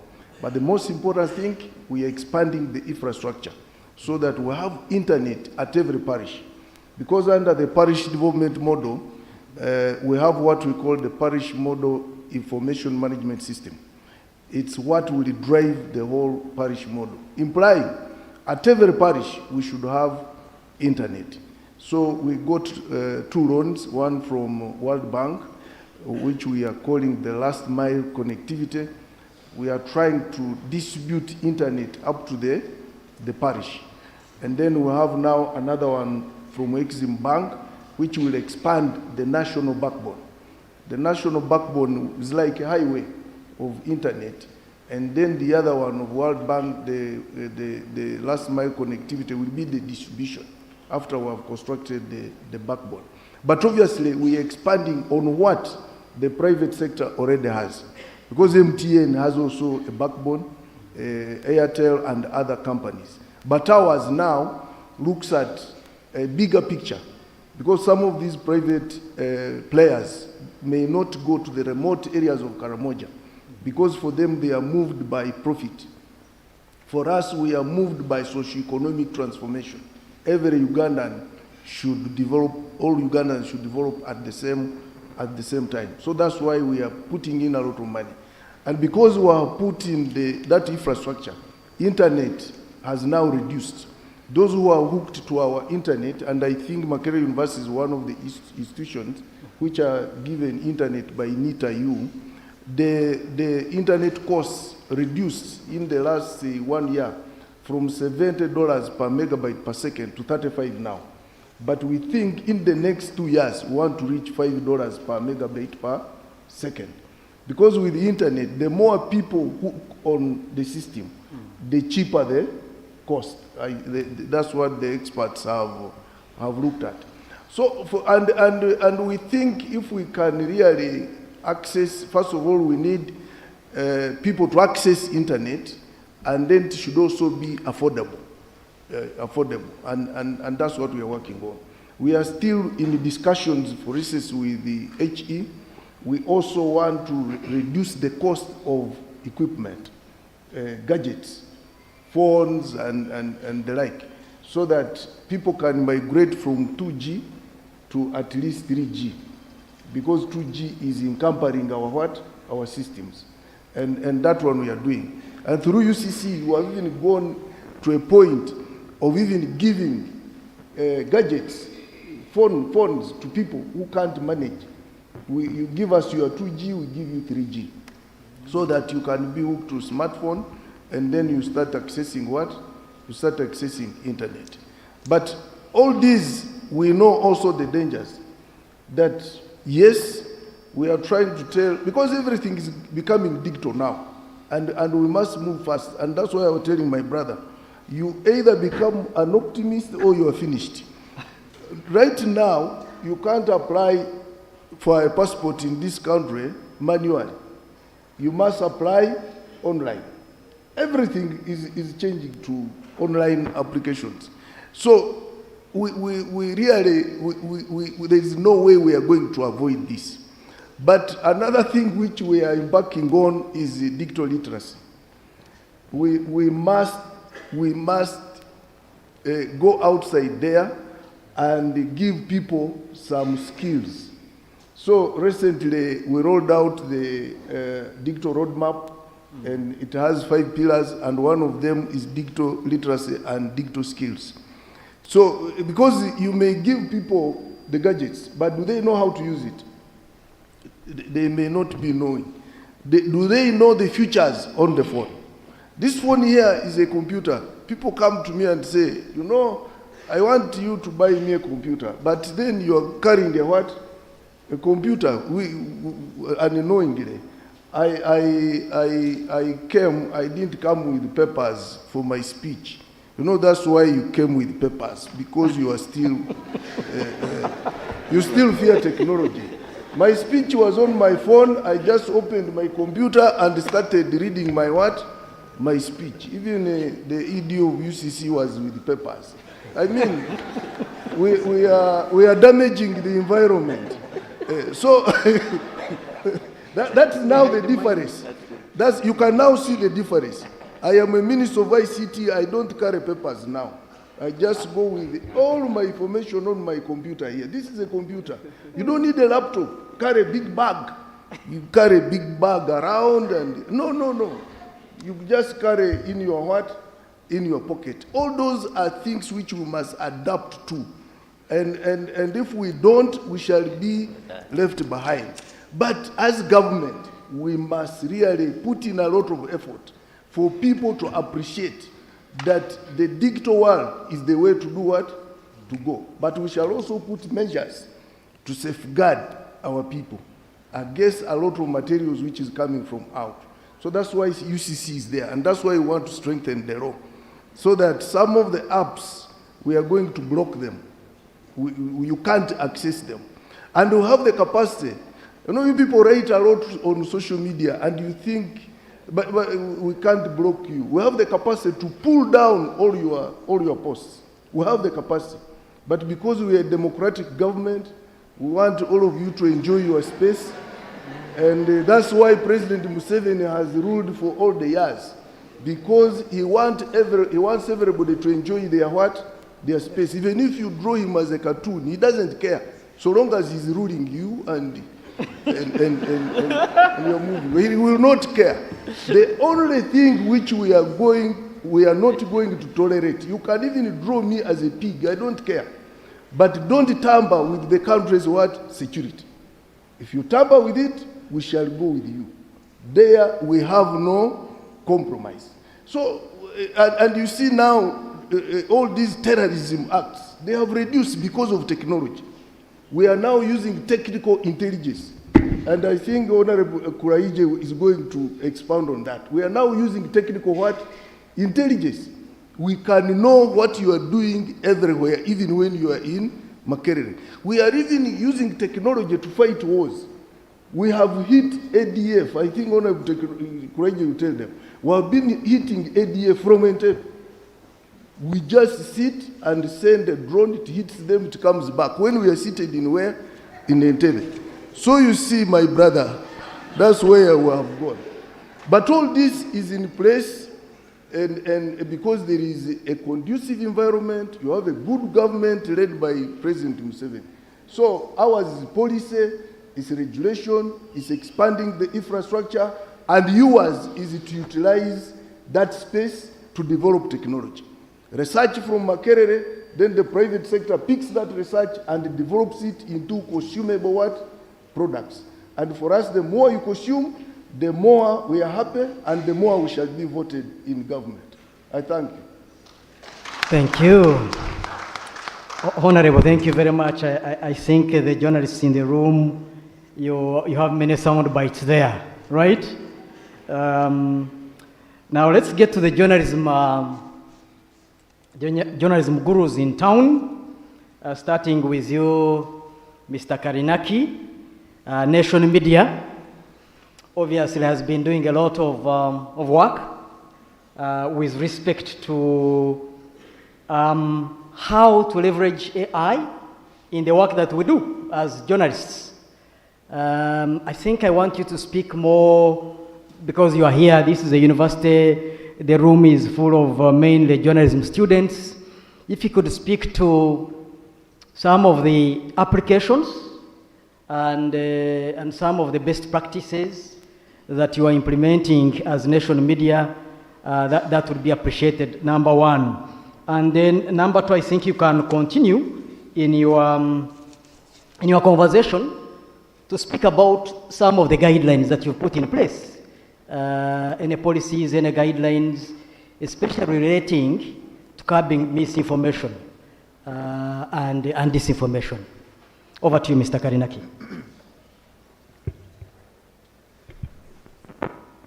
Thank you, William. I thought of taking notes when you're speaking, but the minister might take offense. The minister is a Gen Z. I think the minister is Gen Z. So, first, I think, and you know, to the point of speaking to the students, there is a sense that things like artificial intelligence are new things that have just happened, yet in reality, these are things that have been, you know, with us for a long time. If you write a document and you need to spell check. How is the computer able to tell you that this word is probably misspelled? It's because it's been fed lots of correct spellings and told, if you don't see this, it's probably wrong, you need to check it. So we have a lot of artificial intelligence that's already in use. I think the two things that have happened to bring it to the fore of the conversation, first is that it has now been put in the hands of people. So end users, as opposed to researchers in the lab at MIT or Stanford, are able to do things with artificial intelligence.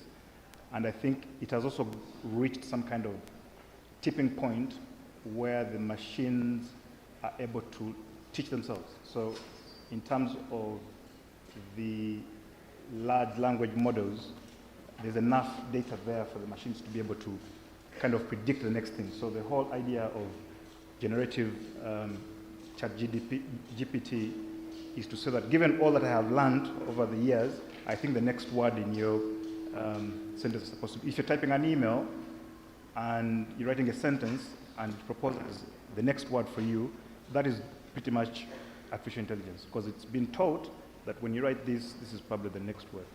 So there's lots of tools that are available. You can, for instance, turn text into speech. You can turn speech into text. So if you go and do an interview for 2 hours, you don't have to come and type it out as we used to do many years ago. You can simply run it through a machine and you get a transcript to it. You can auto-translate. If you're watching something and the person is speaking, you can generate captions that you can then read. So there's quite a lot of stuff that you can do.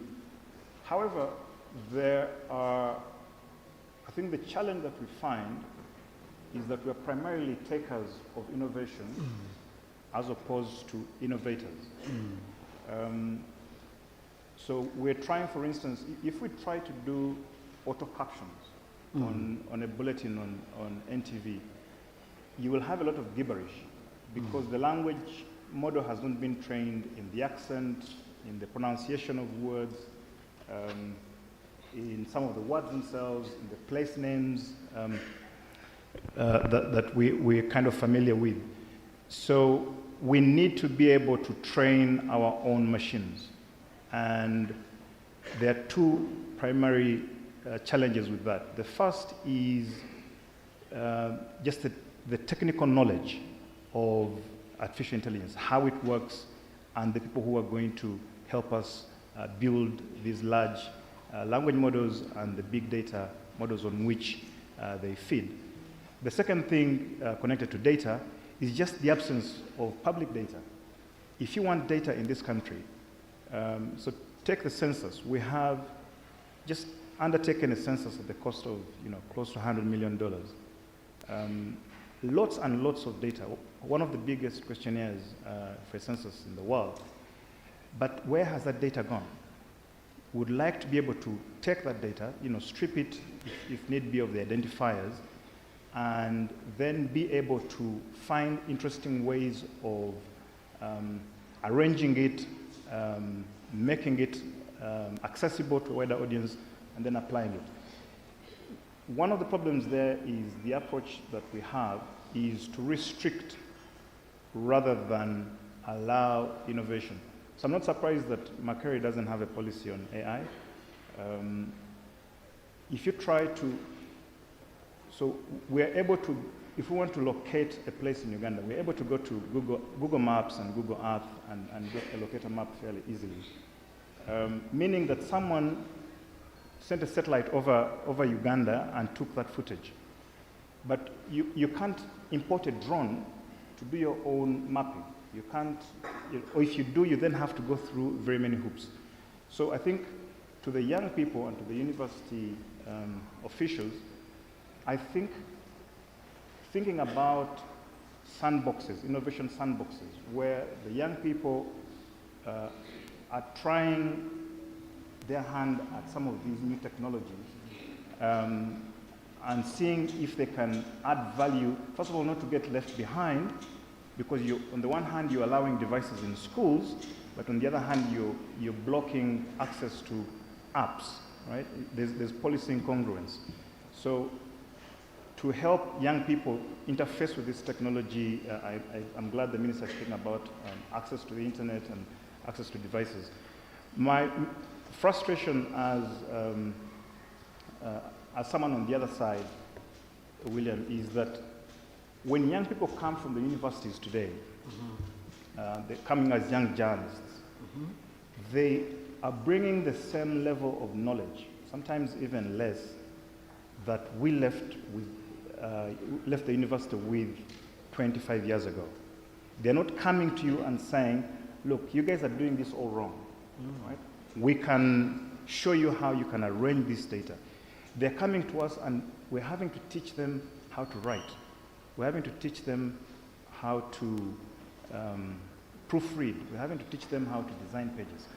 All those skills have been taken over by machines, and I think for the young people, you need to future-proof yourself by one of two things. Either you should be very good at the technical skills of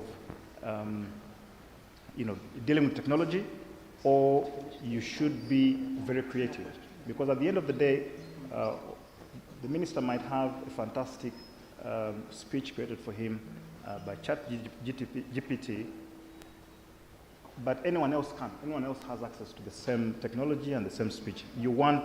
If you're a comedian and your career is based on using ChatGPT for jokes, I think you will have one show that will end very quickly. So young people, find a way of navigating the labyrinth of bureaucracy and teach yourselves, if the university is not teaching you, how to deal with AI, how to deal with open source information, and how to make it relevant to bigger audiences. Thank you.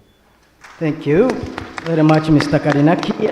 The students have heard, and we as also have heard, and we are going to continue to engage with you how best we can be able to add value to these students. I think the same question goes to you, Mr. Chigozi. Next media, the kind of practices, applications relating to AI in the work that you do, and also the kind of guidelines you have in place and policies that you've put in place to curb especially the phenomenon of misinformation, disinformation. Over to you, sir. Thank you very much.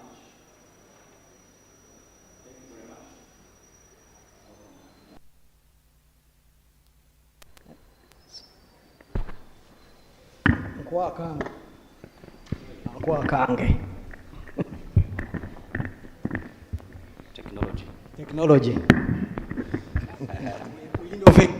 Thank you.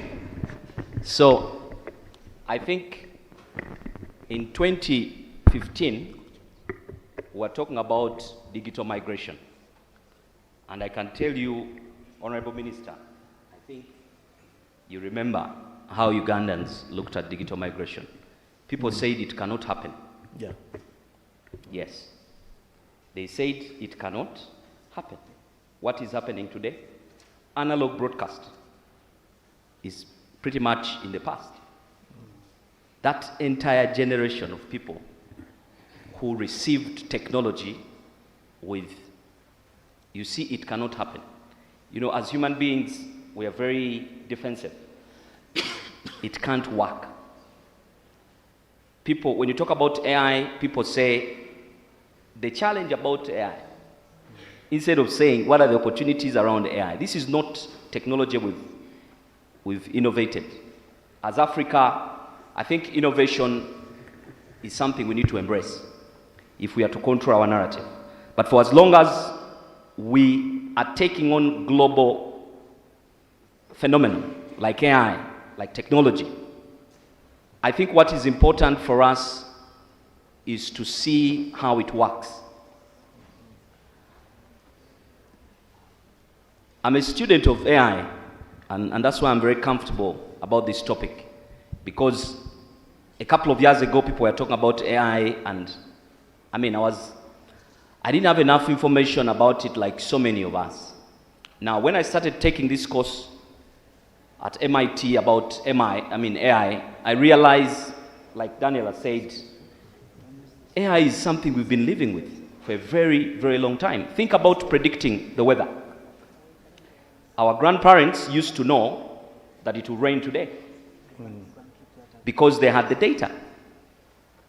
Now, why are we finding it so hard to embrace this technology? It's either our cultural predispositions, I'm talking about corporate culture or whatever culture that we have. The reality of the matter is, as we speak right now, there should be a story about this convention in the last 5 minutes. I don't know whether a journalist here has written a story, because all you need to do is to use a tool that can capture all these voices. And of course, you will still look at it as a human being, do a few edits. But the question is that there's a lot of efficiency in use of this technology. Now, who would like to tell me that I'm going to wait for that story tomorrow about this convention? It's not going to happen. I need to know what happened today. So if you're fighting AI, you're simply saying we need to consume obsolete information. So, my take is very simple, and I'm speaking on behalf of our association members, and I see Ruba here. There is no way we are not going to embrace AI. And you can quote me, in the next 5 years, in the next 10 years, a journalist must be able to understand how AI works. And, like Makerere said rightfully, it's important that they start to work on a policy on how to incorporate traditional journalism and technology. Because at the end of the day, for example, at Next Media, we're saying, if you cannot use AI at a certain level, then we're very sorry. You're either going to be inefficient or you cannot fit into the culture. It's a very simple ask. Technology is not expensive. It's everywhere. The issue is the paradigm shift. Traditional journalists, of course, inadvertently are very aversive to AI. That's the truth. I want to write my story. I want to get a pen, I want to write it, I want to type it. Meanwhile, the people who are consuming this information have already moved on. They want the next story. If you're going to write that story for 2 days, 3 days, 4 days, especially a current affairs story, then we are going to let citizen journalists dictate the main stories. I don't know whether I'm understood. A journalist is still very, very important, but the journalist of the 21st century must be able to understand the efficiency that AI is going to add on your work. You're not going to remove the ethics of journalism. It's not going to happen. We are talking about the speed. In a field I love the most, football, I used to think referees would work the same way they worked 20 years ago. Who is controlling decisions when it comes to football matches or sports matches? It's AI, it's technology. So a referee today has to go and look at, the footage, because the technology in there can create a sequence of videos in less than 2 minutes. Then I can be able to review and make a decision. So I'm very happy that this is happening. This is the start of what is going to be a very important discussion in the School of Journalism in Uganda. From a business perspective, right now, when you attend a board meeting, yes, traditionally, you would write minutes, you type them. The tools are there for you. Why are you suffering? Why are you taking too long to use these tools? I know there is a level of inaccuracy because, again, there is not so much data out there. But what is important is AI can play a very, very critical role in sourcing stories. You'll be shocked. It does not give you exactly what you need to do, but it will give you a hint. And then you can add on with your knowledge, and you can be able to do a very good story. So story count on an online platform can be as many as 100 stories if you use AI. So for me, I am not for the school of thought of my professor. I disagree vehemently, whereas I agree that the information we put out, especially citizen journalism, is not just as a result of technology. We need to separate moral fabric from technology. If parents are allowing their children to use phones as early as 5 years, yes, they are going to learn things they should not learn at that age. That's why we are saying, as broadcasters, we need to embark on a very rigorous process to educate, to create awareness, to train. Especially young people who are simply, you know, I have my phone, I can simply go and talk about someone, and that's it, people will believe. But that's not an issue of technology. Technology is simply an enabler. So as a country, because the Minister of National Guidance was here, we need to agree on what national guidance looks like. It has nothing to do with technology. Technology is simply propagating sometimes the rot in our society. So I must say that AI is here to stay, and if you fight it, you're going to die, in quotes.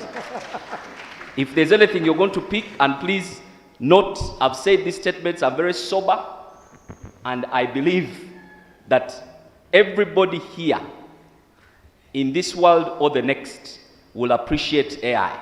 The issue is how we use it, and of course, there is a fear that it will replace humans. That's a very clear fear. And that's why people are very slow in uptaking it. But also think about it. How many of us use phones to withdraw money off our mobile money? Isn't that a benefit of AI? Isn't that technology? Today, I don't need to go to Masaka to spend 500,000 to pay somebody the money.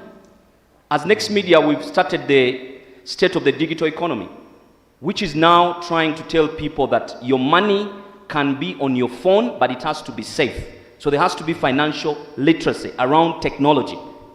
Not that the technology is bad, but it's the lack of information, the illiteracy around financial technology. That is the problem. Thank you. So I know we didn't have enough time, but maybe next time we'll have more time to really elucidate about, you know, the role of AI. Misinformation will always be there. There is no doubt about it. But AI is a tool we need to embrace. Thank you very much. Thank you very much, Mr. Chigozi. And you are right. Oh, this thing, I think it's on, but I think it's loose. Thank you very much, Mr. Chigozi. You are right that this conversation is going to continue with all of you. I think the next session as well, we are going to continue this conversation. If you are able to stay, we can continue this conversation. Mr. Waguma, Vision Group, of course, has also been, you know, it's grown. It's a big conglomerate right now. You've been working on many things, many applications as well. If you could also speak to some of the work that you do with respect to how AI is being harnessed in our profession. And of course, if you can as well say a word or two on the kind of guidelines you put in place, some of the policies, if you have, relating to this topic. Over to you, sir.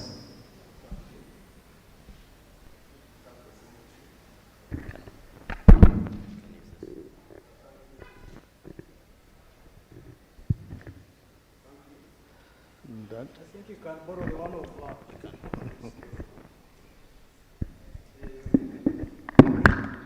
Thank you, Doctor. Good afternoon. The challenge of speaking last is you risk repeating what people have said, but I'll try to focus on what we are doing as Vision Group.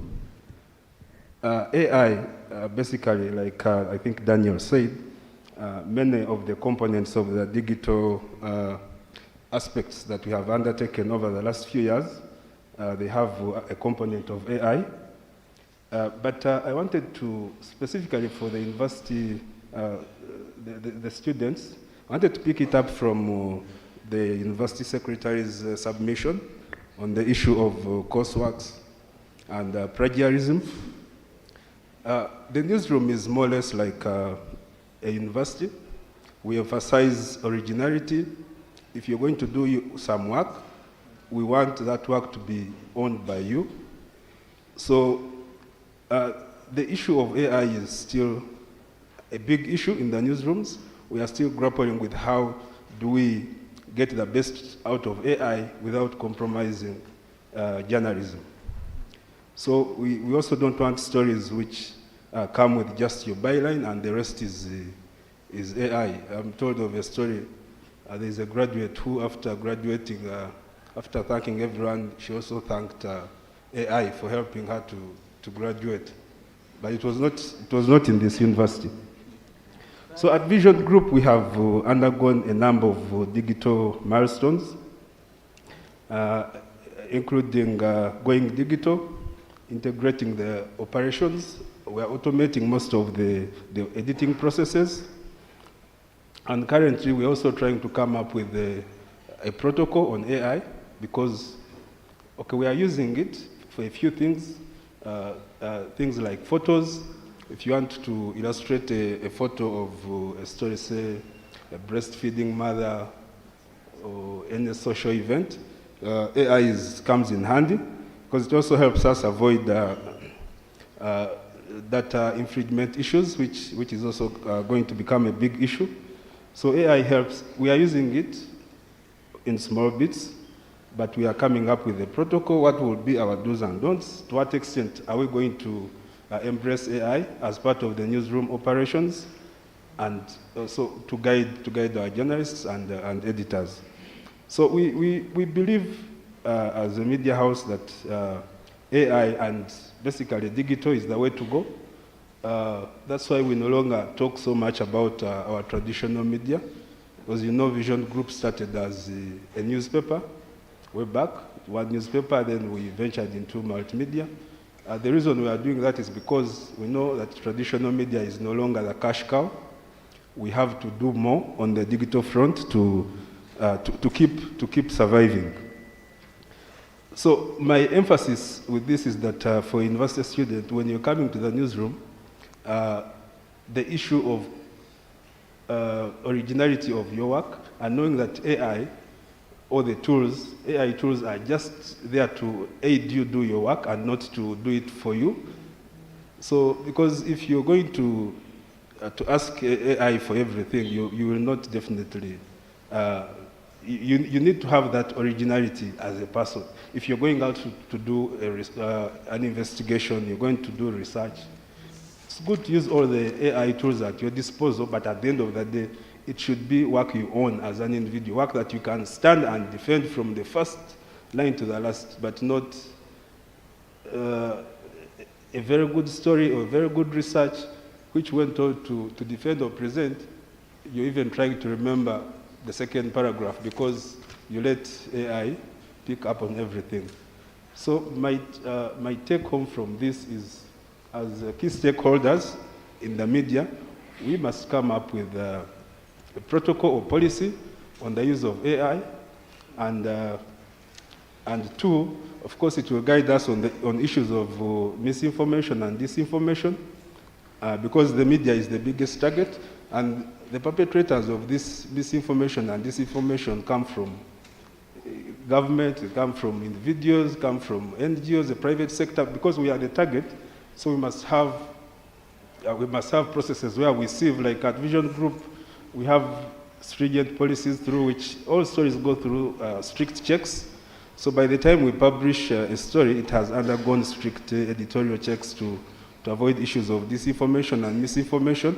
But definitely, we always have the slip. We always have cases where we have to clarify, because we are not able to catch the misinformation or disinformation. So with because I don't want to repeat what my colleagues have said, among the guidelines we have, of course, I said we have we use online fact-checking websites.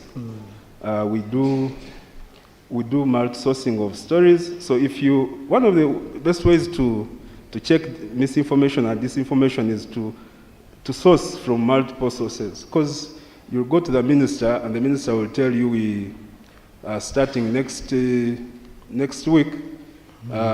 We shall allow schools to have phones in place. The kids can take phones.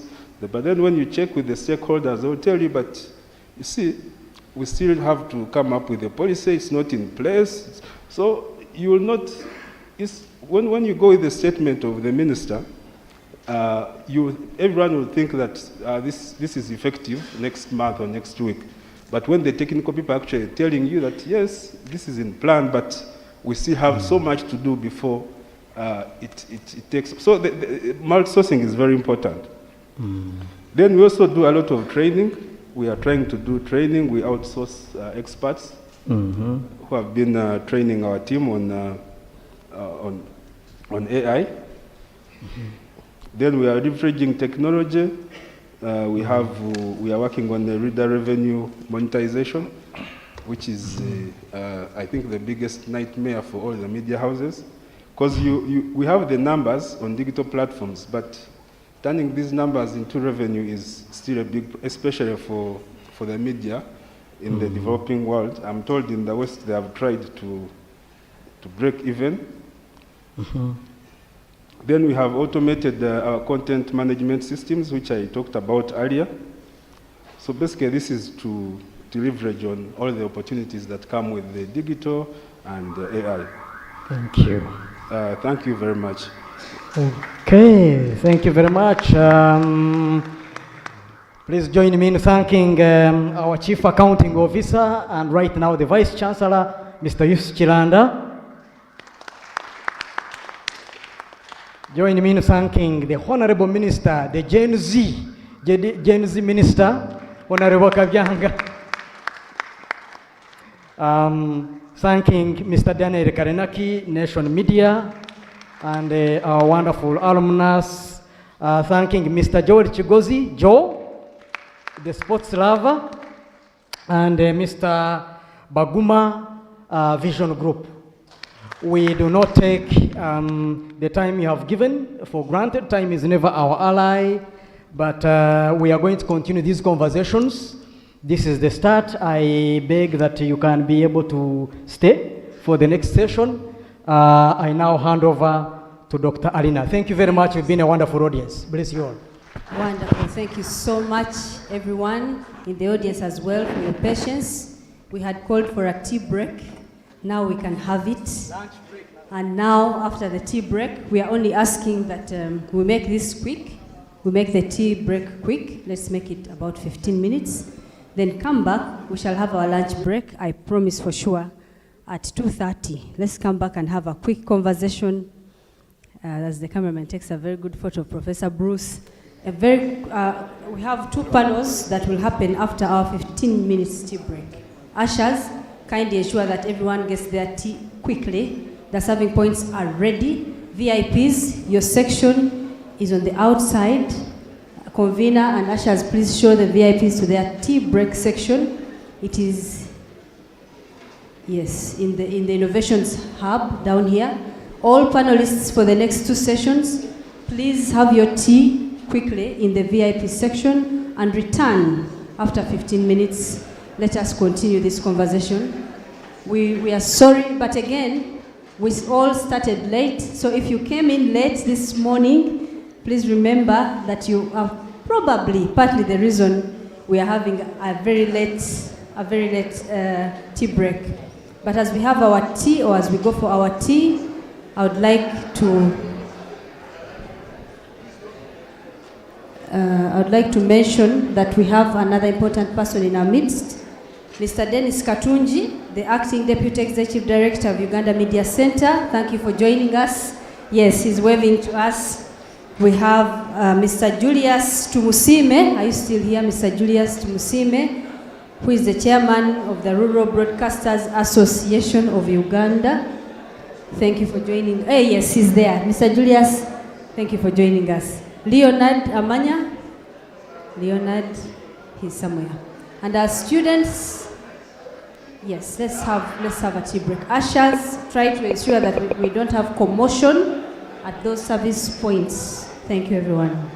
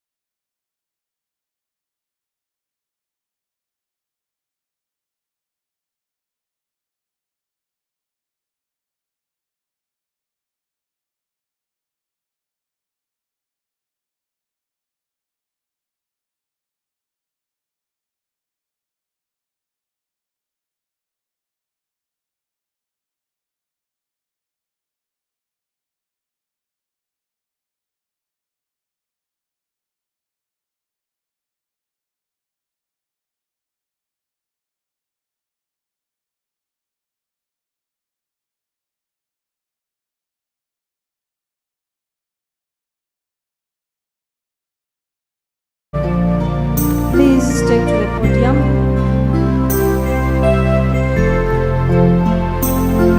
Miss Yvonne Mpanga, we need you up here.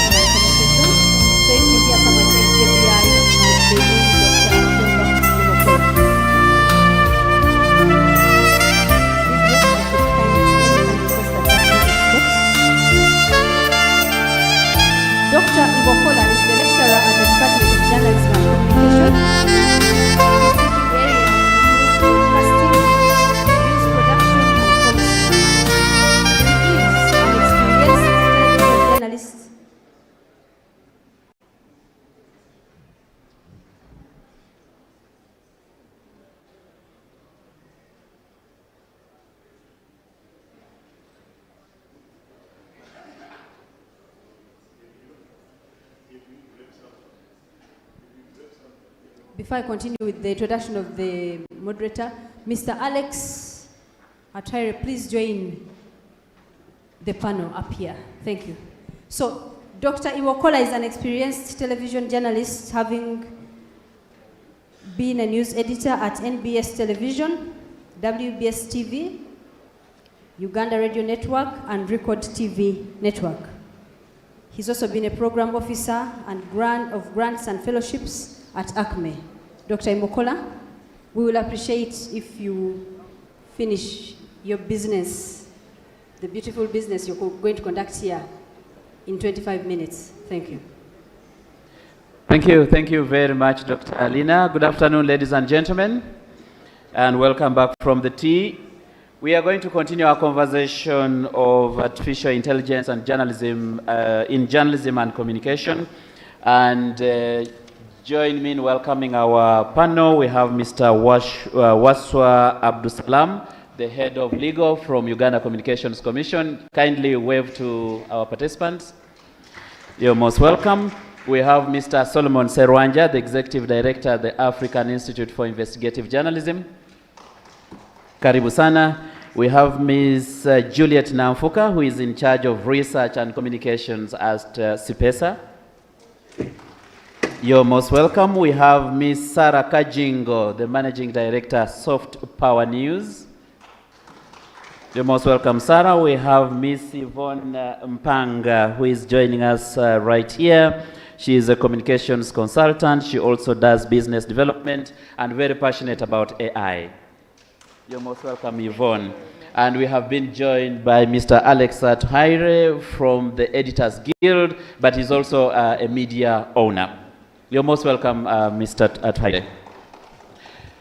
Ladies and gentlemen, our conversation is about how we can harness AI in journalism and communication. And I would like to start with Ms. Sarah Kajingo, who has been in both worlds. She has done communication, she's into media ownership, she has done media work. When we are talking about harnessing AI for journalism and communication, what comes to mind? Thank you. How are you, everyone? So of course, always a big, big pleasure to be back to Makerere, and I can see it's a big, big reconnection, because many of you are very familiar, including alumni of the good old 90s. So from where I sit at Private Sector Foundation, we note that there is remarkable growth in businesses, in made in Uganda products, and for that matter, remarkable growth in media businesses, especially digital ones.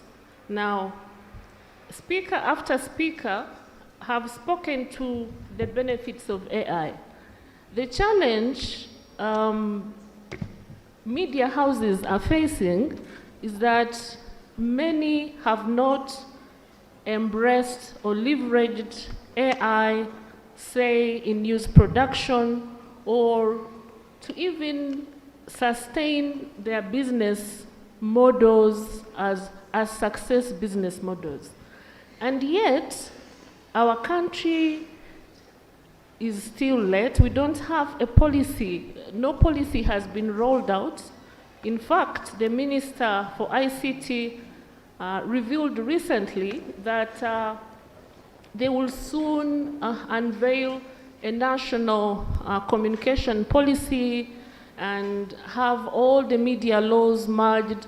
So it will be very, very exciting for us to have a national AI policy from which then other organizations can learn to embrace, based on it, to embrace AI.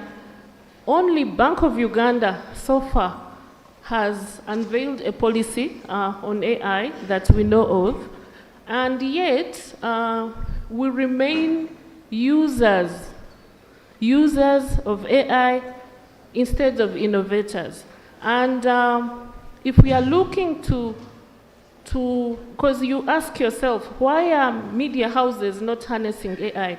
It's because investment in one rolling out intra-organization is quite expensive, but also investment in innovation is capital intensive.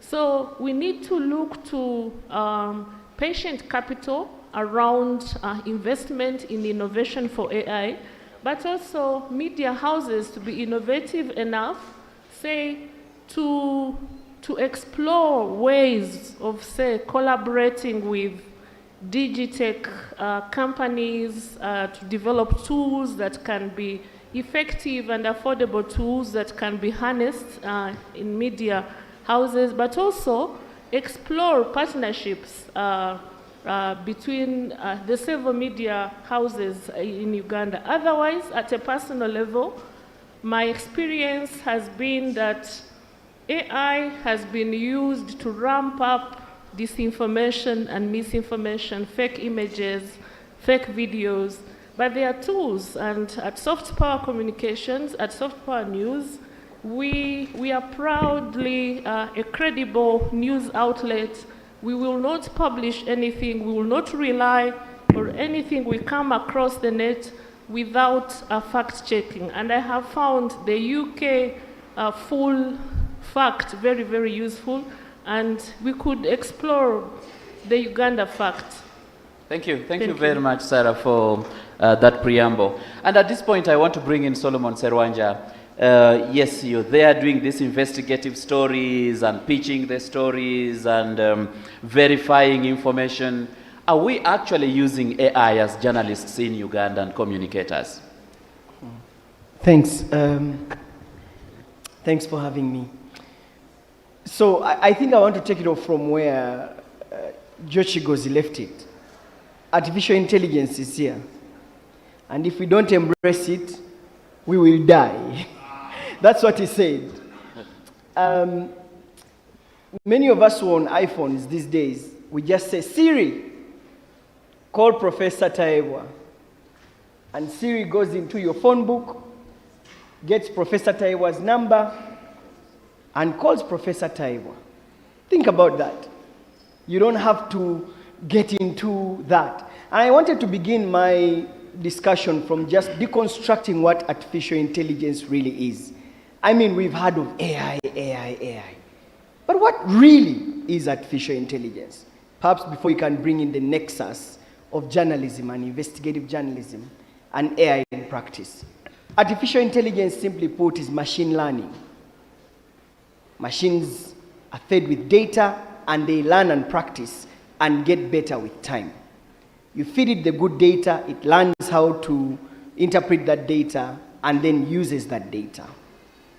So, how are we actually taking advantage of artificial intelligence in the newsroom, and what could be the potential threats of artificial intelligence to journalism?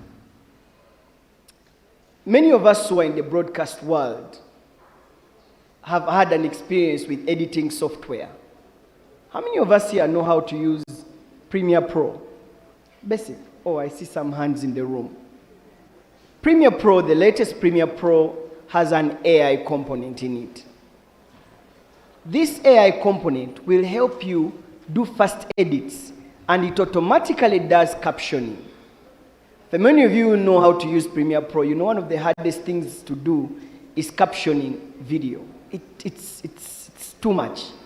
But with the latest AI, right now you can edit a video in a few minutes and you have the story ready. There are AI tools that have been developed like Wordsmith. I don't know if any of us know how to use Wordsmith. But Wordsmith helps you to come up with a script, a story script. Think about that. And it sort of gives you a framework of a script that you can write. For example, you can use AI and WordScript to tell you, I want to do a story on latest currency, for example, or weather. It will sort of help you write that script, and it will give you a way of how do I actually flow with my story. It may not be your original work, but it will help you a great deal in writing your scripts. For some of us in investigative journalism, we deal with facts. It's facts and evidence. Without facts and evidence, you don't have any justification whatsoever to say anything. So, how do we actually use AI tools in fact-checking? There are so many applications that have come up. In fact, there is a global body that brings fact-checkers together.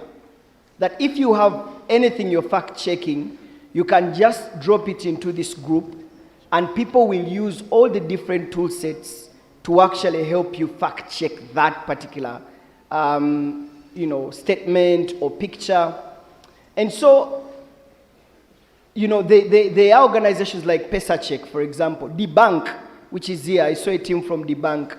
That is just focused on fact-checking.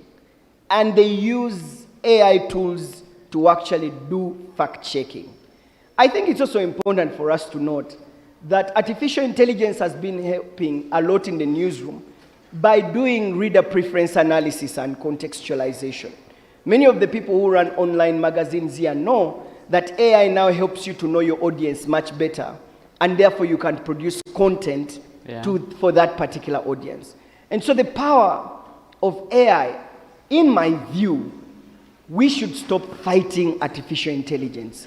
We should just learn how to work with it to better our journalism. Okay. And the same thing I've been talking about people in the academia. JB, I'm glad you're in the academia. I think that professors in the academia in Uganda need to stop looking at AI as a threat to the academia, but rather embrace the opportunities that come with AI to advance academics in higher institutions of learning. Thank you. Thank you very much, Solomon.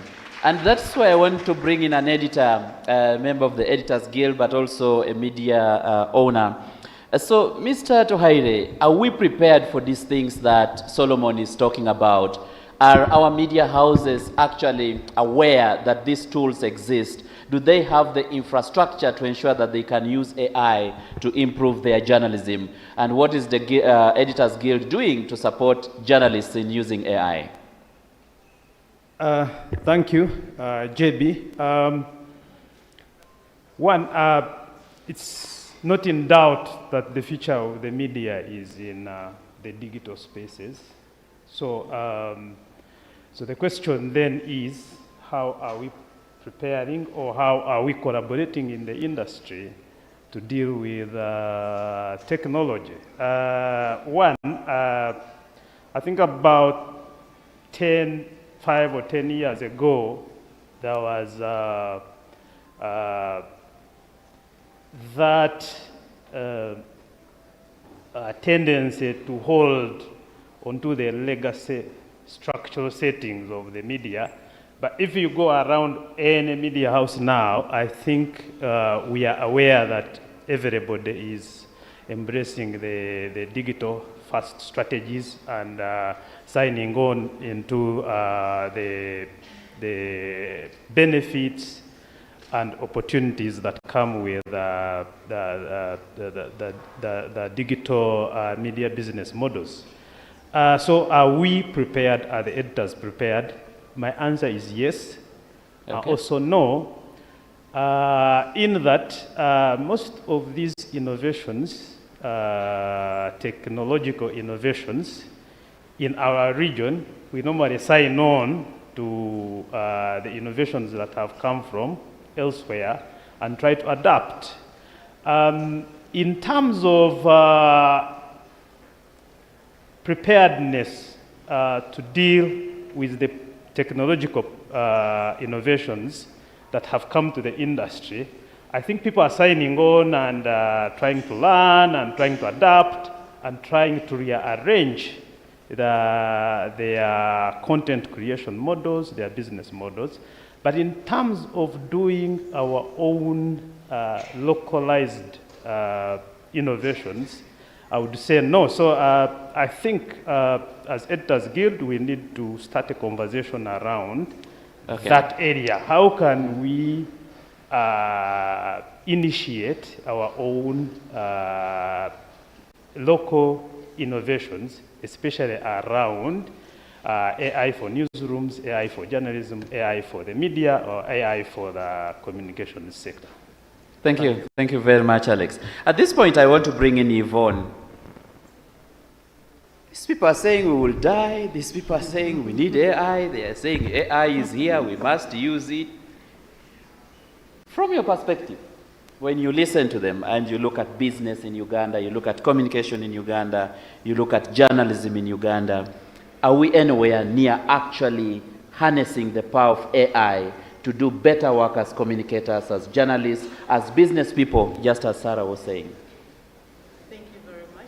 First of all, I'm privileged to be on the same panel with people like Solomon Saracha. I've been calling and wishing. Finally, I get there. But all of you, I respect all of you, and I'm very happy to see some of my mentors around here. Like I've already been said,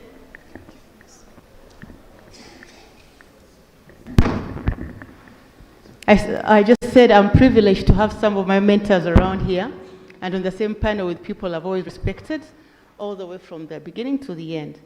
I do business development consultancy, and my major is marketing, communications, and human resources sharpening. That's because I never find anyone on a clean slate as I sharpen them. But on the other side, I'm the executive director of the Business Trendsetters Forum that brings together CEOs, business leaders and entrepreneurs who aspire to innovate, transform, and impact society. Interestingly, our theme this year is actually artificial intelligence, your mind and your business. So when he asks, where is the future for artificial intelligence in communications, because communication is a business today. Today, when I talk about journalism and the principles, I actually shudder because every netizen has become a journalist. In quotes, of course. We don't want to water down our people's profession. The question is, how does AI help the media, the mass communicator out there stand out from the rest of them? That is when the ethics come in. That's when what we call the tests come in. And AI is very effective in that. If you get a story before you share it to anybody on the internet, because we have the netizens sharing every story, when you get that story, before you share it, where else have you seen it? How authentic is the other source? Because everyone is, everyone is communicating in quotes. So that is very important. But to get back to what I am passionate about, this year we have, those of you who follow me, some of you have, how many of you have heard of the Business Trendsetters Forum out there? I know Ocular, Makerere University alumni, I saw a display there. It's actually one of our pace setters this year. If we are able to detect malaria using artificial intelligence, if we are able to do post-mortem without, I'm privileged to have worked for Uganda Funeral Services some time back when I met Professor Musanyufu, Major Musanyufu, and many others when Aronda Nyakarima passed on. But when you imagine during that time, people would get hammers to literally hammer ahead to find out the cause of death. Today, with the use of artificial intelligence, that has been simplified. But that is just one of the, I'm privileged to have worked, having done business development consultancy for the last 12 years, I'm privileged to have been in many sectors. The other sector, besides the one I just talked about, which nobody wants to talk about anyway, is oil and gas. You all know that we have trainers, what we have, Uganda National Oil and Gas Trainers Association. But what is happening today is that the spillages, the tests are all, and they can all be done using AI. So the big data today is very supportive in as far as us getting to where we want to get is concerned.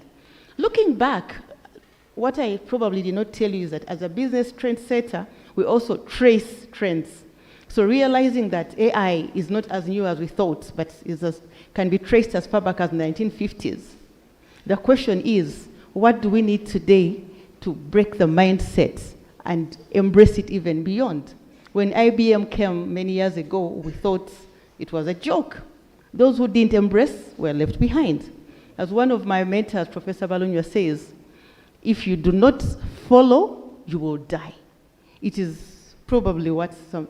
And then one of our pace setters this year, OHT, Dr. Muvawala, was very clear when he launched the Business Trendsetters Forum early this year. He clearly said, you must have a base. You are innovating, all right. But artificial intelligence can only help you if you have the base information. So the people out here, those that are using the media, do you have the first information before you can innovate against it? And perhaps the other thing that AI will help us with, and we must look forward to learning from, is the fact that we as Africans are not individuated, as we call it.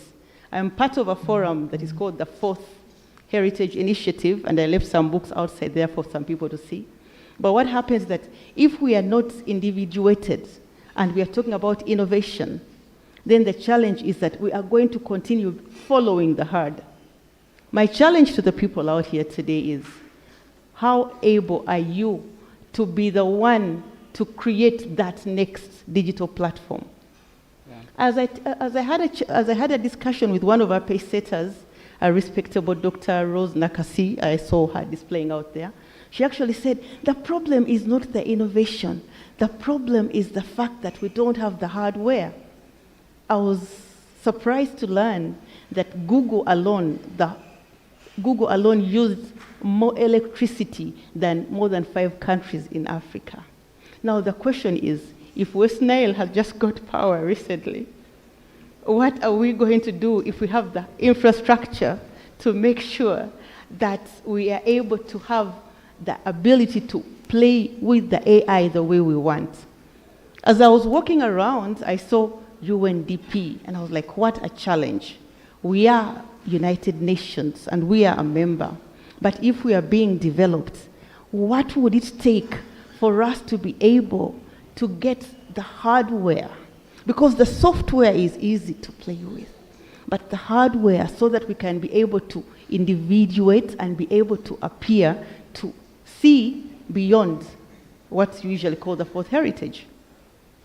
Ladies and gentlemen, I'll stop there for now, but I believe that what I do, especially in as far as innovation and transformation for impact, cannot be ruled away from AI, because artificial intelligence is basically what we need. Even as we speak today, okay, my phone is off, but even as we speak today, somebody somewhere will be able to tell you, you are here right now, you are saying this. How many of you remember many years ago, some gentleman who was tracked just on phone? Today, as you remember some of those things, you realize artificial intelligence has been with us, will stay with us, and will continue to be with us. The only challenge we have to face, or the only challenge we have, is how do we stay ahead of the others? So the innovation today is not just usage, but staying ahead of the game, which is why we believe in setting notable business trends to be ahead of the others, so that we do not just trail and be the herd. Thank you very much. Thank you, Yvonne. Prof, there are very many disciples of AI here. We will need to continue this conversation. I want to bring in Juliet at this point. In terms of policies, in terms of guidelines, how are we doing as a country?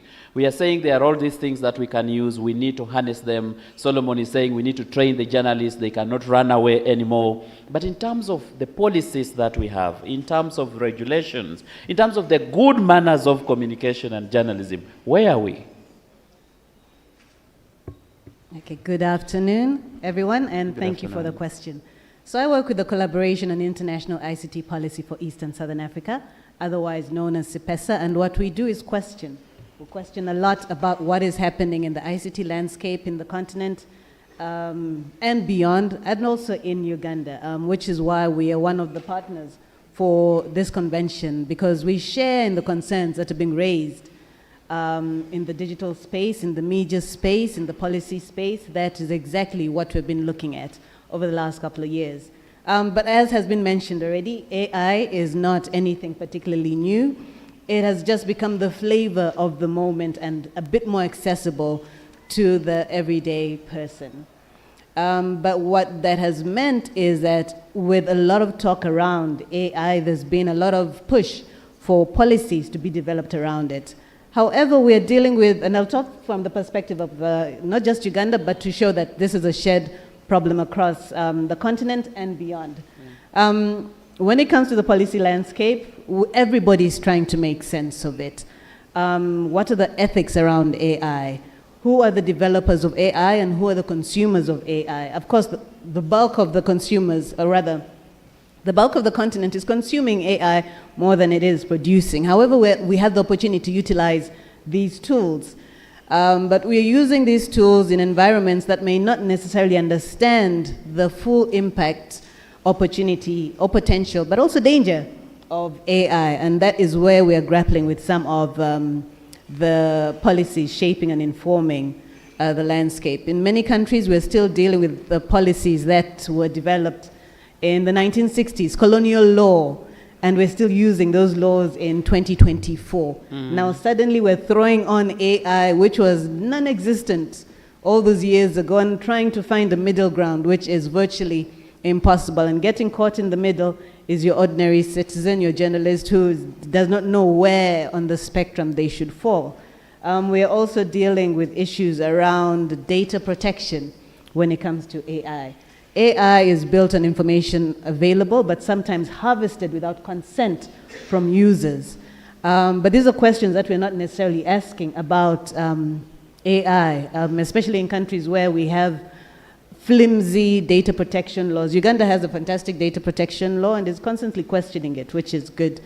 But in some countries, we have the laws, but they're poorly implemented, yet they're utilizing AI quite considerably. Okay.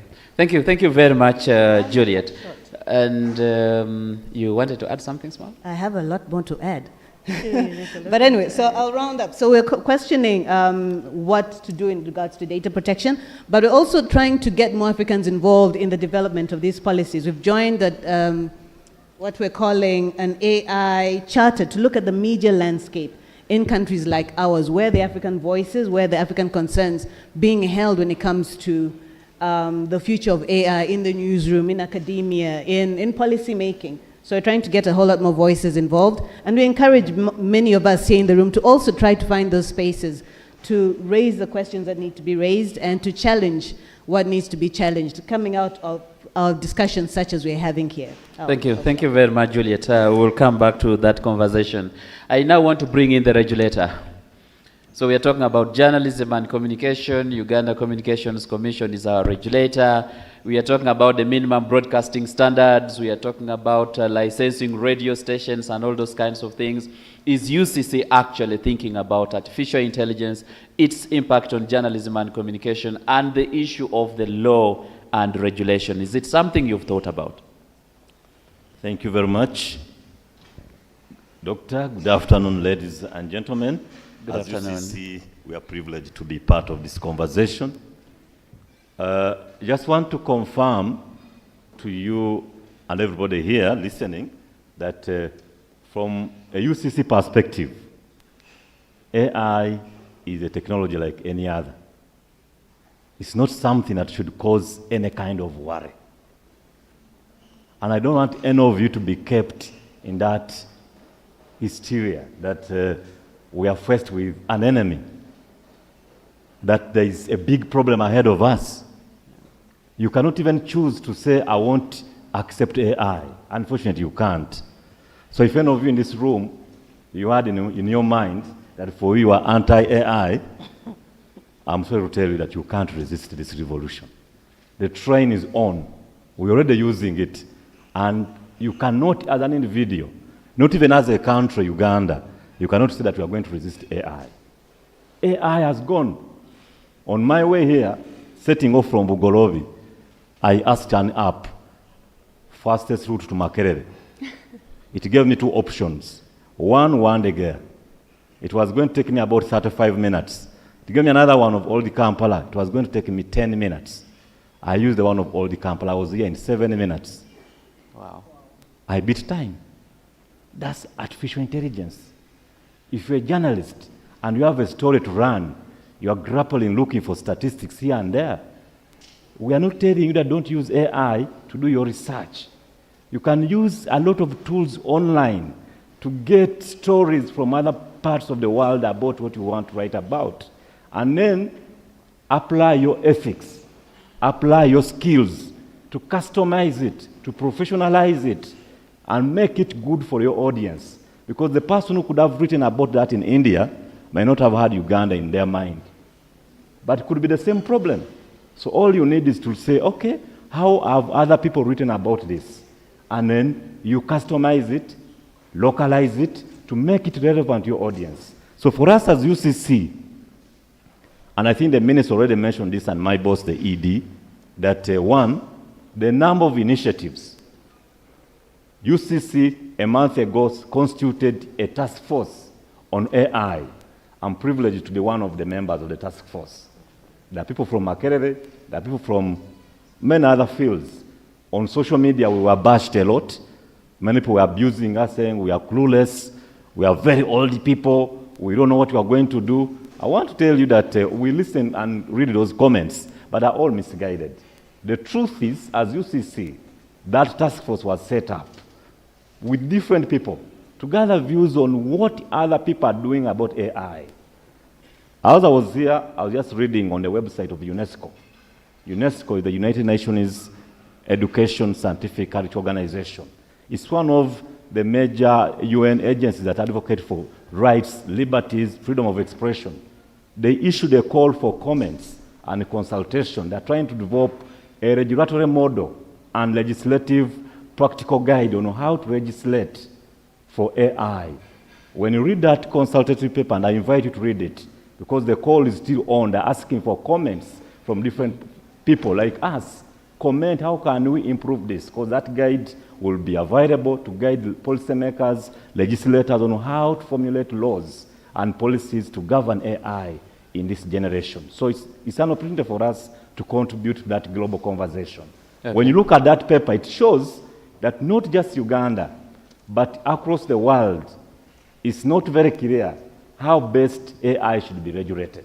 In fact, UNESCO is recommending that it is better for countries to take a step back, look at the practices, and then come up with policies and models that reflect their unique challenges. So for us as Uganda and as regulators, we want to tell you, ladies and gentlemen, that if you're a journalist, you're a TV, you're a media person, there's nothing that stops you from using AI to do your work.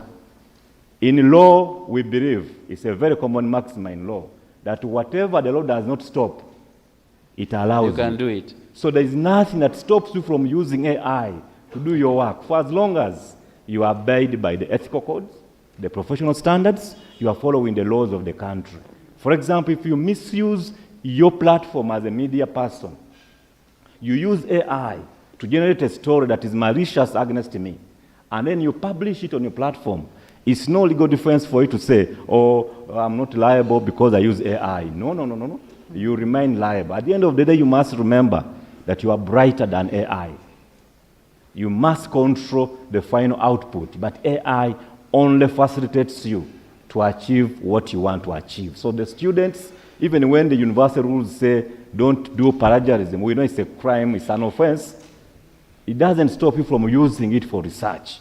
And then once you use it for research, you get the benchmarks, you get the points that then you develop on to write your own original but guided story. Instead of writing something that is completely off the line, AI can help you to know the pointers, area that you should look at, and then you develop something that is more coherent and responsive to the needs of whatever issue you're dealing with. So from a UCC perspective, we are happy to support initiatives.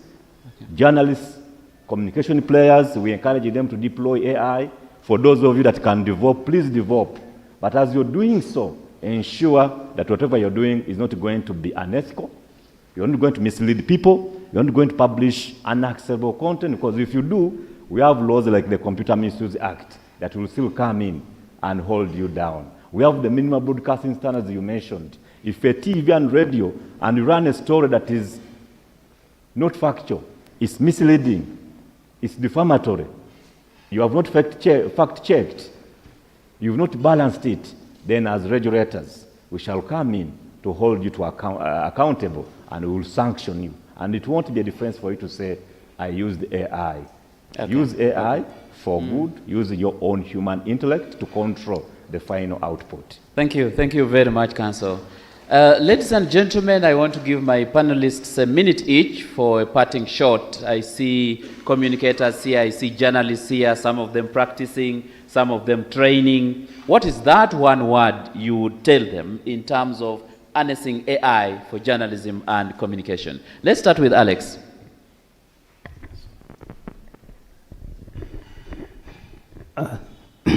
Thank you. Parting shot. I think like technology and the other innovations that come with it in the industry, AI comes with a lot of opportunities, for example, for aiding content creation, and also challenges, most of them ethical challenges. In this part of the world, we normally look at the challenges and get so scared. I think we need to harness the opportunities and also keep an eye on the challenges to mitigate the negative effects that come with AI. Otherwise, AI is a good thing, or like technology is a good thing for the industry. Thank you very much, Mr. Twaire. Council Waiswa, what should be our take home from this conversation? Thank you. For me, I think the take home is AI is here. We can't run away from it. We have no strength to resist it. Let's jump on the train and ride along. But as we do that, let's look for our middle point. What do we want to use AI for? Use AI for good. Because if you use AI for illegal things, the law will catch up with you. And there is no shortage of laws. So no one should tell you that because Uganda doesn't have a law called AI law, Uganda is not supporting AI. In fact, in law, it's not even advisable to come up with the prescriptive laws. I want to give you an example of mobile money. Mobile money was started in Uganda in 2009 by MTN, but the first law to regulate mobile money came in 2018. 2020, the National Payment Systems Act. Before that, mobile money was developing through, and people were applying it through soft administrative regulatory interventions. And partly, that's the reason why mobile money in Uganda and Kenya, the two countries have one of the most successful mobile money platforms in the whole world. Why? Because both Uganda and Kenya took the soft approach. Let's work with the industry to develop something tangible for our people. So even for AI, my view would be we shouldn't rush to call on our MPs to even pass a loan AI. We don't have a shortage of laws. Let's develop whatever we can within the existing framework. And then only when we have understood what it is that we are dealing with, we can prescribe tougher rules and guide the industry. But for now, use it for the developers, for the industry. You can help them, for example, develop an app that is comparable to what we call Turnitin. For those of us who do research, one of the ways to fight plagiarism, you pass it through a system that can check the level of copying and plagiarism. So even for the industry, the media industry, come up with a software that can help media industries to confirm whether the reporter's story as submitted meets the criteria and ethical requirements of a journalist or a media house. That could be an addition to the industry. But for now, be happy, embrace it, use it, make yourself better for the good of the country. Thank you, Council. That's, I think, what Yvonne was also talking about. Let's not just wait for other people to innovate and we use. Mr. Solomon Serwanja.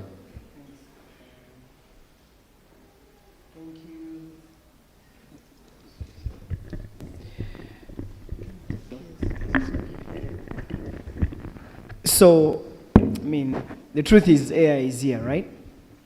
And every single day it gets better. The guys who came up with an AI tool are busy making it better. Every single day there are people improving the different AI tools. And that's a big threat to many people in the journalism field. But I'll tell you this, human beings go beyond machines, but you need to improve yourself. Let me speak to the journalists in this room. I had an opportunity of working at the BBC. The BBC studios right now are not manned by cameramen. They are manned by AI. There are cameras there, and they do their focus, they turn the lens. Everything is automated. Now, I'm meant to believe that there were cameramen who lost their jobs because now cameras are manned by AI and robots. The guys who are doing apps like the scripting app, they are getting better at each day. Right now, they are AI voices. You don't need a voiceover artist anymore. You just get the script, put it into an AI voice tool, and it will voice it for you. And then you know what?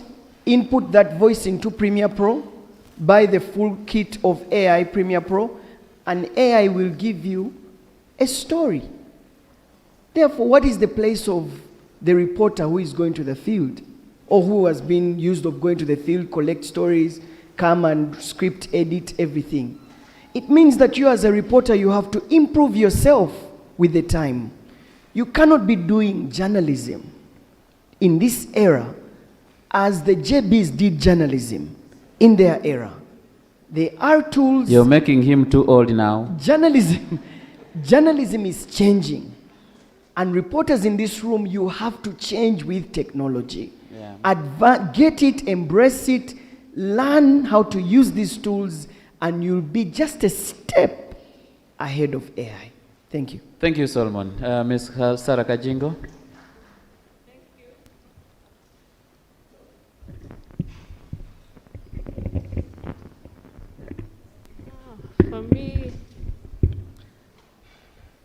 when I was listening to Abdul Salam saying we don't have a law, but you're free to use AI, but we will come for you if you misuse it.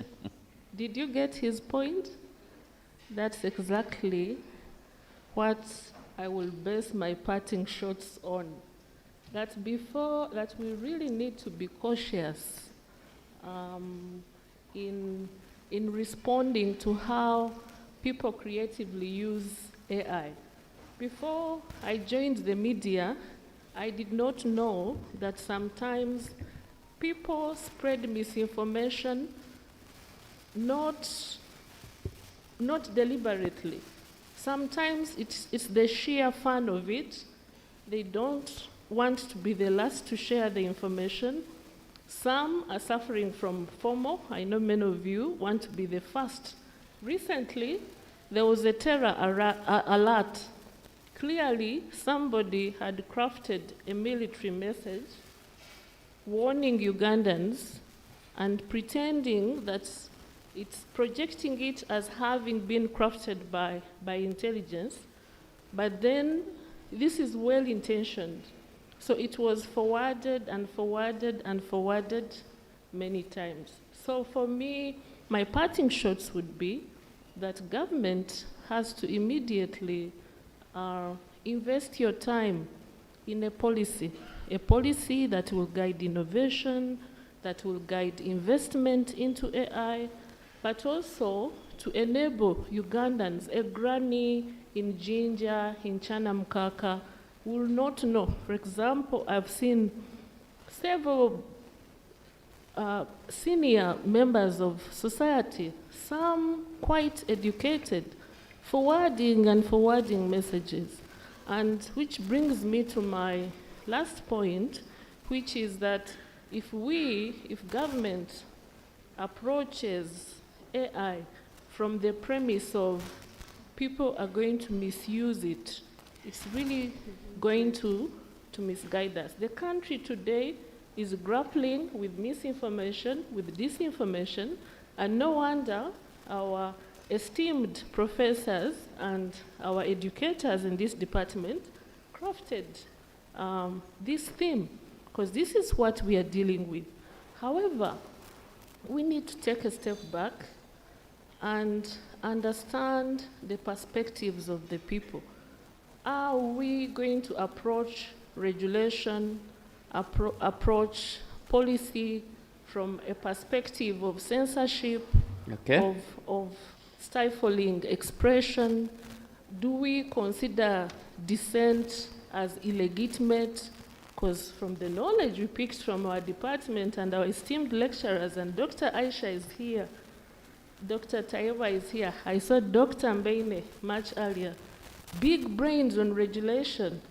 Please consult the academia. We need to get together as industry, as academia, as governments, and innovate a way that will have AI be used responsibly, but not from the perspective of stifling communication and human rights. When we were here, Professor Nasanga, as you conclude, Sarah. Yes, always referred to the global north. Yeah. But Professor, my dear, in the UK, Elon Musk, who has been nicknamed the Tsar of freedom of speech, has been threatened by the UK government. The CEO of Telegram was arrested in France. When you take the case of the Emirates, of the UAE, and we have had the opportunity to look at their digital strategies, their communication strategies, you get shocked that it is the Arabs who have always been bashed as conservative, now leading the way in winning over. Is there a way governments, and indeed our government, can apply soft power, take a step back, understand the perspectives of people, and approach it in a manner that enables citizens, enables public participation? Thank you. Thank you very much, Sarah. A good question for us to end at. Yes, Juliet Namfuka. Okay, so Sarah has already alluded to quite a lot of area of interest. But yes, the policy landscape is evolving, as is the technologies. But this is calling for more of us to invest our time in understanding what is happening and the roles that we're playing. But as a media sector, and a sector that is grappling with viability, sustainability, we need to be asking ourselves that about what is going to become the next currency for the industry. At a time when AI is seemingly playing a bigger and bigger role. And for many, that currency is likely to be trust, how we frame it, how we use AI to defend and seek truth. Yeah, so those are things that we need to be thinking about. We need to be forward-looking, but also that forward-looking practice is aligned with how we approach our regulatory landscape, how we approach our academic landscape. Do we look at AI as the bane of our existence or an opportunity for moving forward? In some instances, in some locations across the world, we are seeing the development of scripts for people outside of the computer industry becoming a source of livelihood. Are we thinking along those lines as African countries, as Ugandans? Are we looking for the opportunity with the simple AI tools that we have? What product can I create out of AI that will set me apart, that will support truth from the Ugandan context? So those are the kind of questions we need to be asking ourselves. We shouldn't stop asking questions, and I think we do not ask enough questions as students, as citizens when it comes to these tools. Technology is in a constant state of evolution. AI will continue evolving from what it is in 2024 to what it will be in 2030. So we need to keep on questioning, seeking out opportunities, being aware of the underbelly, misinformation, disinformation, hate speech, gendered violence. There's a whole lot happening there. But what opportunities are there for us to address these concerns in the digital space as citizens, using the very tools that we're trying to shy away from? Thank you. Yes, I think... thank you very much, Juliet, for... One last sentence. And it's literally a sentence. So I'm just maintaining trust is our biggest asset going forward. And once again, I implore all of us in this room to participate in the processes. As has been mentioned, the UNESCO team is calling out for contributions. Step in, have a look at the document, put in your thoughts. They're always welcome. Thank you. Thank you very much. Yvonne.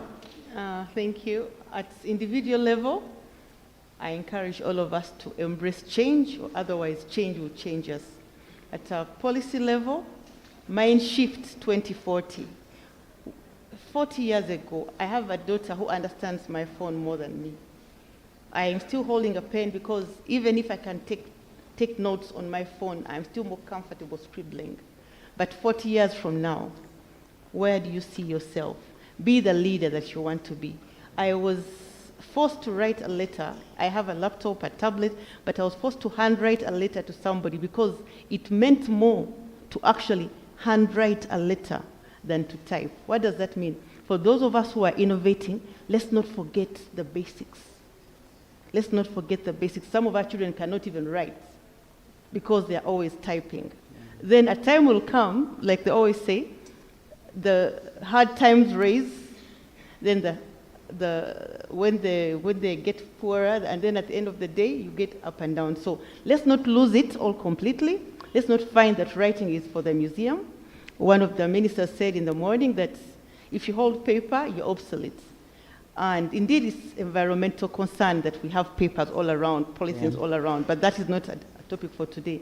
But as people who believe in change, let's embrace change and let's be the future that we want to see, especially with our vision and the mind shift of 2090. So wherever you want to see, be ahead of the game, set the trend, and embrace technology.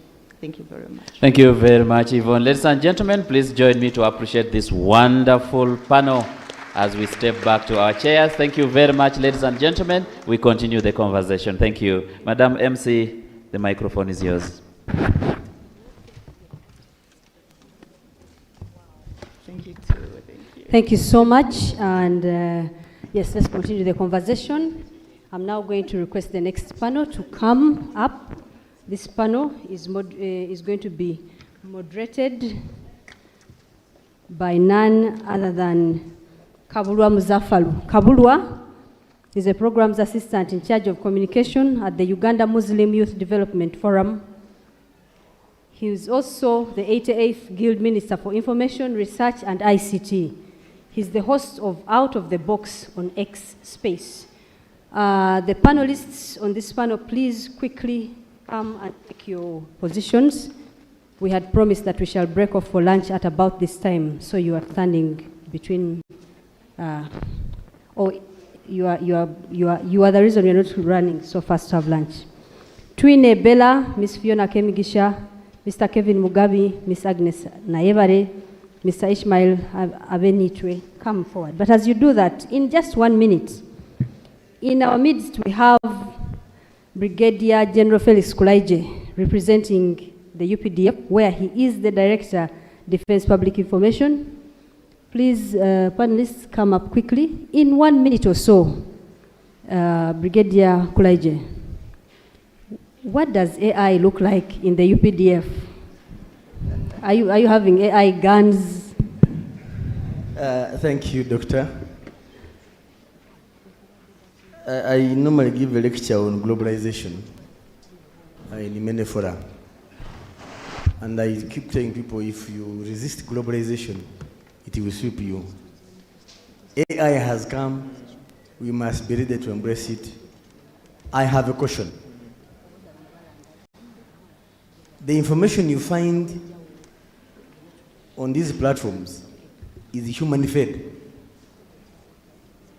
So it's important that we do research beyond what is on the net, what is being saved, or what you have found there. I'll give you an example.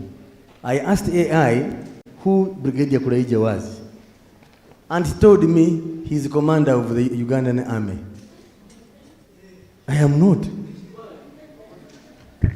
What I'm saying you, it is not accurate. I went on Wikipedia one time.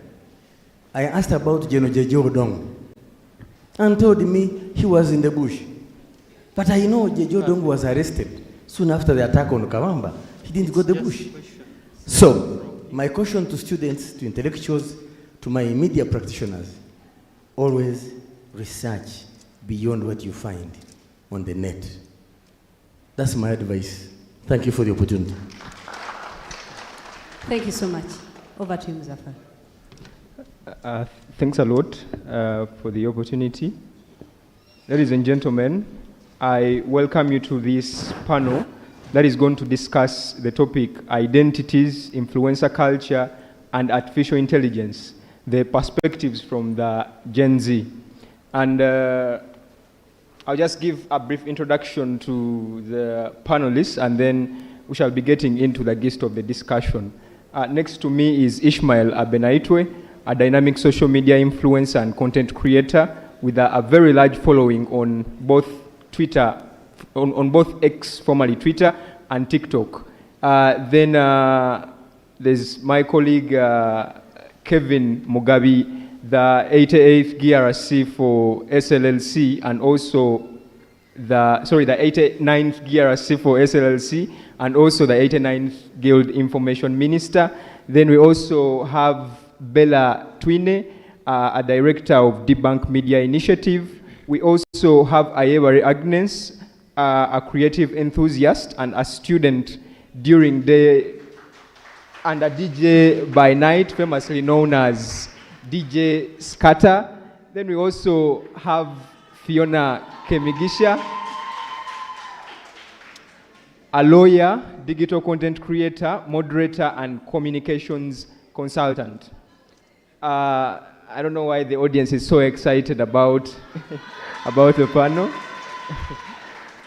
Okay, to get into the discussion, we witness a daily interplay between online identities and the rise of influencer culture and the growing influence of AI in shaping Gen Z's digital landscape.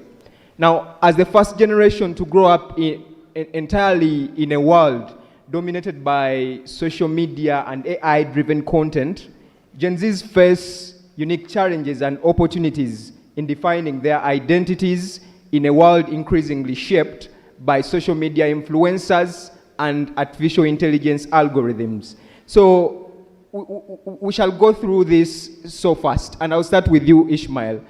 Given the significant impact influencers have on our online experience, what role do you think influencers play in shaping people's interests, values, and beliefs, and how do you critically evaluate their influence? Briefly. All right, thank you so much, moderator. And before I go into the question, in respect of time, I remember I held my first smartphone in 2019 when I was joining university. And since then, a lot has changed. For example, you'll find a 10-year-old, for example, with an iPad. So we are discussing these issues in a dynamic environment. Now, diving into your question, influencer culture and how it shapes perspectives of people. One, let's begin by understanding influencer culture. What's influencer culture? Influencer culture is the idea of individuals utilizing their online presence to drive people's perspectives and behaviors and the way their followers think. How it has driven people's perspectives. One, if you have a following, those people are loyal to you. They believe in you. They follow your lifestyle. Sometimes you will find your followers mimicking what you do. For example, if Sheila Gashumba posts a photo of herself at the O'Brien's fashion show and her dress code goes all over, you will find her followers, one of her followers when she's at Yale Vizi's concert, she's dressed like Sheila Gashumba. So people believe so much in the influencers. And then, now with the coming of artificial intelligence, content creation is very, very easy. For example, if a TikToker was supposed to create like a video of Museveni, Joe Biden, and Connie dancing, that would be very, very challenging. But now with the coming of AI, it's very easy to create content. Now with the ease in creating content, it makes it also very easy to influence your followers. The other thing is the way you curate this content. As an influencer, for example, me, I'm an X-influencer. I specialize so much in X. The way we create content on different social media networks is very, very different. Now, comparing X to like TikTok, it's very easy to create content on X because, for example, on X, I would just need to type out something. On TikTok, someone has to have a nice smartphone with nice videography to create that content. Now, as an X-influencer, it's very easy for me to create that content. That means the how will also be very easy for me. For Scatter, who is a TikToker, it will be very difficult for her to come up with that. It's not very difficult compared to my content creation. It will be a bit challenging for her because she needs a lot of things to do, but I just need to go type something out. So the how is very easy for me, and since the how is easy, my followers will be very, very easy for me to influence. Yeah. Oh, thanks for that submission. I recall I was scrolling through TikTok a few days ago and I found a video of a certain lady. She was in the video with her late dad. And she was saying that because of AI now I can be with my late dad I didn't get a chance to be with. I think that is so interesting. I'll then go to Kevin Mugabe. During your time as Information Minister, you were handling the Makerere University Students Guild Twitter handle. And we understand that social media platforms continue to define our online appearance. How do you believe they influence your sense of self-identity? and what implications does it have to your life online? Thank you so much, Lux. Oh, sorry. Thank you so much, Kaburam Zafal. That's the problem of being interviewed by a friend and colleague. Like he said, I manage the Makerere University Students Guild account, and we had numbers skyrocketing from something like 10K followers to something like 20K as of now. So I have a basket of experience, especially in managing social media. I want to pick up from where Ishmael left it, especially about influencers, even before I get to your question. And I want to give a real-time story about artificial intelligence and social media. I have a friend in this room. He's part of the audience. I'm very happy he's part of the audience today. And I'm going to alarm him a little, especially when I'm starting my discussion about artificial intelligence, social media, and then influencing. Before we got done with our papers here, that was like in May, we had a diastema. We had some small space between our papers. So we took time off to, as some people are talking about Ugate, Manu, and stuff, for us, we are trying to innovate in artificial intelligence. And my good friend Sebunya Andrew came up with a video about Museveni dancing. He was happy. So Sebunya Andrew posts the video online, and then he gets a call from somewhere, I remember it was from the EC, to do some infographics for voter mobilization in the EC. So then we are trying to connect artificial intelligence to social media. So what he didn't know is that putting out the video, for example, is going to attract a lot of people, because I even remember his video trended. It was even a trend on X sometime. So when we talk about social media, I'm bringing this story because it's a real-time story, trying to connect to social media. So you asked about social media identity, how it influences significance.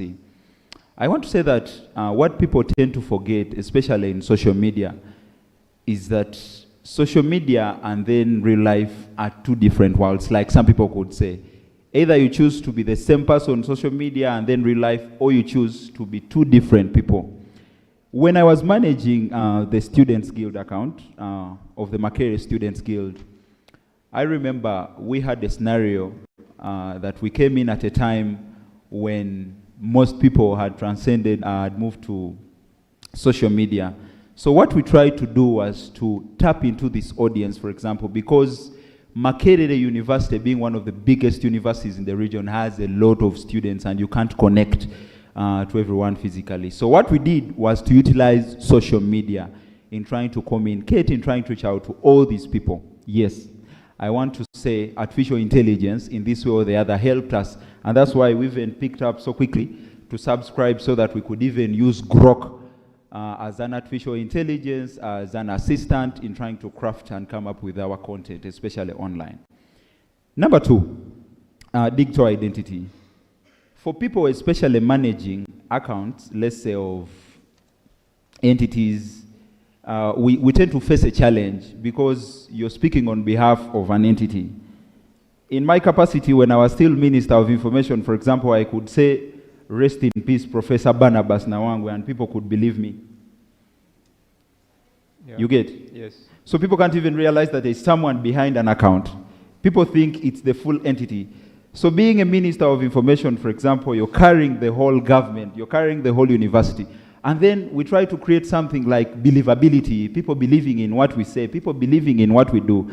So me, for example, waking up when a Simanoff is still on me, and I type, "Rest in peace, Professor Barnabas Nawangwe," God forbid, people could believe. So it gives me a sense, for example, that for people managing, for example, social media accounts, like for organizations, they tend to have a certain sort of identity. Because you find some of these people and you say, "Is he the man? Is he the boy?" Because I used to move, for example, to say that, and people are like, "Oh, is he the one?" So I surely don't know what people expect us to be and what people don't expect us to be. Okay. But then back to personalized accounts, for example, on social media. I'm trying to make the identity on social media a little clearer. For people, especially, I'll make reference to my dear sister here, Scatter, especially for people on TikTok and people on X. There seems to be a diastema of differences that for people on TikTok, for example, people fall in love with what you're giving them, with what they are seeing. But then for people on X, like Ishmael and I, people tend to fall in love with what we post. People tend to fall in love with our content and not entirely what and how we look, how we appear. So social media identity is a little complex, but like we were having a discussion before even this panel. Okay. Yes, I'm coming. Like we're having a discussion before this panel that it all depends on how you want to be identified, you as a person. Because there are people on social media who have chosen the other way to be identified in a certain way. That's why even for gigs that come, they tend to align with how they identify themselves. Because there's no way now you can give a gig, let's say you are influencing for the Parliament of Uganda and you're giving a gig to someone who is always abusing people online.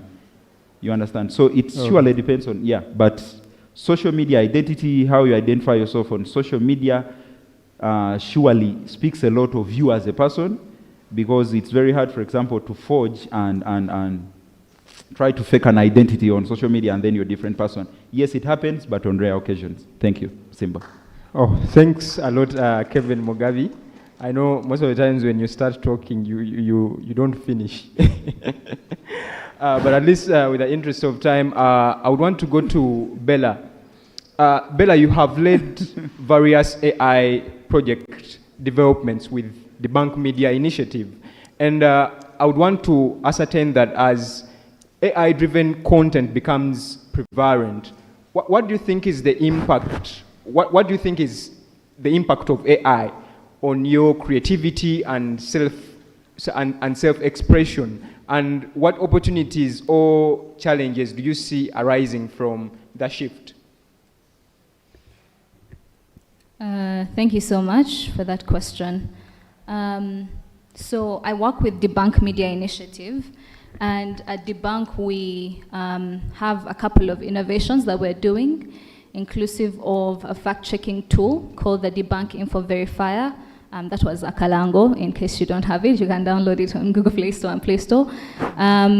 So what happens when you are in touch with these tools is, yes, they are helpful, but also as people who are trying to fact-check information, we are still in charge of the tool that we are using. So we do not give it the ultimate power to take control of whatever information it is sharing with the public or whoever asks a question. We make sure that there's actually, we've sieved through the information that it is going to respond to this individual that has asked a question. And something that Mr. Kalinaki, who was sitting over here, mentioned was, building the large language model, which is the most difficult part when we are creating these tools, getting research, making sure that there are experts also helping us. We've reached out to a couple of people here at Makerere University, making sure that the information that we're giving people is actually accurate. But beyond that creation, we also still put emphasis on research, undeniable research. As journalists, we want to make sure that we are giving people verified information so that they can make informed decisions, which is our motto at the Bank Media Initiative. And I remember starting out when I was still here at the university, I would go look for stories. I think Mr. Fred Kakoza remembers how I'd enter his lecture room 2 minutes late or 5 minutes late, coming from the field. But I also remember that while we're looking for these stories, I'm also seeing Mr.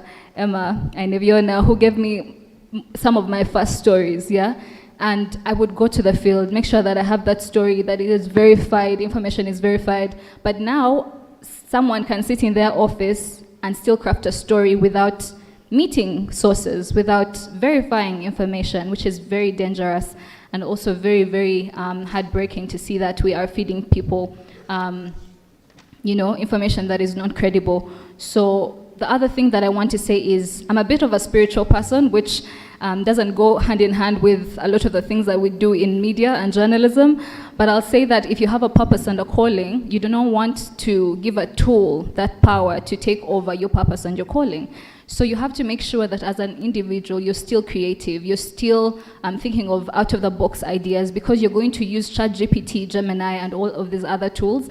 They'll give you the same ideas they're giving to other 1,000 people, and you will be useless in this industry. So I just encourage everyone to make sure that you still pursue your purpose and your calling outside of this tool that is going to, manage your ideas and other people's expectations. And I was reading an article today morning from the New Yorker, and one of these guys who wrote the article said that it is a dehumanizing technology, because what happens when AI takes over is, instead of you controlling the AI, is that we have less expectations of each other, of the things that we read, and also the things that we write for other people to read or watch or consume. So it's very important that you stay in touch and you stay connected to the work that you're doing as an influencer or as a journalist. Thank you. Well, thanks a lot, Bella. That was quite insightful.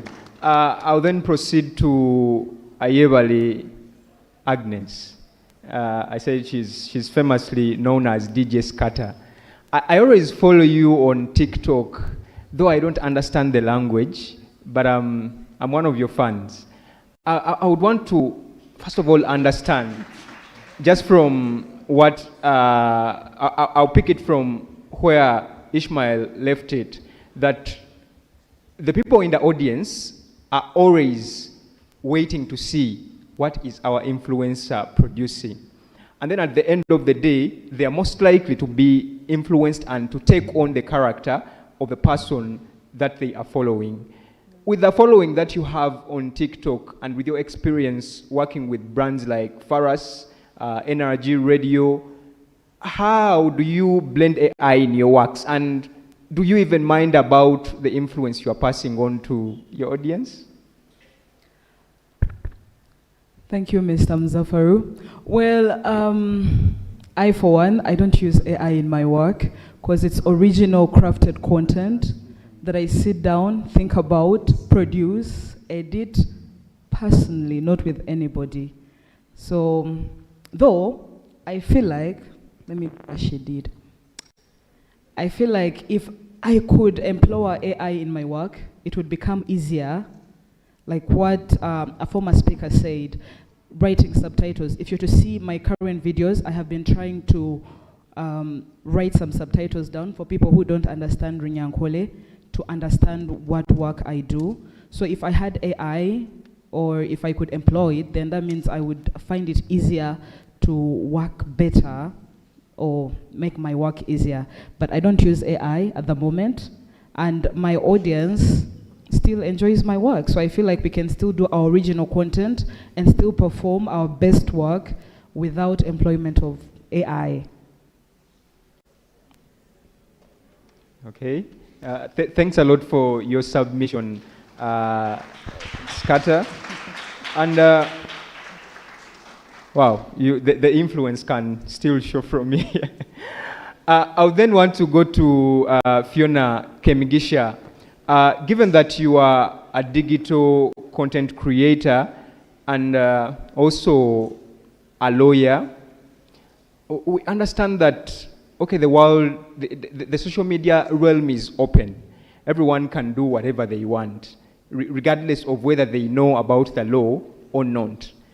I mean, what has been your experience with the content that has been created by people and what they really are in their real life? I mean, last time I was watching a video on TikTok and from a communications expert, and he was saying that he was sending a message to communication officers of organizations, and he was telling them that we know you're not running those social media handles, it is AI running them for you. If we bring you here in front and we tell you to say out what you're typing on those socials, can you really do that? So I want really to understand that kind of experience of yours with the presence online and offline.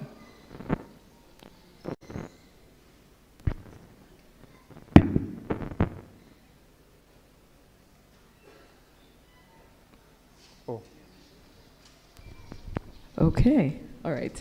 Thank you for your question. And can I just say I'm privileged to be on this panel on which I believe I am the oldest person? Yeah, pretty sure.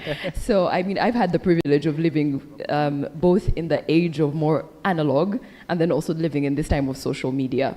So I've split your question into two things because I think you're talking about identity, you know, on and offline, and then also the legal aspect of things. So I'll talk a little bit about policy. When it comes to identity, and I think one of the earlier speakers talked about individuation, I think that your generation, for the younger people, Generation Z, has the challenge of having grown up in a time where a lot of the things that are molding your personalities, your influences, you know, the nurture part of what you're becoming is online. Some of us experienced both, and another generation experienced only one. And it can be challenging because having experienced both, I think that there's a lot of pressure, I feel, for younger people to be certain things or for your life to appear a certain way because that is what you are receiving online, which is where you receive everything. It's your entertainment, it's where you meet friends, it's where you date, it completely, you know, encompasses all these areas of your lives. And so I think that there's such a responsibility there for hello? All right. For you as individuals, but also for the older generations to not remain ignorant in what is happening online. Because, you know, the older generations, the we's, the millennials and so on, are raising children who are in your generation. And so we can't not know that XYZ is happening on TikTok because we are giving you phones and we're giving you all these things and now you have AI as well. So I feel like a lot of the responsibility goes back to the individual. You can only blame so much on, you know, technology. You have to step into, I mean, you guys now are adults. You have to step into the responsibility of what is it that I do online? How do I regulate what I receive? What are your verifications? Like, how do you verify what you're seeing on X or on Instagram? I noticed nobody said Instagram. That's how I knew I'm the oldest here. But how do you verify the information that you receive? Or are you taking everything as an absolute truth? Because that's not the case. And yeah, I think if there's something I would say, I would want you to know is that you have to continuously question, verify, even when it's just entertainment or it's just, oh, this happened to this artist and so on. Small things ripple. It's easy to call me an influencer or her an influencer, but every single person is an influencer in their space. The 100 or 50 or 30 people that follow you are receiving what you give them as some sort of truth. Because we have started to take whatever we see on our screens as something that's true that we forward to the next person and the one after that. So individual responsibility is really important. And when it comes to policy, and it's great that we're in a room with policymakers, I feel personally as a digital content creator, there's a gap there. It's a fairly novel space. You know, we are still navigating what it means to be a digital content creator, or as we put it, an influencer. So when it comes to policy, I think that there's definitely room for us to be in those rooms because what we do is still so new. So many people don't quite understand the science of what we are doing, which is the reason actually why myself and some colleagues have started Kama Digital Content Hub, which I guess is also a Kalango, but we're training people who do what we do to do it properly because there are ethics. When you become an influencer, a digital content creator, it doesn't mean, it's easy to keep it in the arena of hobby. But is it when you have all those people that are trusting you, whether it's for entertainment or information or conversation? It's not. There's a duty that comes upon you, and so in that way we are part of the media space. So training people like us to do what we do in a way that actually has ethics around it, you know, that has professionalism, because we're not just doing gigs on WhatsApp, people, we have contracts, okay? So when it comes to policy, again, I think my call for policymakers will be to include us in the conversations that are creating the laws that are regulating what we do, because there's definitely an information gap in us explaining, you know, what do we do? How do we make the money we make? What kind of organizations are we working with? What is the value that we are contributing, not just to our communities, ourselves, but also like to the larger economy? Because the influencer economy is growing more than more. What I make today, I wasn't able to make 2 years ago even. So those would be my thoughts on that. Thank you. Okay.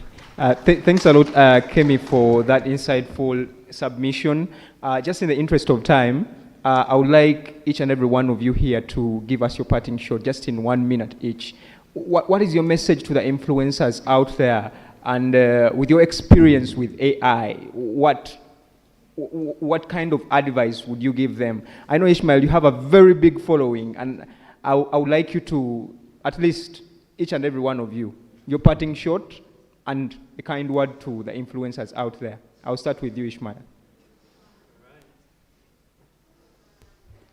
All right, thank you so much, moderator. Now, any advice to influencers, or even the people in the room, learn about AI, yeah? Learn about new technologies. There are online courses that you can take and even get certificates, yeah? You can learn from the UK when you are in Uganda. Learn about AI, then familiarize yourself with reading. For example, if I asked by the show of hands, the people in the room, how many people read those online policies before pressing I agree, it would be very, very few people here. Or how many people take time to read through things before accepting cookies. Every time you see accept cookies, you just accept cookies. But you know who cooked those cookies? Yeah, so you have to familiarize yourself with reading things before you can agree. And that also helps you in maintaining your privacy and everything. Learn, read, and read. Maybe one last one, self-awareness. Yes, I know we are in a dynamic world, as I started in my introduction, but you have to be aware of yourself. We have a challenge with social media.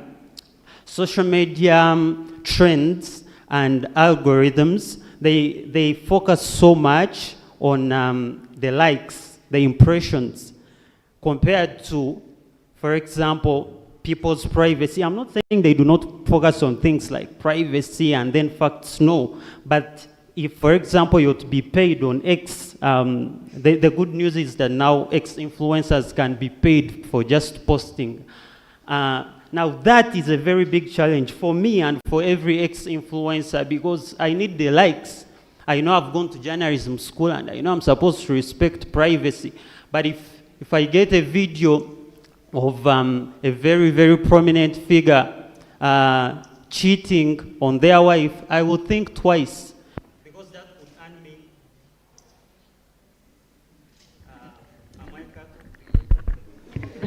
No, just wrap it up. Just wrap it up. So, thank you so much. So I will wrap it up. Speaking of self-awareness, yeah? So consider the likes. Do not consider the likes before people's feelings, yeah? Look at where you grew up, where you came from. Respect your neighbors. Now, with the coming of AI, I can Photoshop myself with Kevin's crush. But how will that affect his feelings? I can Photoshop Muzaffar here when he's half-dressed. How will that affect his feelings? So be self-aware, learn, read, and read for all influencers and the people in the room. Thanks a lot, Ishmael. Kevin, your parting shot, just in 1 minute. Thank you so much, Simba. I want to say, I think this was even the first thing I was meant to say before I got invited on this panel. I want to say and appeal to everyone today in this audience that you should embrace AI. AI is a revolution, it's a movement. We had a discussion, I remember it was the World Freedom Day something at Golden Tulip, and then one of the keynote speakers said, artificial intelligence is not coming to take your jobs. People who know how to use artificial intelligence are going to take your jobs. I should say it again. Wow. Artificial intelligence is not going to take your jobs. People who know how to use artificial intelligence are going to take your jobs. I want to give you a brief story in 2 seconds. When Google launched in 2009, I remember I was in P4 something. It was a story I was told. I wasn't I was told that when Google launched in 2009, I surely don't know whether it's there, but yes, I remember it was there. Very many people, especially journalists, feared for their jobs. They said, now Google is here, everyone can do research, we are no longer going to have original stories.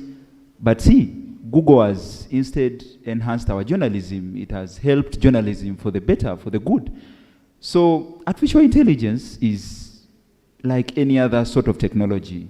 One thing we need to do is to learn how to use artificial intelligence. Okay. I want to say this for sure, that we can have the same, for example, question to artificial intelligence, but depending on our different prompting, we get different answers. I've seen this on several occasions. I've seen people putting the same, for example, putting the same coursework questions in a text-based chatbot, and then they get different answers totally. It depends on your prompting. So artificial intelligence should be learned. It's a revolution, it's a movement. For you that did history, this is the 1789 of Europe in Africa and then the whole world. Thank you so much.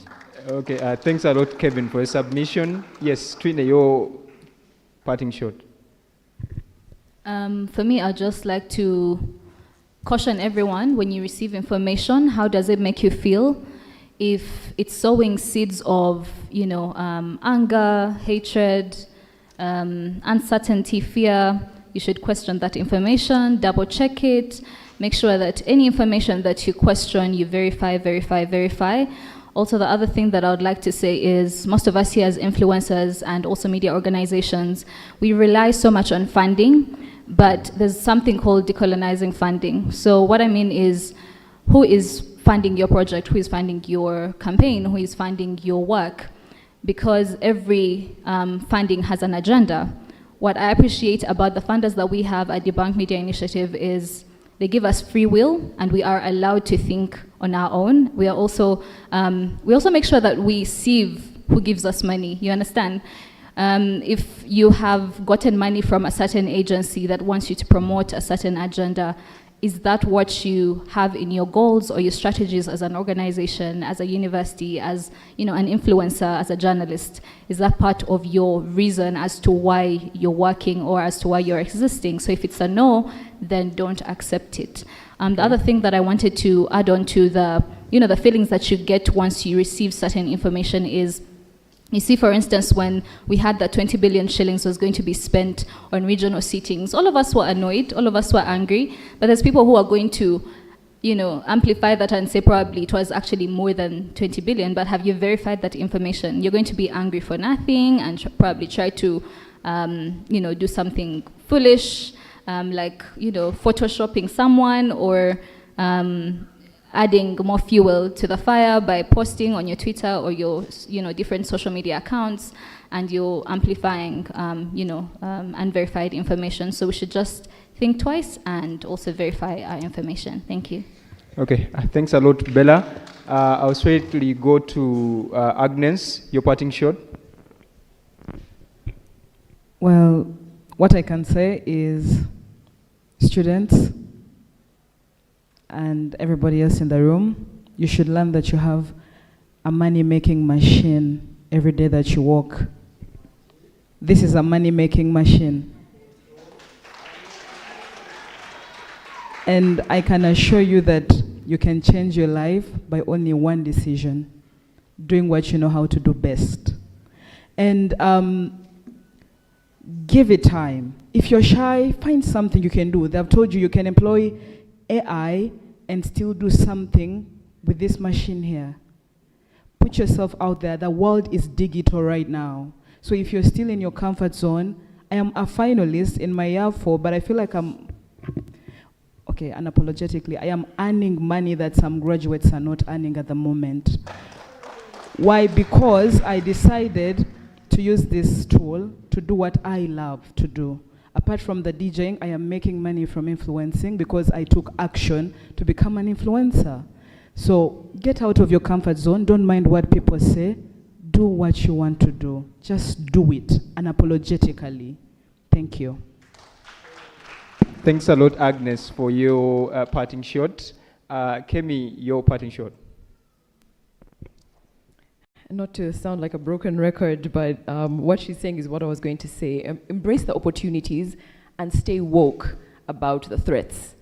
Artificial intelligence, like everybody, probably every single speaker has said, is meaningful. It's a meaningful tool that you can use to create sources of livelihood. I would know because it is my source of livelihood. I'm a digital content creator professionally. That is how I make my living.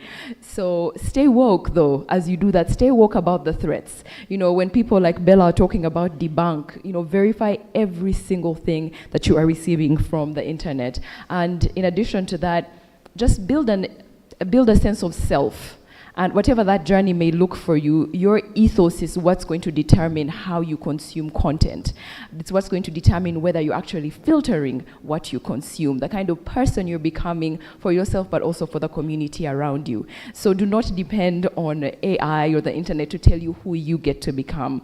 Use these tools to enhance what you already have. Use these tools, use artificial intelligence to put captions in your videos and do the other 100 million things it can do, but build a very specific sense of self, because at Kama Digital, we're such big believers in doing your 1%.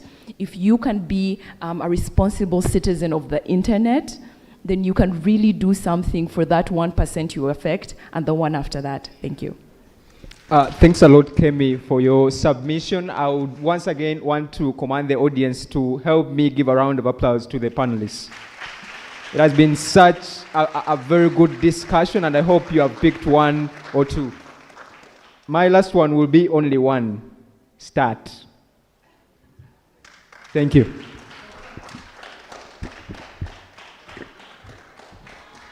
Start. You're done. Thank you. Thank you so much. Yes, we can now have our lunch, dear ladies and gentlemen. Your patience is just amazing. It is artificial intelligence kind of patience. But let's have the VIPs. Please proceed. The convener, please lead the VIPs and the other high-profile people for lunch in their section. The rest of us, you should be having a coupon by now. Please proceed and have lunch. We have 2 sitting areas. One is immediately where you had breakfast. Another is on the 2nd floor. So don't feel squeezed in here, but spread to the 2nd floor as well. It is the same level that has washrooms. Level 2 has washrooms, and so does level 3.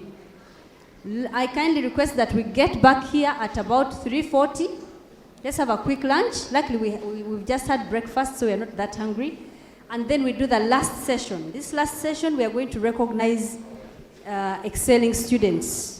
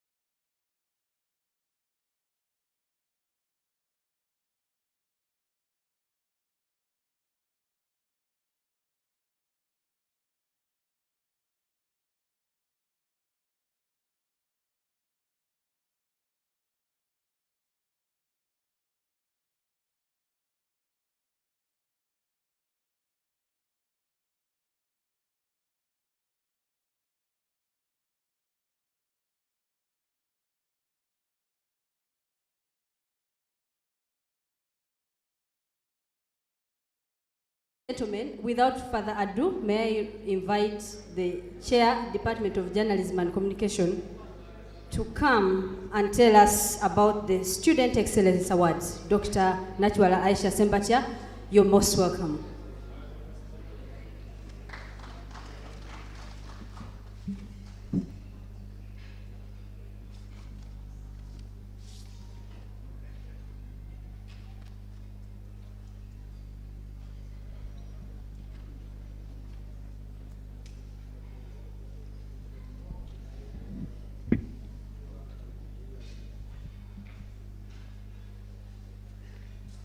Good afternoon, ladies and gentlemen.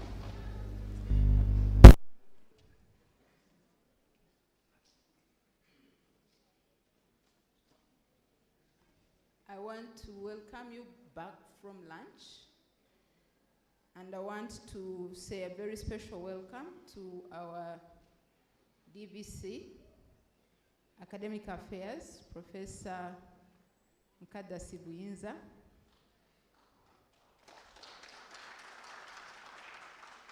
who has graciously accepted to be here this afternoon to close this event. And my task this afternoon is very, very easy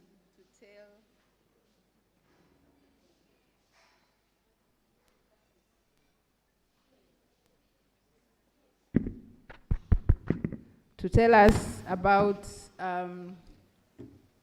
the awards of excellency in the Department of Journalism and Communication. In our department, as our students might know, but also other members of staff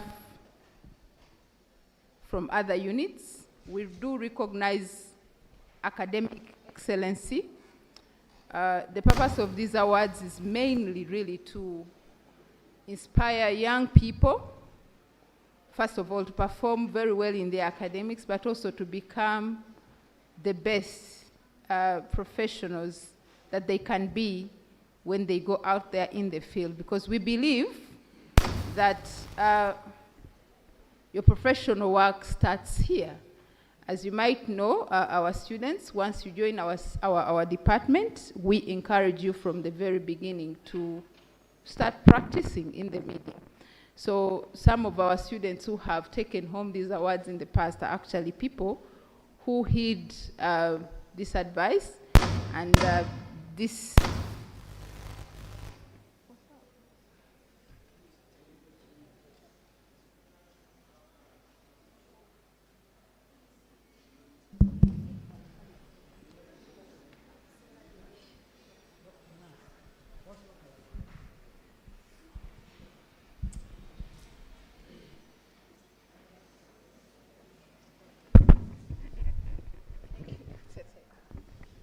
so much, Dr. Taiwa. Okay, and I was saying that this evening we want to repeat again that very important ceremony of awarding our best students, who we think are also going to make some of the best professionals in the industry as it has been. So to tell you a little bit, very, very quickly about these awards, the first award is what is named the Kurani Mamgerwa Photojournalism Award. This Photojournalism Award is awarded by the Vision Media Group, and it has been here for decades now, since 1998, if I remember very well.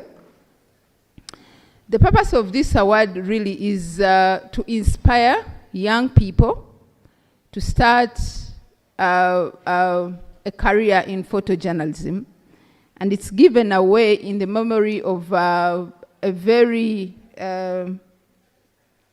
good photojournalist that worked with the New Vision for a long time, and when he passed away, the New Vision decided to start this award with the Department of Journalism and Communication to commemorate his memory, but most especially to encourage and inspire young people to start careers in photojournalism.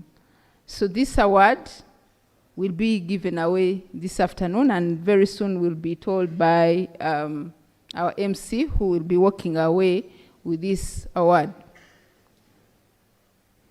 The second award is what we call the Tebere Mudin Journalism Award. The Tebere Mudin Journalism Award is funded by the Nation Media Group. This award goes to the overall best student in journalism. As you are aware, our program has 2 branches of specialization. Our students specialize in either journalism or communication in their 4th year. So the best student in the journalism specialty is given this award, and the idea again is to inspire many young people to become prolific journalists.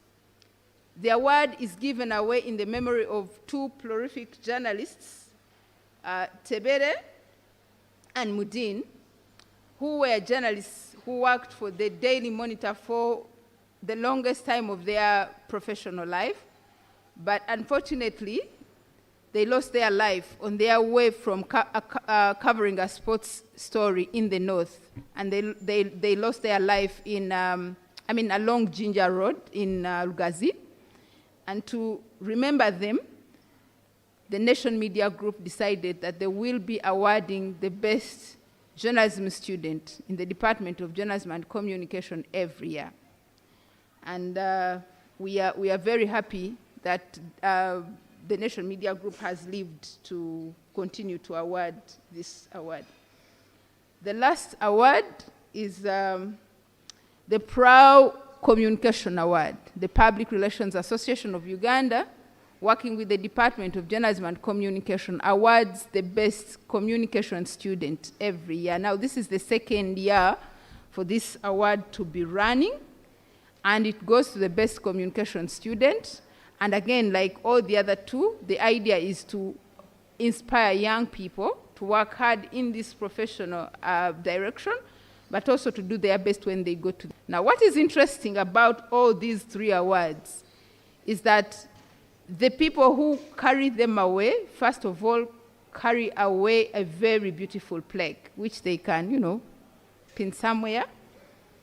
Number 2, they also walk away with paid internships in these organizations, which we think is a very, very a good token of encouragement. And lastly, they also walk away with a cash prize. So it is that beautiful. And without really wasting so much time, I want to invite Marion back here so that she can tell us how we proceed in giving away these awards. Thank you, Chair. Kindly keep here. You could temporarily take a seat. This is for me. This is how we are going to flow. We are going to request the representative of each of the companies awarding to come and make brief remarks, and then we shall call the winner for that category to come forward, and we shall invite the DVCAA to join as this winner gets awarded. So to begin with, may I request the representative from New Vision to come and give their remarks in relation to the Crown Mamugera Photojournalism Award. You're most welcome. Obugalo, thank you for keeping with us. You are with us as a panelist, and you've kept with us to this moment. We appreciate your time with us, and we do appreciate the consistency of New Vision in awarding this, in giving this award.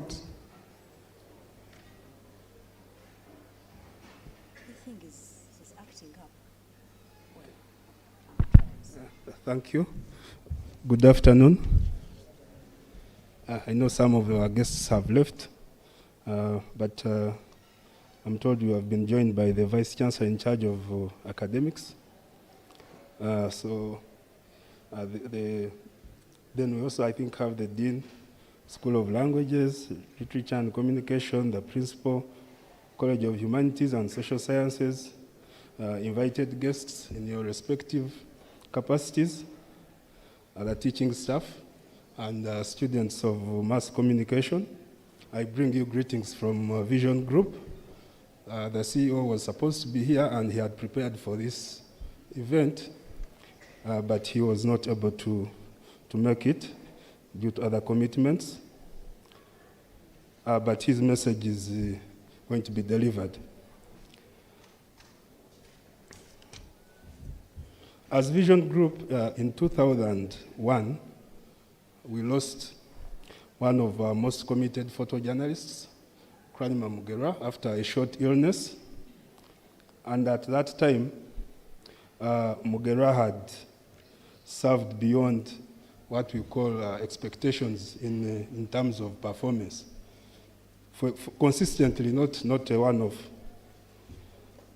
So his death was a big blow to the organization. And to honor Kranima Mugera, the company committed to find something that can be used to keep his memory. So in conjunction with the School of Journalism, we came up with the Kranima Mugera Best Photojournalist Award. So this was since 2001. So since 2001, we've had one winner from the department, and today we shall have, I think, could be the 23rd or 24th. But briefly, I will talk about the award, which I have. So this award is given to the best performing photojournalism student at the Journalism and Communication Department, Makerere University, and it carries with it a cash prize of 1 million shillings, a 6-month paid attachment, or what you'd call internship. This is for 6 months. About what Mugera did, for those, I'm sure most of us actually, 2001, I think I had even not yet joined Vision, though it has been my only employer for most of my career. So Kranima Mugera worked with New Vision from August 1994 until the time he died in March 2001 after a short illness. He was a photographer and a journalist. So you can imagine at that time, when we were dealing with analog, he was not just a mere photographer, because he was able to do photography, but also write.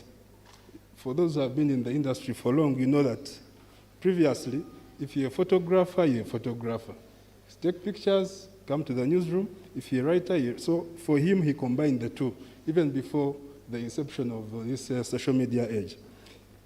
So he delivered quality work, despite the challenges of the time, including equipment. Cameras then, of course, were analog. You take pictures, whether you've taken them from Gulu, you have to go to the studio, I think, develop films, and find out delivering. So despite that, he delivered and was able to leave a mark. And this was because he died quite young, at the age of 36. So, but he had done a lot. He was aggressive and had special qualities that enabled him to compose rare pictures. I will just point out some of the key assignments that stood out. The 1996 presidential elections, we had the insurgency in West Nile at the time when I think government was fighting the West Nile Bank Front rebels, which included, because they also operated from the other side, inside Sudan. But Kranima was able to follow this story up to the other side of the border in Sudan. He covered wars in Congo, Kisangani. He covered the Kony War for a long time. He also covered the Rwanda War. We all know what happened in Rwanda in 1994. So Mugera was one of our key journalists that brought us that story. So that's the man we are celebrating today, and I'm sure for many years to come, as we honor also the best photojournalist students at Makerere. Of course, this award is also to encourage excellency, to encourage those who go an extra mile to do the best. Because I'm sure by the time you emerge the best photojournalist in a class of I don't know how many, it means you have performed well above the rest. So in brief, that's the Kranima Mugera Best Photojournalism Award background. And as Vision Group, we are proud to associate with this event. I want to thank the School of Journalism and UCC. We know as a media house, this is more of like our garden. So we keep getting a lot of students from here, and many of them have grown in ranks and have gone on to excel in the newsroom. So it also shows the kind of the quality that you're imparting in the students you send out there as a department. So I think with those few remarks, I would request that we... Thank you. Okay, yes. I think... yes, thank you. I can take it on from there. Thank you very much. Okay, Another round of applause for the representative of Vision Group. May I now request our Deputy Vice Chancellor in charge of Academic Affairs, Professor Mukada Sibuyinza, to come to the front. Please stay here. Yes, you could have a seat if you want, or stand. Please, yes. DVCAA, we have students here who are inspired by what is happening. And I'm going to request one of you to move. Please move. Come this way. Let the DVC have a seat. Thank you so much. Now, the winner, DJ, get ready. When I announce the winner, please walk this red carpet. It was laid for you. Walk it. What do you say nowadays? Kulumi abayaye? Yes. Walk it, inspire your fellow students to work hard for the Kranima Mugera Photojournalism Award. And the winner is, I like that. Gen Zs are very alive. And the winner is Mariam Najingo. Mariam with your mother. Mariam is in the company of her mother. Walk like a winner. Mariam Najingo with her beloved mother is our winner this afternoon. Yay! Stand up, guys. Applaud your colleagues. Look at that.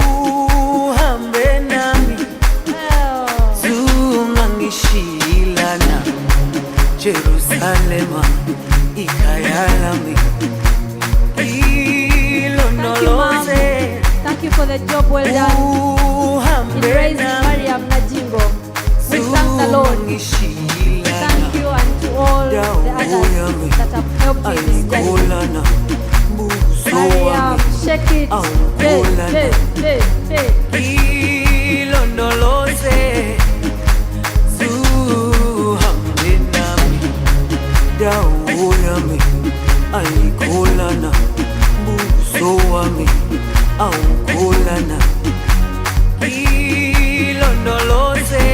I request that stand up, CPCAA, the representative and chair, stand. Will you please first take the flag?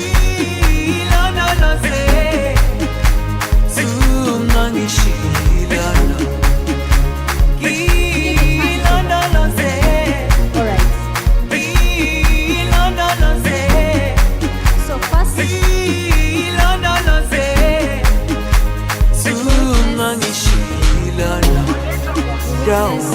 get a cash prize of 1 million shillings.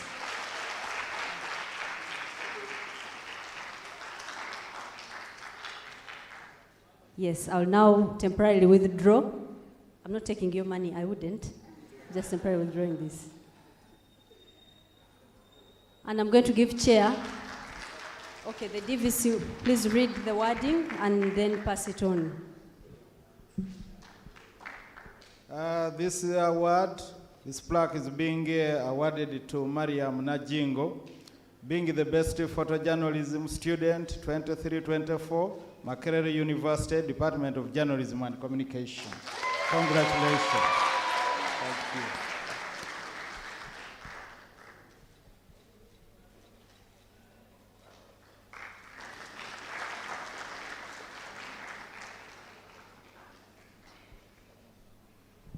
I'll ask Mariam to say a few words before you leave the podium. Or before you do that, Chair, do you want to pin that on? The VC is going to pin Nange. Alina yaliongerwako, check, she's getting everything. The DVCAA is pinning Mariam Najingo in recognition of her hard work. Thank you, Mariam, for looking through that lens and clicking right. You'll now say a few words, very few, and then we'll allow you to leave. Thank you so much, Doctor. Our beloved guests, the DVC, my beloved head of department, my lecturers, fellow students, ladies and gentlemen, good afternoon. It takes an entire village to raise a single child. This award here that I'm holding is a true testament to that statement. I'm sure most of you have heard about it. It wouldn't have been possible without the unwavering support from my friends, my lecturers, my parents.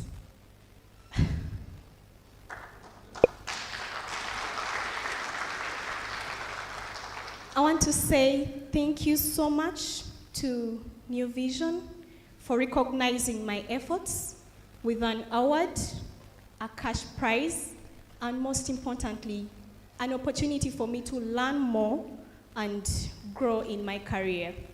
I do not take that for granted. To the department, Mama, thank you so much. You've been a mother where my mother is away. My mother is from Chiboga district, but you can imagine, she's been a mother. Dr. Taiwa, you've been a father.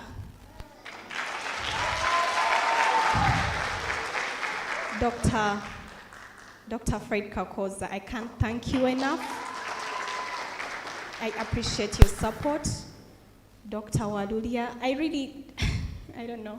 All my lecturers are my parents. Dr. Marion, Dr.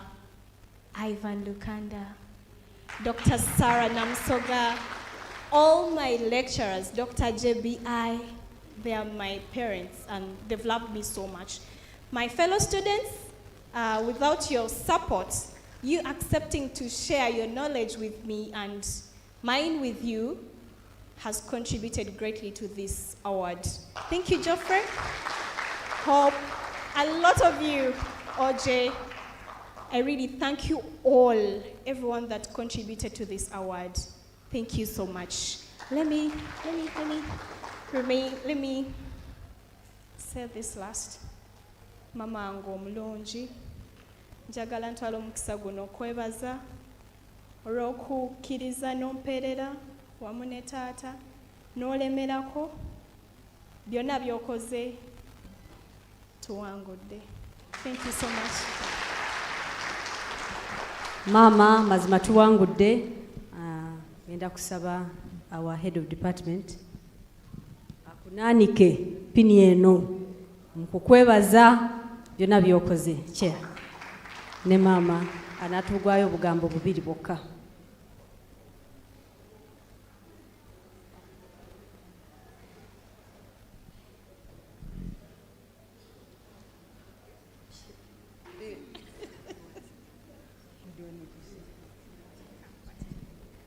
Nze okujjako okugamba nti nfunye muganda wange ono mukulu wange Mwebaza kutukuliza mwana ono Najingo ate n'amuweerera ate n'aba mwana wa mpisa.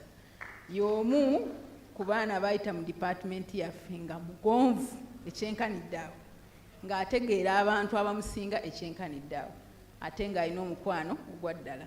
So maama tukwebaza olw'okutukuliza omwana ono Najingo ate tukusaba oyongere okubeera nga omuwa okumugunjula okumuwagira mu byonna byakola. Ne New Vision tugyebaza okutuweera muwala waffe ono ekirabo. Bamaama tuli basiimu.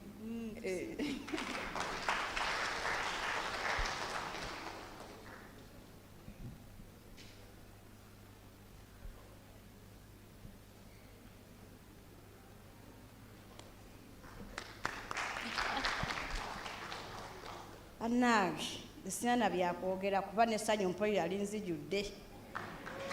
Bannange kyenfunyeewo essanyu lyenzigye Makerere wano simanyi nakumanya n'obula neebaza Mukama Katonda byonna asobozesezza omwana wange okuba ng'abadde ayagalwa buli muntu.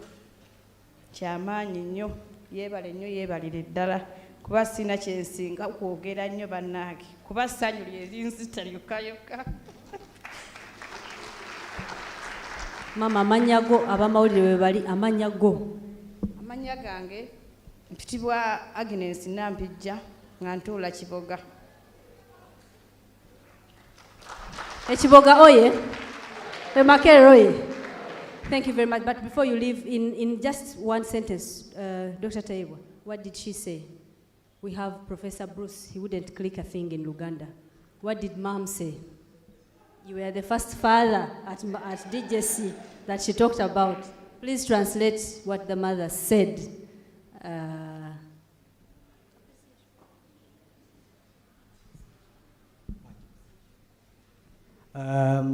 Prof, the mother of our lovely student was appreciating, first of all, the department. She appreciated God first. And of course, she appreciated the department and appreciated the daughter for the hard work and all the students, fellow students who worked with Mariam to make her succeed as the best photojournalist student. Thank you, Tata Tayewa. All right, Mariam, you may now leave. Thank you so much. We request you to leave the podium. Please clap for them as they walk off. I'll request the representative of Vision Group to temporarily walk off as well. And then ask the representative of Daily Monitor to please come and give your remarks. Again, we have beautiful Whitney bringing another plaque, another cash board.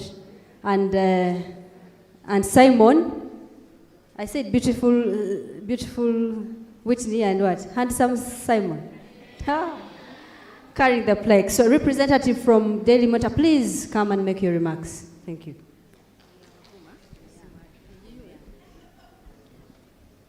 And as that was happening, somebody lost their lens. We've just given out a photojournalism award, and someone lost their photo lens. It is with us.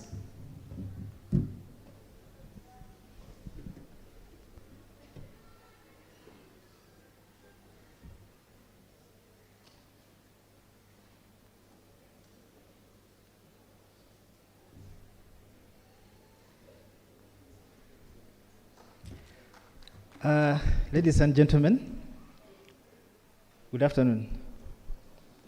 I decided to walk a small portion of the carpet because they said this carpet is for winners. So I thought I would be asked to pay a lot of money for it. My name is Alan Chekwech. I'm the Chief Sub-Editor for the Daily Monitor and Head of Newsroom Production for Nation Media Group, Uganda. I come here to represent my boss, Mr. Daniel Kalinaki, who was here in the morning. My role is quite unenviable for many.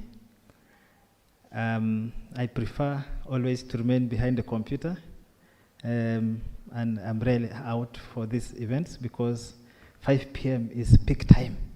Everyone wants the newspaper. Kalinaki sent me here, but he has even asked me for the newspaper already. Quite unfair. But here we are, and that is the duty that we do.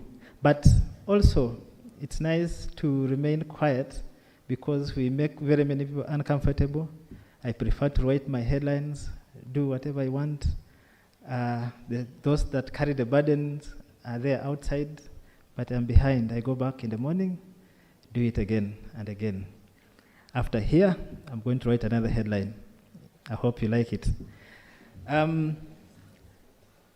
I come here with greetings from the Nation Media Group, from the Daily Monitor, from all our outlets. We remain the home of journalism. We expect that all aspiring journalists in the House come and learn with us and also give us more ideas. We are in an era where journalism is ever evolving. When I walked in here about an hour ago, I found a few Gen Zs, or so to say, presenting here. I must say it was an engaging discussion. I've come here to present the award for the Tebere Mudin. Those are our illustrious former colleagues, or so to say. They died in 1998 in a car crash. They'd gone to the northeastern part of the country in Karamoja for what many will call Cannonball Rally, or short of motocross rally, of about 1,500 kilometers. Then they drove on a slippery surface and onto a bridge and into the river. We lost them, and we honor them every other year for about 20 years now. Ladies and gentlemen, I hope that maybe in future we can honor those that are alive, so that you can also honor me. Because we spend 14 hours in the newsroom and so on and so forth. A few years ago, I was looking like Gen Zs, but now I'm looking like maybe Dr. Taiwa or something like that. Speaking academics, we really cherish academics. We like excellence. When you come to the Daily Monitor, we teach. You teach us the few things that you're bringing from the field, and we also work very closely with you. Many of us are young and talented, to add, and we want the best. That is why we award the best students. And I hope that after this, you give us a few more best students. There have been others who just completed the internship. You give us more to come with the person you're going to award now, and we do our journalism the way we do. There are a lot of opportunities at the Nation Media Group, right from the TV to radio to online to the newspaper, everywhere. And it's very open. I think it's one of the newsrooms that has the best career development. You will have the best people to train, from myself and others in the newsroom. And we prefer to remain quiet and our work to make all the noise. I think the day is not mine. I don't want to steal the show. That's why I didn't walk the red carpet. May you call the person to honor. Thank you very much. Yes. The next winner is the winner of the Tebere Mudin Journalism Award. And the winner is Olara Jimmy.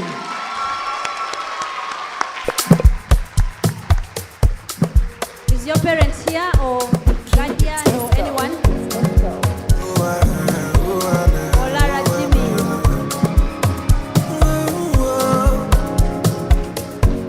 Olara.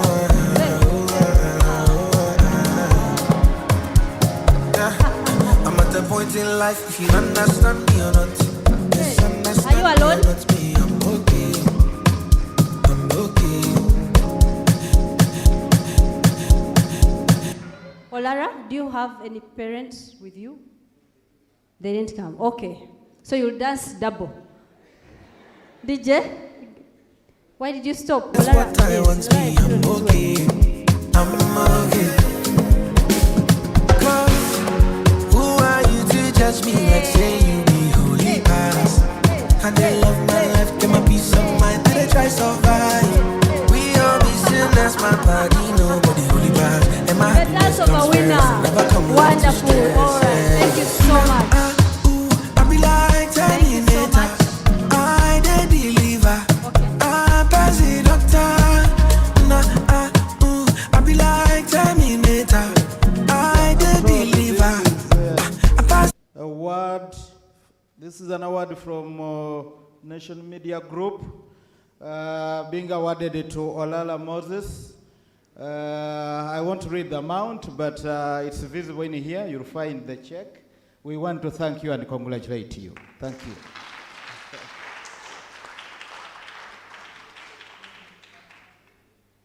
Okay. The plaque is here. This is from the Daily Monitor. Presents the Tevere Mudin Journalism Award to Olala Moses, the best journalism student, 2024. Congratulations. Okay, the photo moment.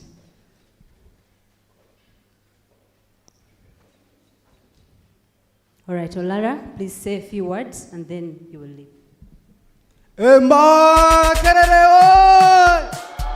Winning journalism. Hello. A good afternoon to everyone. All protocol observed. I am very excited to be on this podium this afternoon to receive this very prestigious award. I actually have a lot to say because as journalists we speak for a living, but I'll cut it short to a few things. First, as I was joining the university, I had several challenges with selecting the course. I knew what I wanted to do, but the people who were paying for me school fees at that time wanted me to do other things. So it was a struggle between myself and them to choose journalism and communication. This is justification that I made the right choice.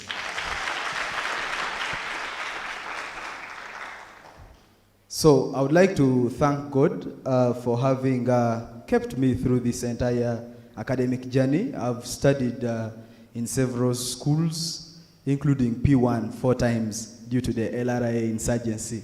So standing here really is a testament to resilience and ensuring that you chase the dream until the very end.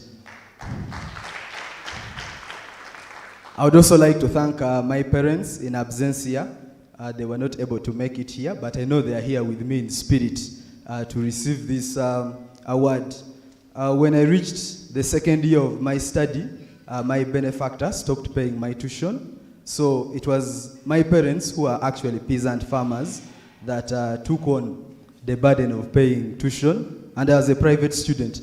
And by the way, we pay a lot of money as private students. This is one of the most expensive courses at the university.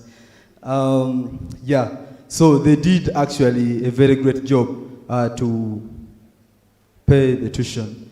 Then I would also like to thank my most beloved and wonderful seasoned tutors from the Department of Journalism and Communication, starting with the head of department, Dr. Aisha Nachiwala. Thank you so much.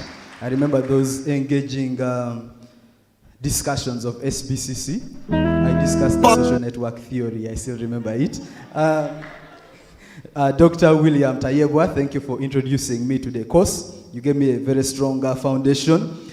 Dr. Fred Kakoza, I'm very grateful for the time we struggled with the machines in the campus FM. It has really paid off. I would also like to thank Dr. Gerard Walulia. Yes, we had quite a wonderful time.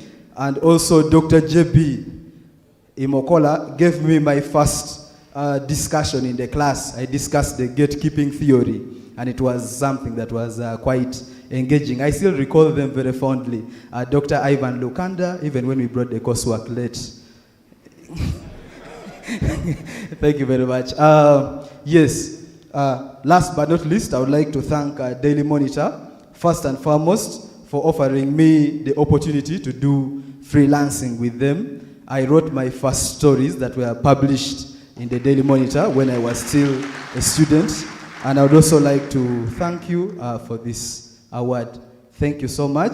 This is just the beginning of so many things. There's still a lot that I have to pursue, and hopefully I can one day come back and award other winners as the head of department. God bless you all. Prospective head of department, please go to the DVCAA to get pinned. He is very ambitious. Are you inspired? Inspiration, no, yeah? Wonderful. Moses speaks like, rules the world around here.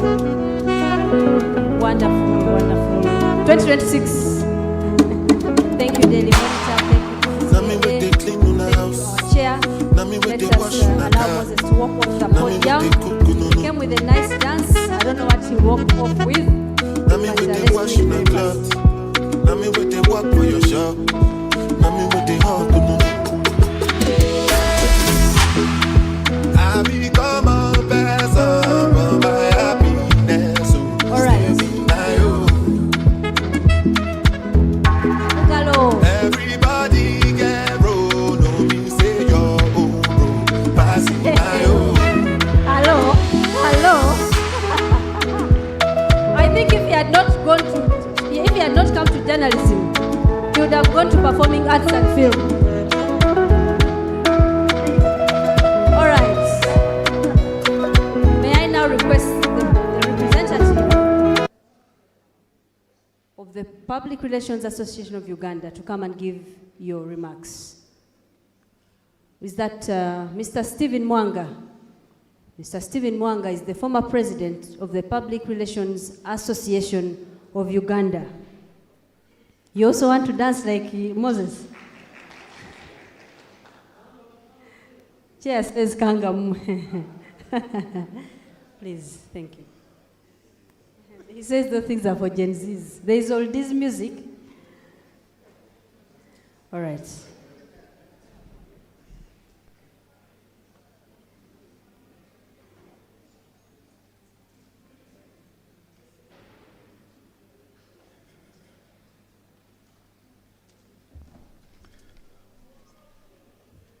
Okay. Thank you, Dr. Marion. DVC, our head of department, our lecturers. They were our lecturers, they are still lecturers, and we appreciate the work you're doing. My name is Stephen Mwanga. I am actually not the former president of Public Relations Association of Uganda. My title is immediate past president. Let me just do that correction, yeah. Although I like referring to myself as President Emeritus of PRAU. I am here to represent our president, but I am here also with my colleagues from the association, including a past president whom I succeeded. And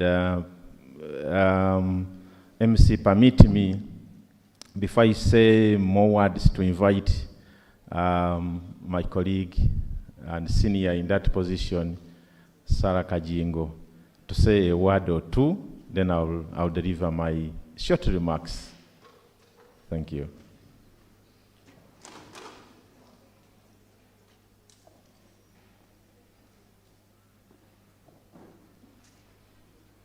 Good afternoon, ladies and gentlemen. The Deputy Vice Chancellor, our esteemed Head of Department, Dr. Aisha, our distinguished professors and tutors, colleagues in the PR and comms industry, and Makere Oye, Yes. He forgot to say that there was a time I led the state of Makerere. You remember those days of the state? When we took Makerere University as the state, and the neighboring president was based at Nakasero. So when we hosted him here, I welcomed him as a counterpart based in Nakasero.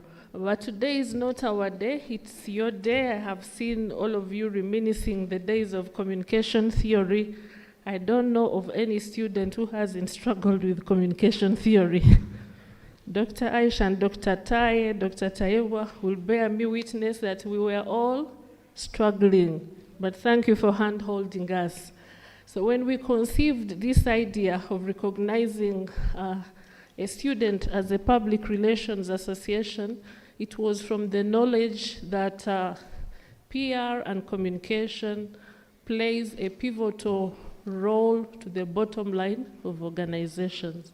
So again, it's not a day for speeches. We are here to celebrate with you and to just say when the future of work is rapidly changing, the workplace has changed, journalism, PR, communication, you are expected to be strategic, to actually go beyond your organization, foster relations, stakeholder engagement, and sometimes get engaged in positioning your country. So we expect you to be strategic, but make great use of the time you're still here. Make great use of Dr. Aisha. Sometimes when I see Dr. Aisha, I see Dr. Taye, I see Dr. Walulia, and you know Dr. Walulia had always been running around coordinating.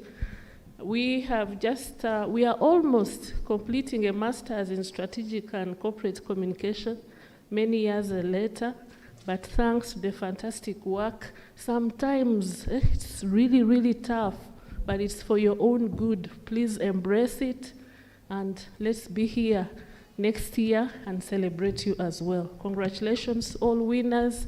I'll invite my colleague to speak about our award. Thank you, Stephen. Thank you, past president. As I said, my name is Stephen Mwanga, immediate past president, but as I said, I prefer referring to myself as President Emeritus. I am occupied with editing. That is my occupation. I edit the proceedings of Parliament. That word is sometimes difficult to pronounce, especially today, but I edit the proceedings of Parliament, which are published in a publication called the Hansard. If you can't find the Hansard on our Parliament website, you can go to Africana section. Is Africana section still existing? Yes. You will find there the Hansards of so many years ago, pre-colonial, colonial times, and post-colonial times. But in that publication, we publish everything that is said in Parliament, word for word. You are able to tell whether your member has said a word in the last 10 years or 20 years he has been in Parliament or not by reading the Hansard. Well, let me not eat into the time. As I said, I am here with my colleagues to represent our president and the PR fraternity that congregate at Prau to award the best communication student in the Department of Journalism and Communication at Makerere University. This award was conceived by Prau during my term as president, but building on the foundations laid by my colleague, Sarah Kajingo, who I replaced, and then it was also conceived in conjunction with the department. We had a lot of discussions with the department under the leadership of Dr. Aisha, and many of those doctors, they welcomed the idea, we welcomed the idea, so we balanced the boat very quickly. But basically this award is intended, one, to recognize the effort of young people. you people who are coming to the communications world, you're going to replace us wherever we are, because time, you can't stop time. So to recognize your effort, but also to encourage you to work hard, to professionalize yourself more, so that you're able to work with the times, especially in the communication world. The communication world is a little bit tricky because it requires a lot of thinking. You have to use your head to think. You have to be innovative. If you're faced with a situation as a PR manager of an organization, remember your word makes impact and represents the image of the organization. So you have to think about what you're going to say, and a lot more. Planning your activities as a PR person, those things they have taught you in class, drafting messages, all those things require thinking. So for a student who does their coursework and does their exam and emerges winner or the best student in the communication sector or communication course or branch of discourse, is worth being recognized, and being recognized by none other than PRAU, which is the only professional public relations body in Uganda. Doctor, just a small thing before we get to the ceremony. We, as PRAU, we are created by Constitution, but we are working on a bill which is in the final stages to be statutorily created. Being statutorily created means that you're created by an act of parliament. You're created by law. So that law, we are working on it. As you see us here as a team, we are working on it, and very soon it will be in parliament. But beyond that, we are also networked to other regional professional bodies in the PR fraternity. We are linked to the East African PR Association. We are also linked to the African PR Association and other global PR associations. For the East African one, we are even doing regional conferences for PR practitioners. We had one in Mombasa the other year. Last year we had one in Uganda, in Jinja, and this year we are going to Arusha. So again, I encourage you, the young people, to come to PRAU headquarters, get more information, and go and be part of that big network, which will be in Arusha, end of this month, September. Doctor, as I said, I am here, and I'll be joined by my past president, Sarah Kajingo, and our senior member, Flora Aduku, to recognize the best communication student. I don't have the name in mind, but we are so grateful to the student for working hard to achieve this. It takes a lot, balancing your papers from year one, semester one to year 4 is a challenge. So with those few remarks,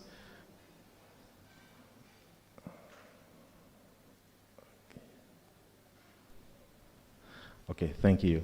I work in a very protocol-infested area, so I tended to observe protocol. She was consulting on something. But we are set to receive our awardee and recognize her or him and admit that person to the Public Relations Association of Uganda. Wow. All right. Thank you very much, Mr. Stephen. Yes. So the winner of the PRAU Communication Award for the year 2024 is...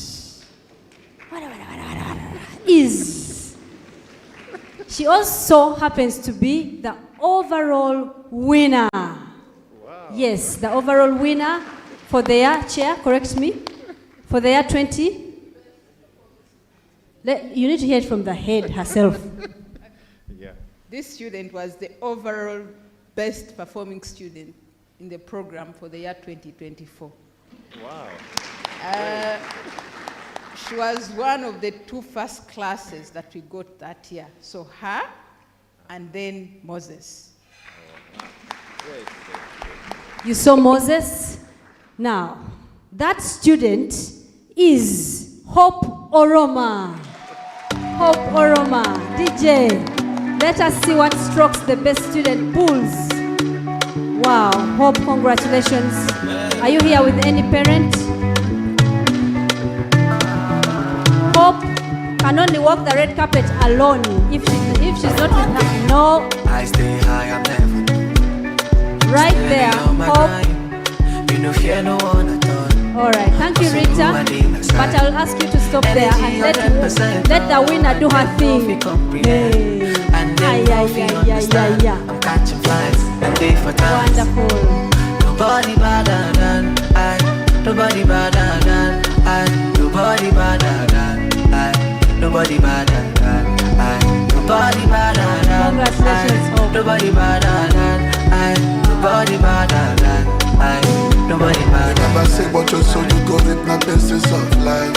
Yeah. Enemies turn into frenemies, so just to survive. Yeah. But the devil on my back, that's why I'm steady on my grind. You know where I'm from, I'm never going back. Yeah. So give me one for the road. Make sure you feel my body and soul. Pray for the best, leave the rest to follow. Blood in my eye, oh. Chair, may I? All right.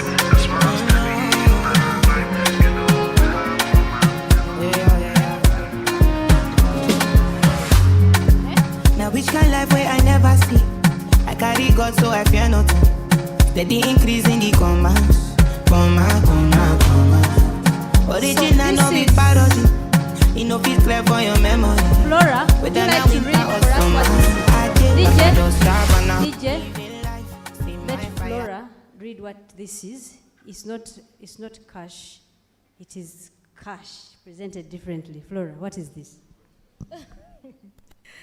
It says outstanding communication student, and it gives her membership to PRO.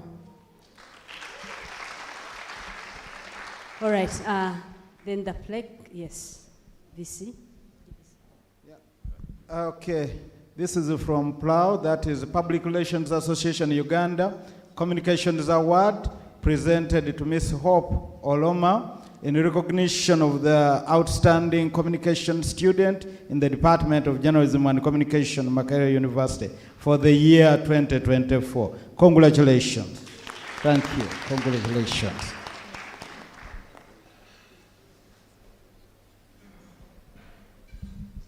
Let that photo first sync properly. I interrupted it a bit. All right, and Professor Windsor, please pin her with this one from the Department of Journalism and Communication. Journalism and Communication, Makerere University. It's a pleasure to have you as a life member or as a best student of the university in that department. I want to hear. The head of department, is she a life member? Okay. We welcome you to the Department of Journalism and Communication, Makerere University. And Prao has another pin for her. May I request Mr. Mwanga to carefully, you see she has a lot of labels, carefully add this one.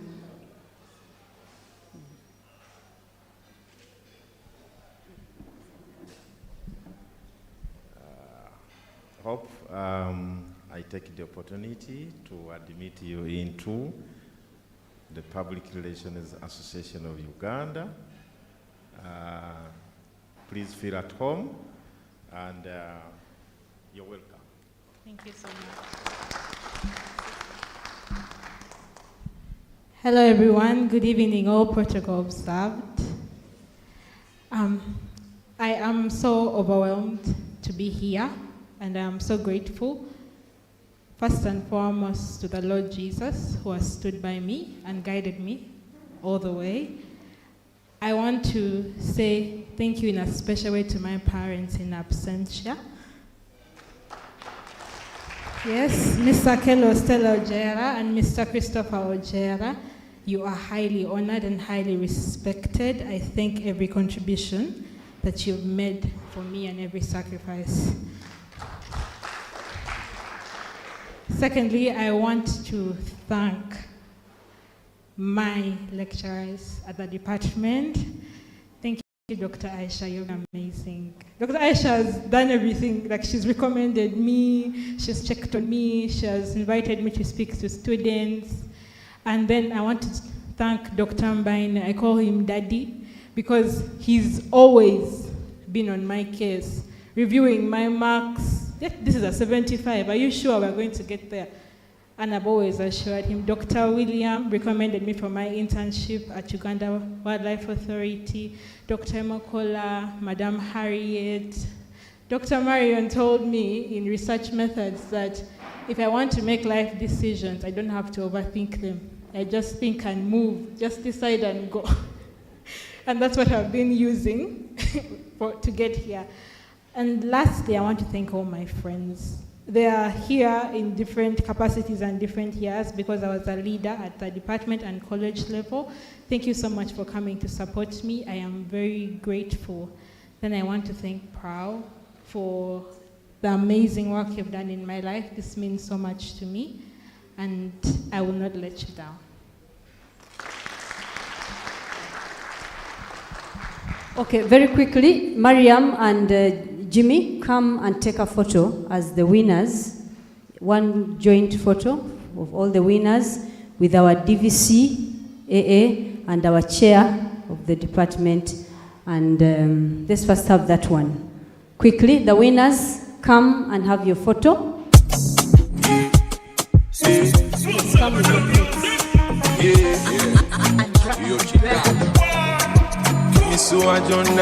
Walk faster. Mutwegu no manelese oh wanna know what you we vayo we see no take a kuchupai take a good sweet medication me and me she daga the other representatives onda zo mkwano muti wakutuko kusinga bati someone say emigamichi nganonya masine first aid hakuna dawa. Baby, you're the only one dawa. Hakuna dawa. Otali yomoyo gunuma. Hakuna dawa. Baby, you're the only one dawa. Hakuna dawa. Otali yomoyo gunuma. Tati wotu, chikole wotu. Tabula dagala mupiso wotu. Tunula mofometa moma dokta. Kamata fomite daga. Episode ikwata bolunji doctor. Shake before using it. Shake before using it. Dagala. Ondazo mkwano muti. Wakukuko kusinga baji. Nsomo se emigamichi. Nganonya masine first aid.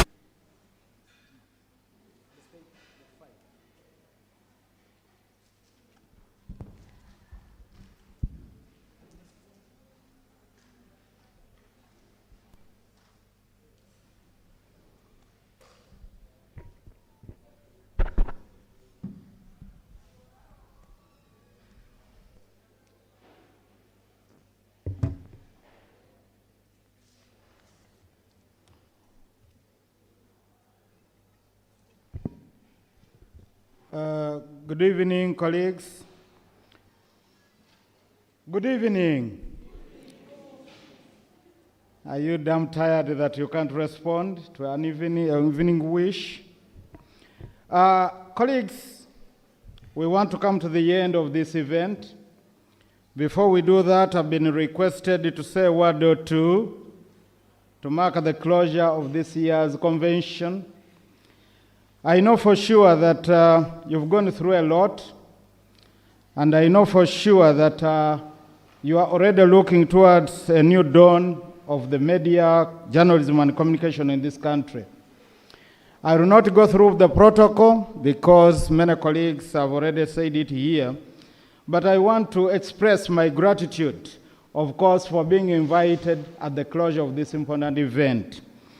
I know for sure that my colleague who represented the Vice Chancellor in the morning already recognized the participation of our guest of honor and the key participants and stakeholders that are here with us today.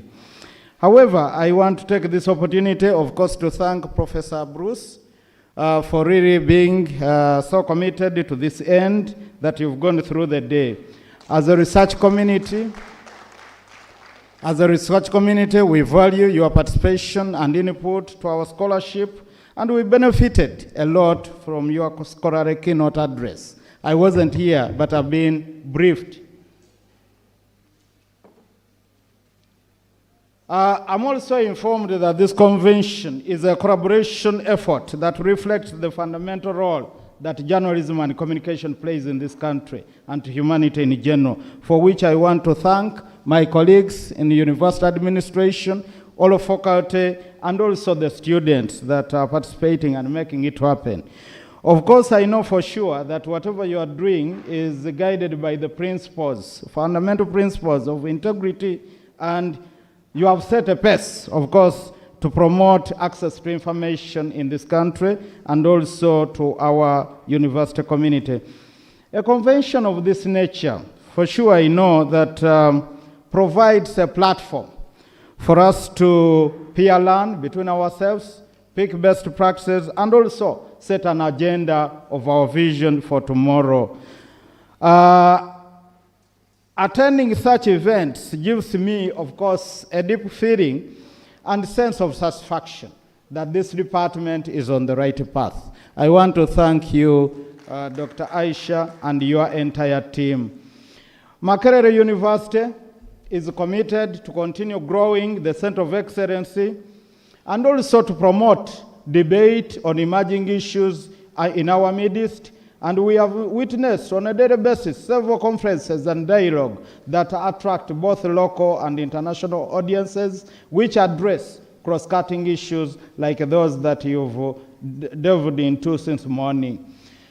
We have a rich history, of course, as a university, as a premier university and the best university in the region. We have a rich history in safeguarding press liberties, journalism integrity, and this convention is one testimony that serves as a beacon of our collaboration and capacity building to address the evolving issues in our spectrum as the media in the digital era.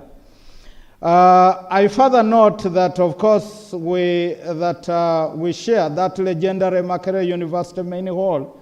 There is a time when we used to have debates and conventions almost every month at this university. Sadly, our main hall, the Ivory Tower, was abrazed. Nonetheless, I'm here to share the good news that come 2nd October, we shall be back in the main hall debating and also discussing issues that affect our integrity and history as a university. Of course, for a long time, we haven't had a functioning radio and television station at this university, but I've been informed that we are about to revive and revitalize these two sets that also will really contribute to our brand as a premier university. I'm confident that this year's convention has given you the platform to interrogate the dynamic spectrum around the issues of artificial intelligence, social networks, and also these are the issues. This is the platform that you need to use to overcome misinformation that is really bedeviling this country in general. Perspectives from the other generation, I mean Generation Z, the Zoomers, I know, hopefully that you've had a chance to receive these perspectives from that generation that will inform media sustainability and public broadcasting in the digital age. I know for sure that we have revised our curricula to fit the times, to fit the emerging issues, and soon than later, we shall be, of course, optimally contributing to the information age. Through robust engagements of this nature, either at convention or conferences and partnerships with the key actors in this country, like the Uganda Communication Commission, I know the new vision, the monitor, and all these key actors in this country, I know for sure that this department is on the right path to catalyzing that desired change. We want to be part of that transformative agenda, and for sure we want to cause a change in this country and be part of the new era of media excellency and resiliency. Friends, I know we are all tired. The department is in its final stages of transforming itself, repositioning ourselves into becoming a school of this university. I want to thank you, Dr. Aisha, because I've been in all meetings, either in the Senate, either in Academic Policies Committee. You have drummed. You have really said it all, that you need to build yourself, grow yourself into a school, and we have listened. I know for sure that sooner than later, Senate will be sitting to make a decision on your request to become a school, but you have one advocate, one supporter in that Senate, that is me and the Vice Chancellor. We want to renew our commitment to continue supporting you to grow. Even if you are to grow into a college, we are here to support you and offer the infrastructure and guidance that you require.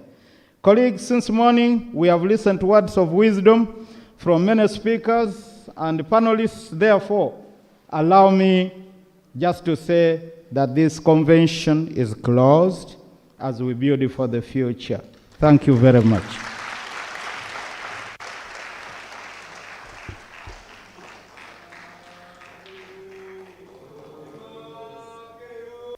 Oe, oe, yeah, oe, oe,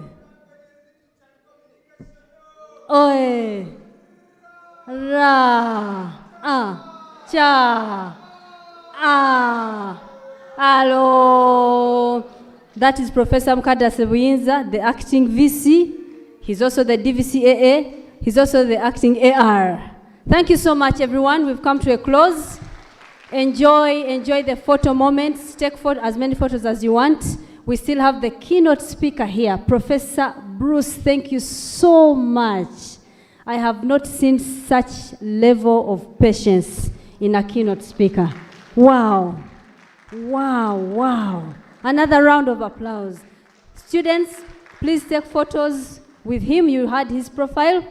You are looking for connections. Woo you. Connection yiyo. All right, thank you everyone, and all the best. We meet again either in the lecture room or at the next convention. God bless you.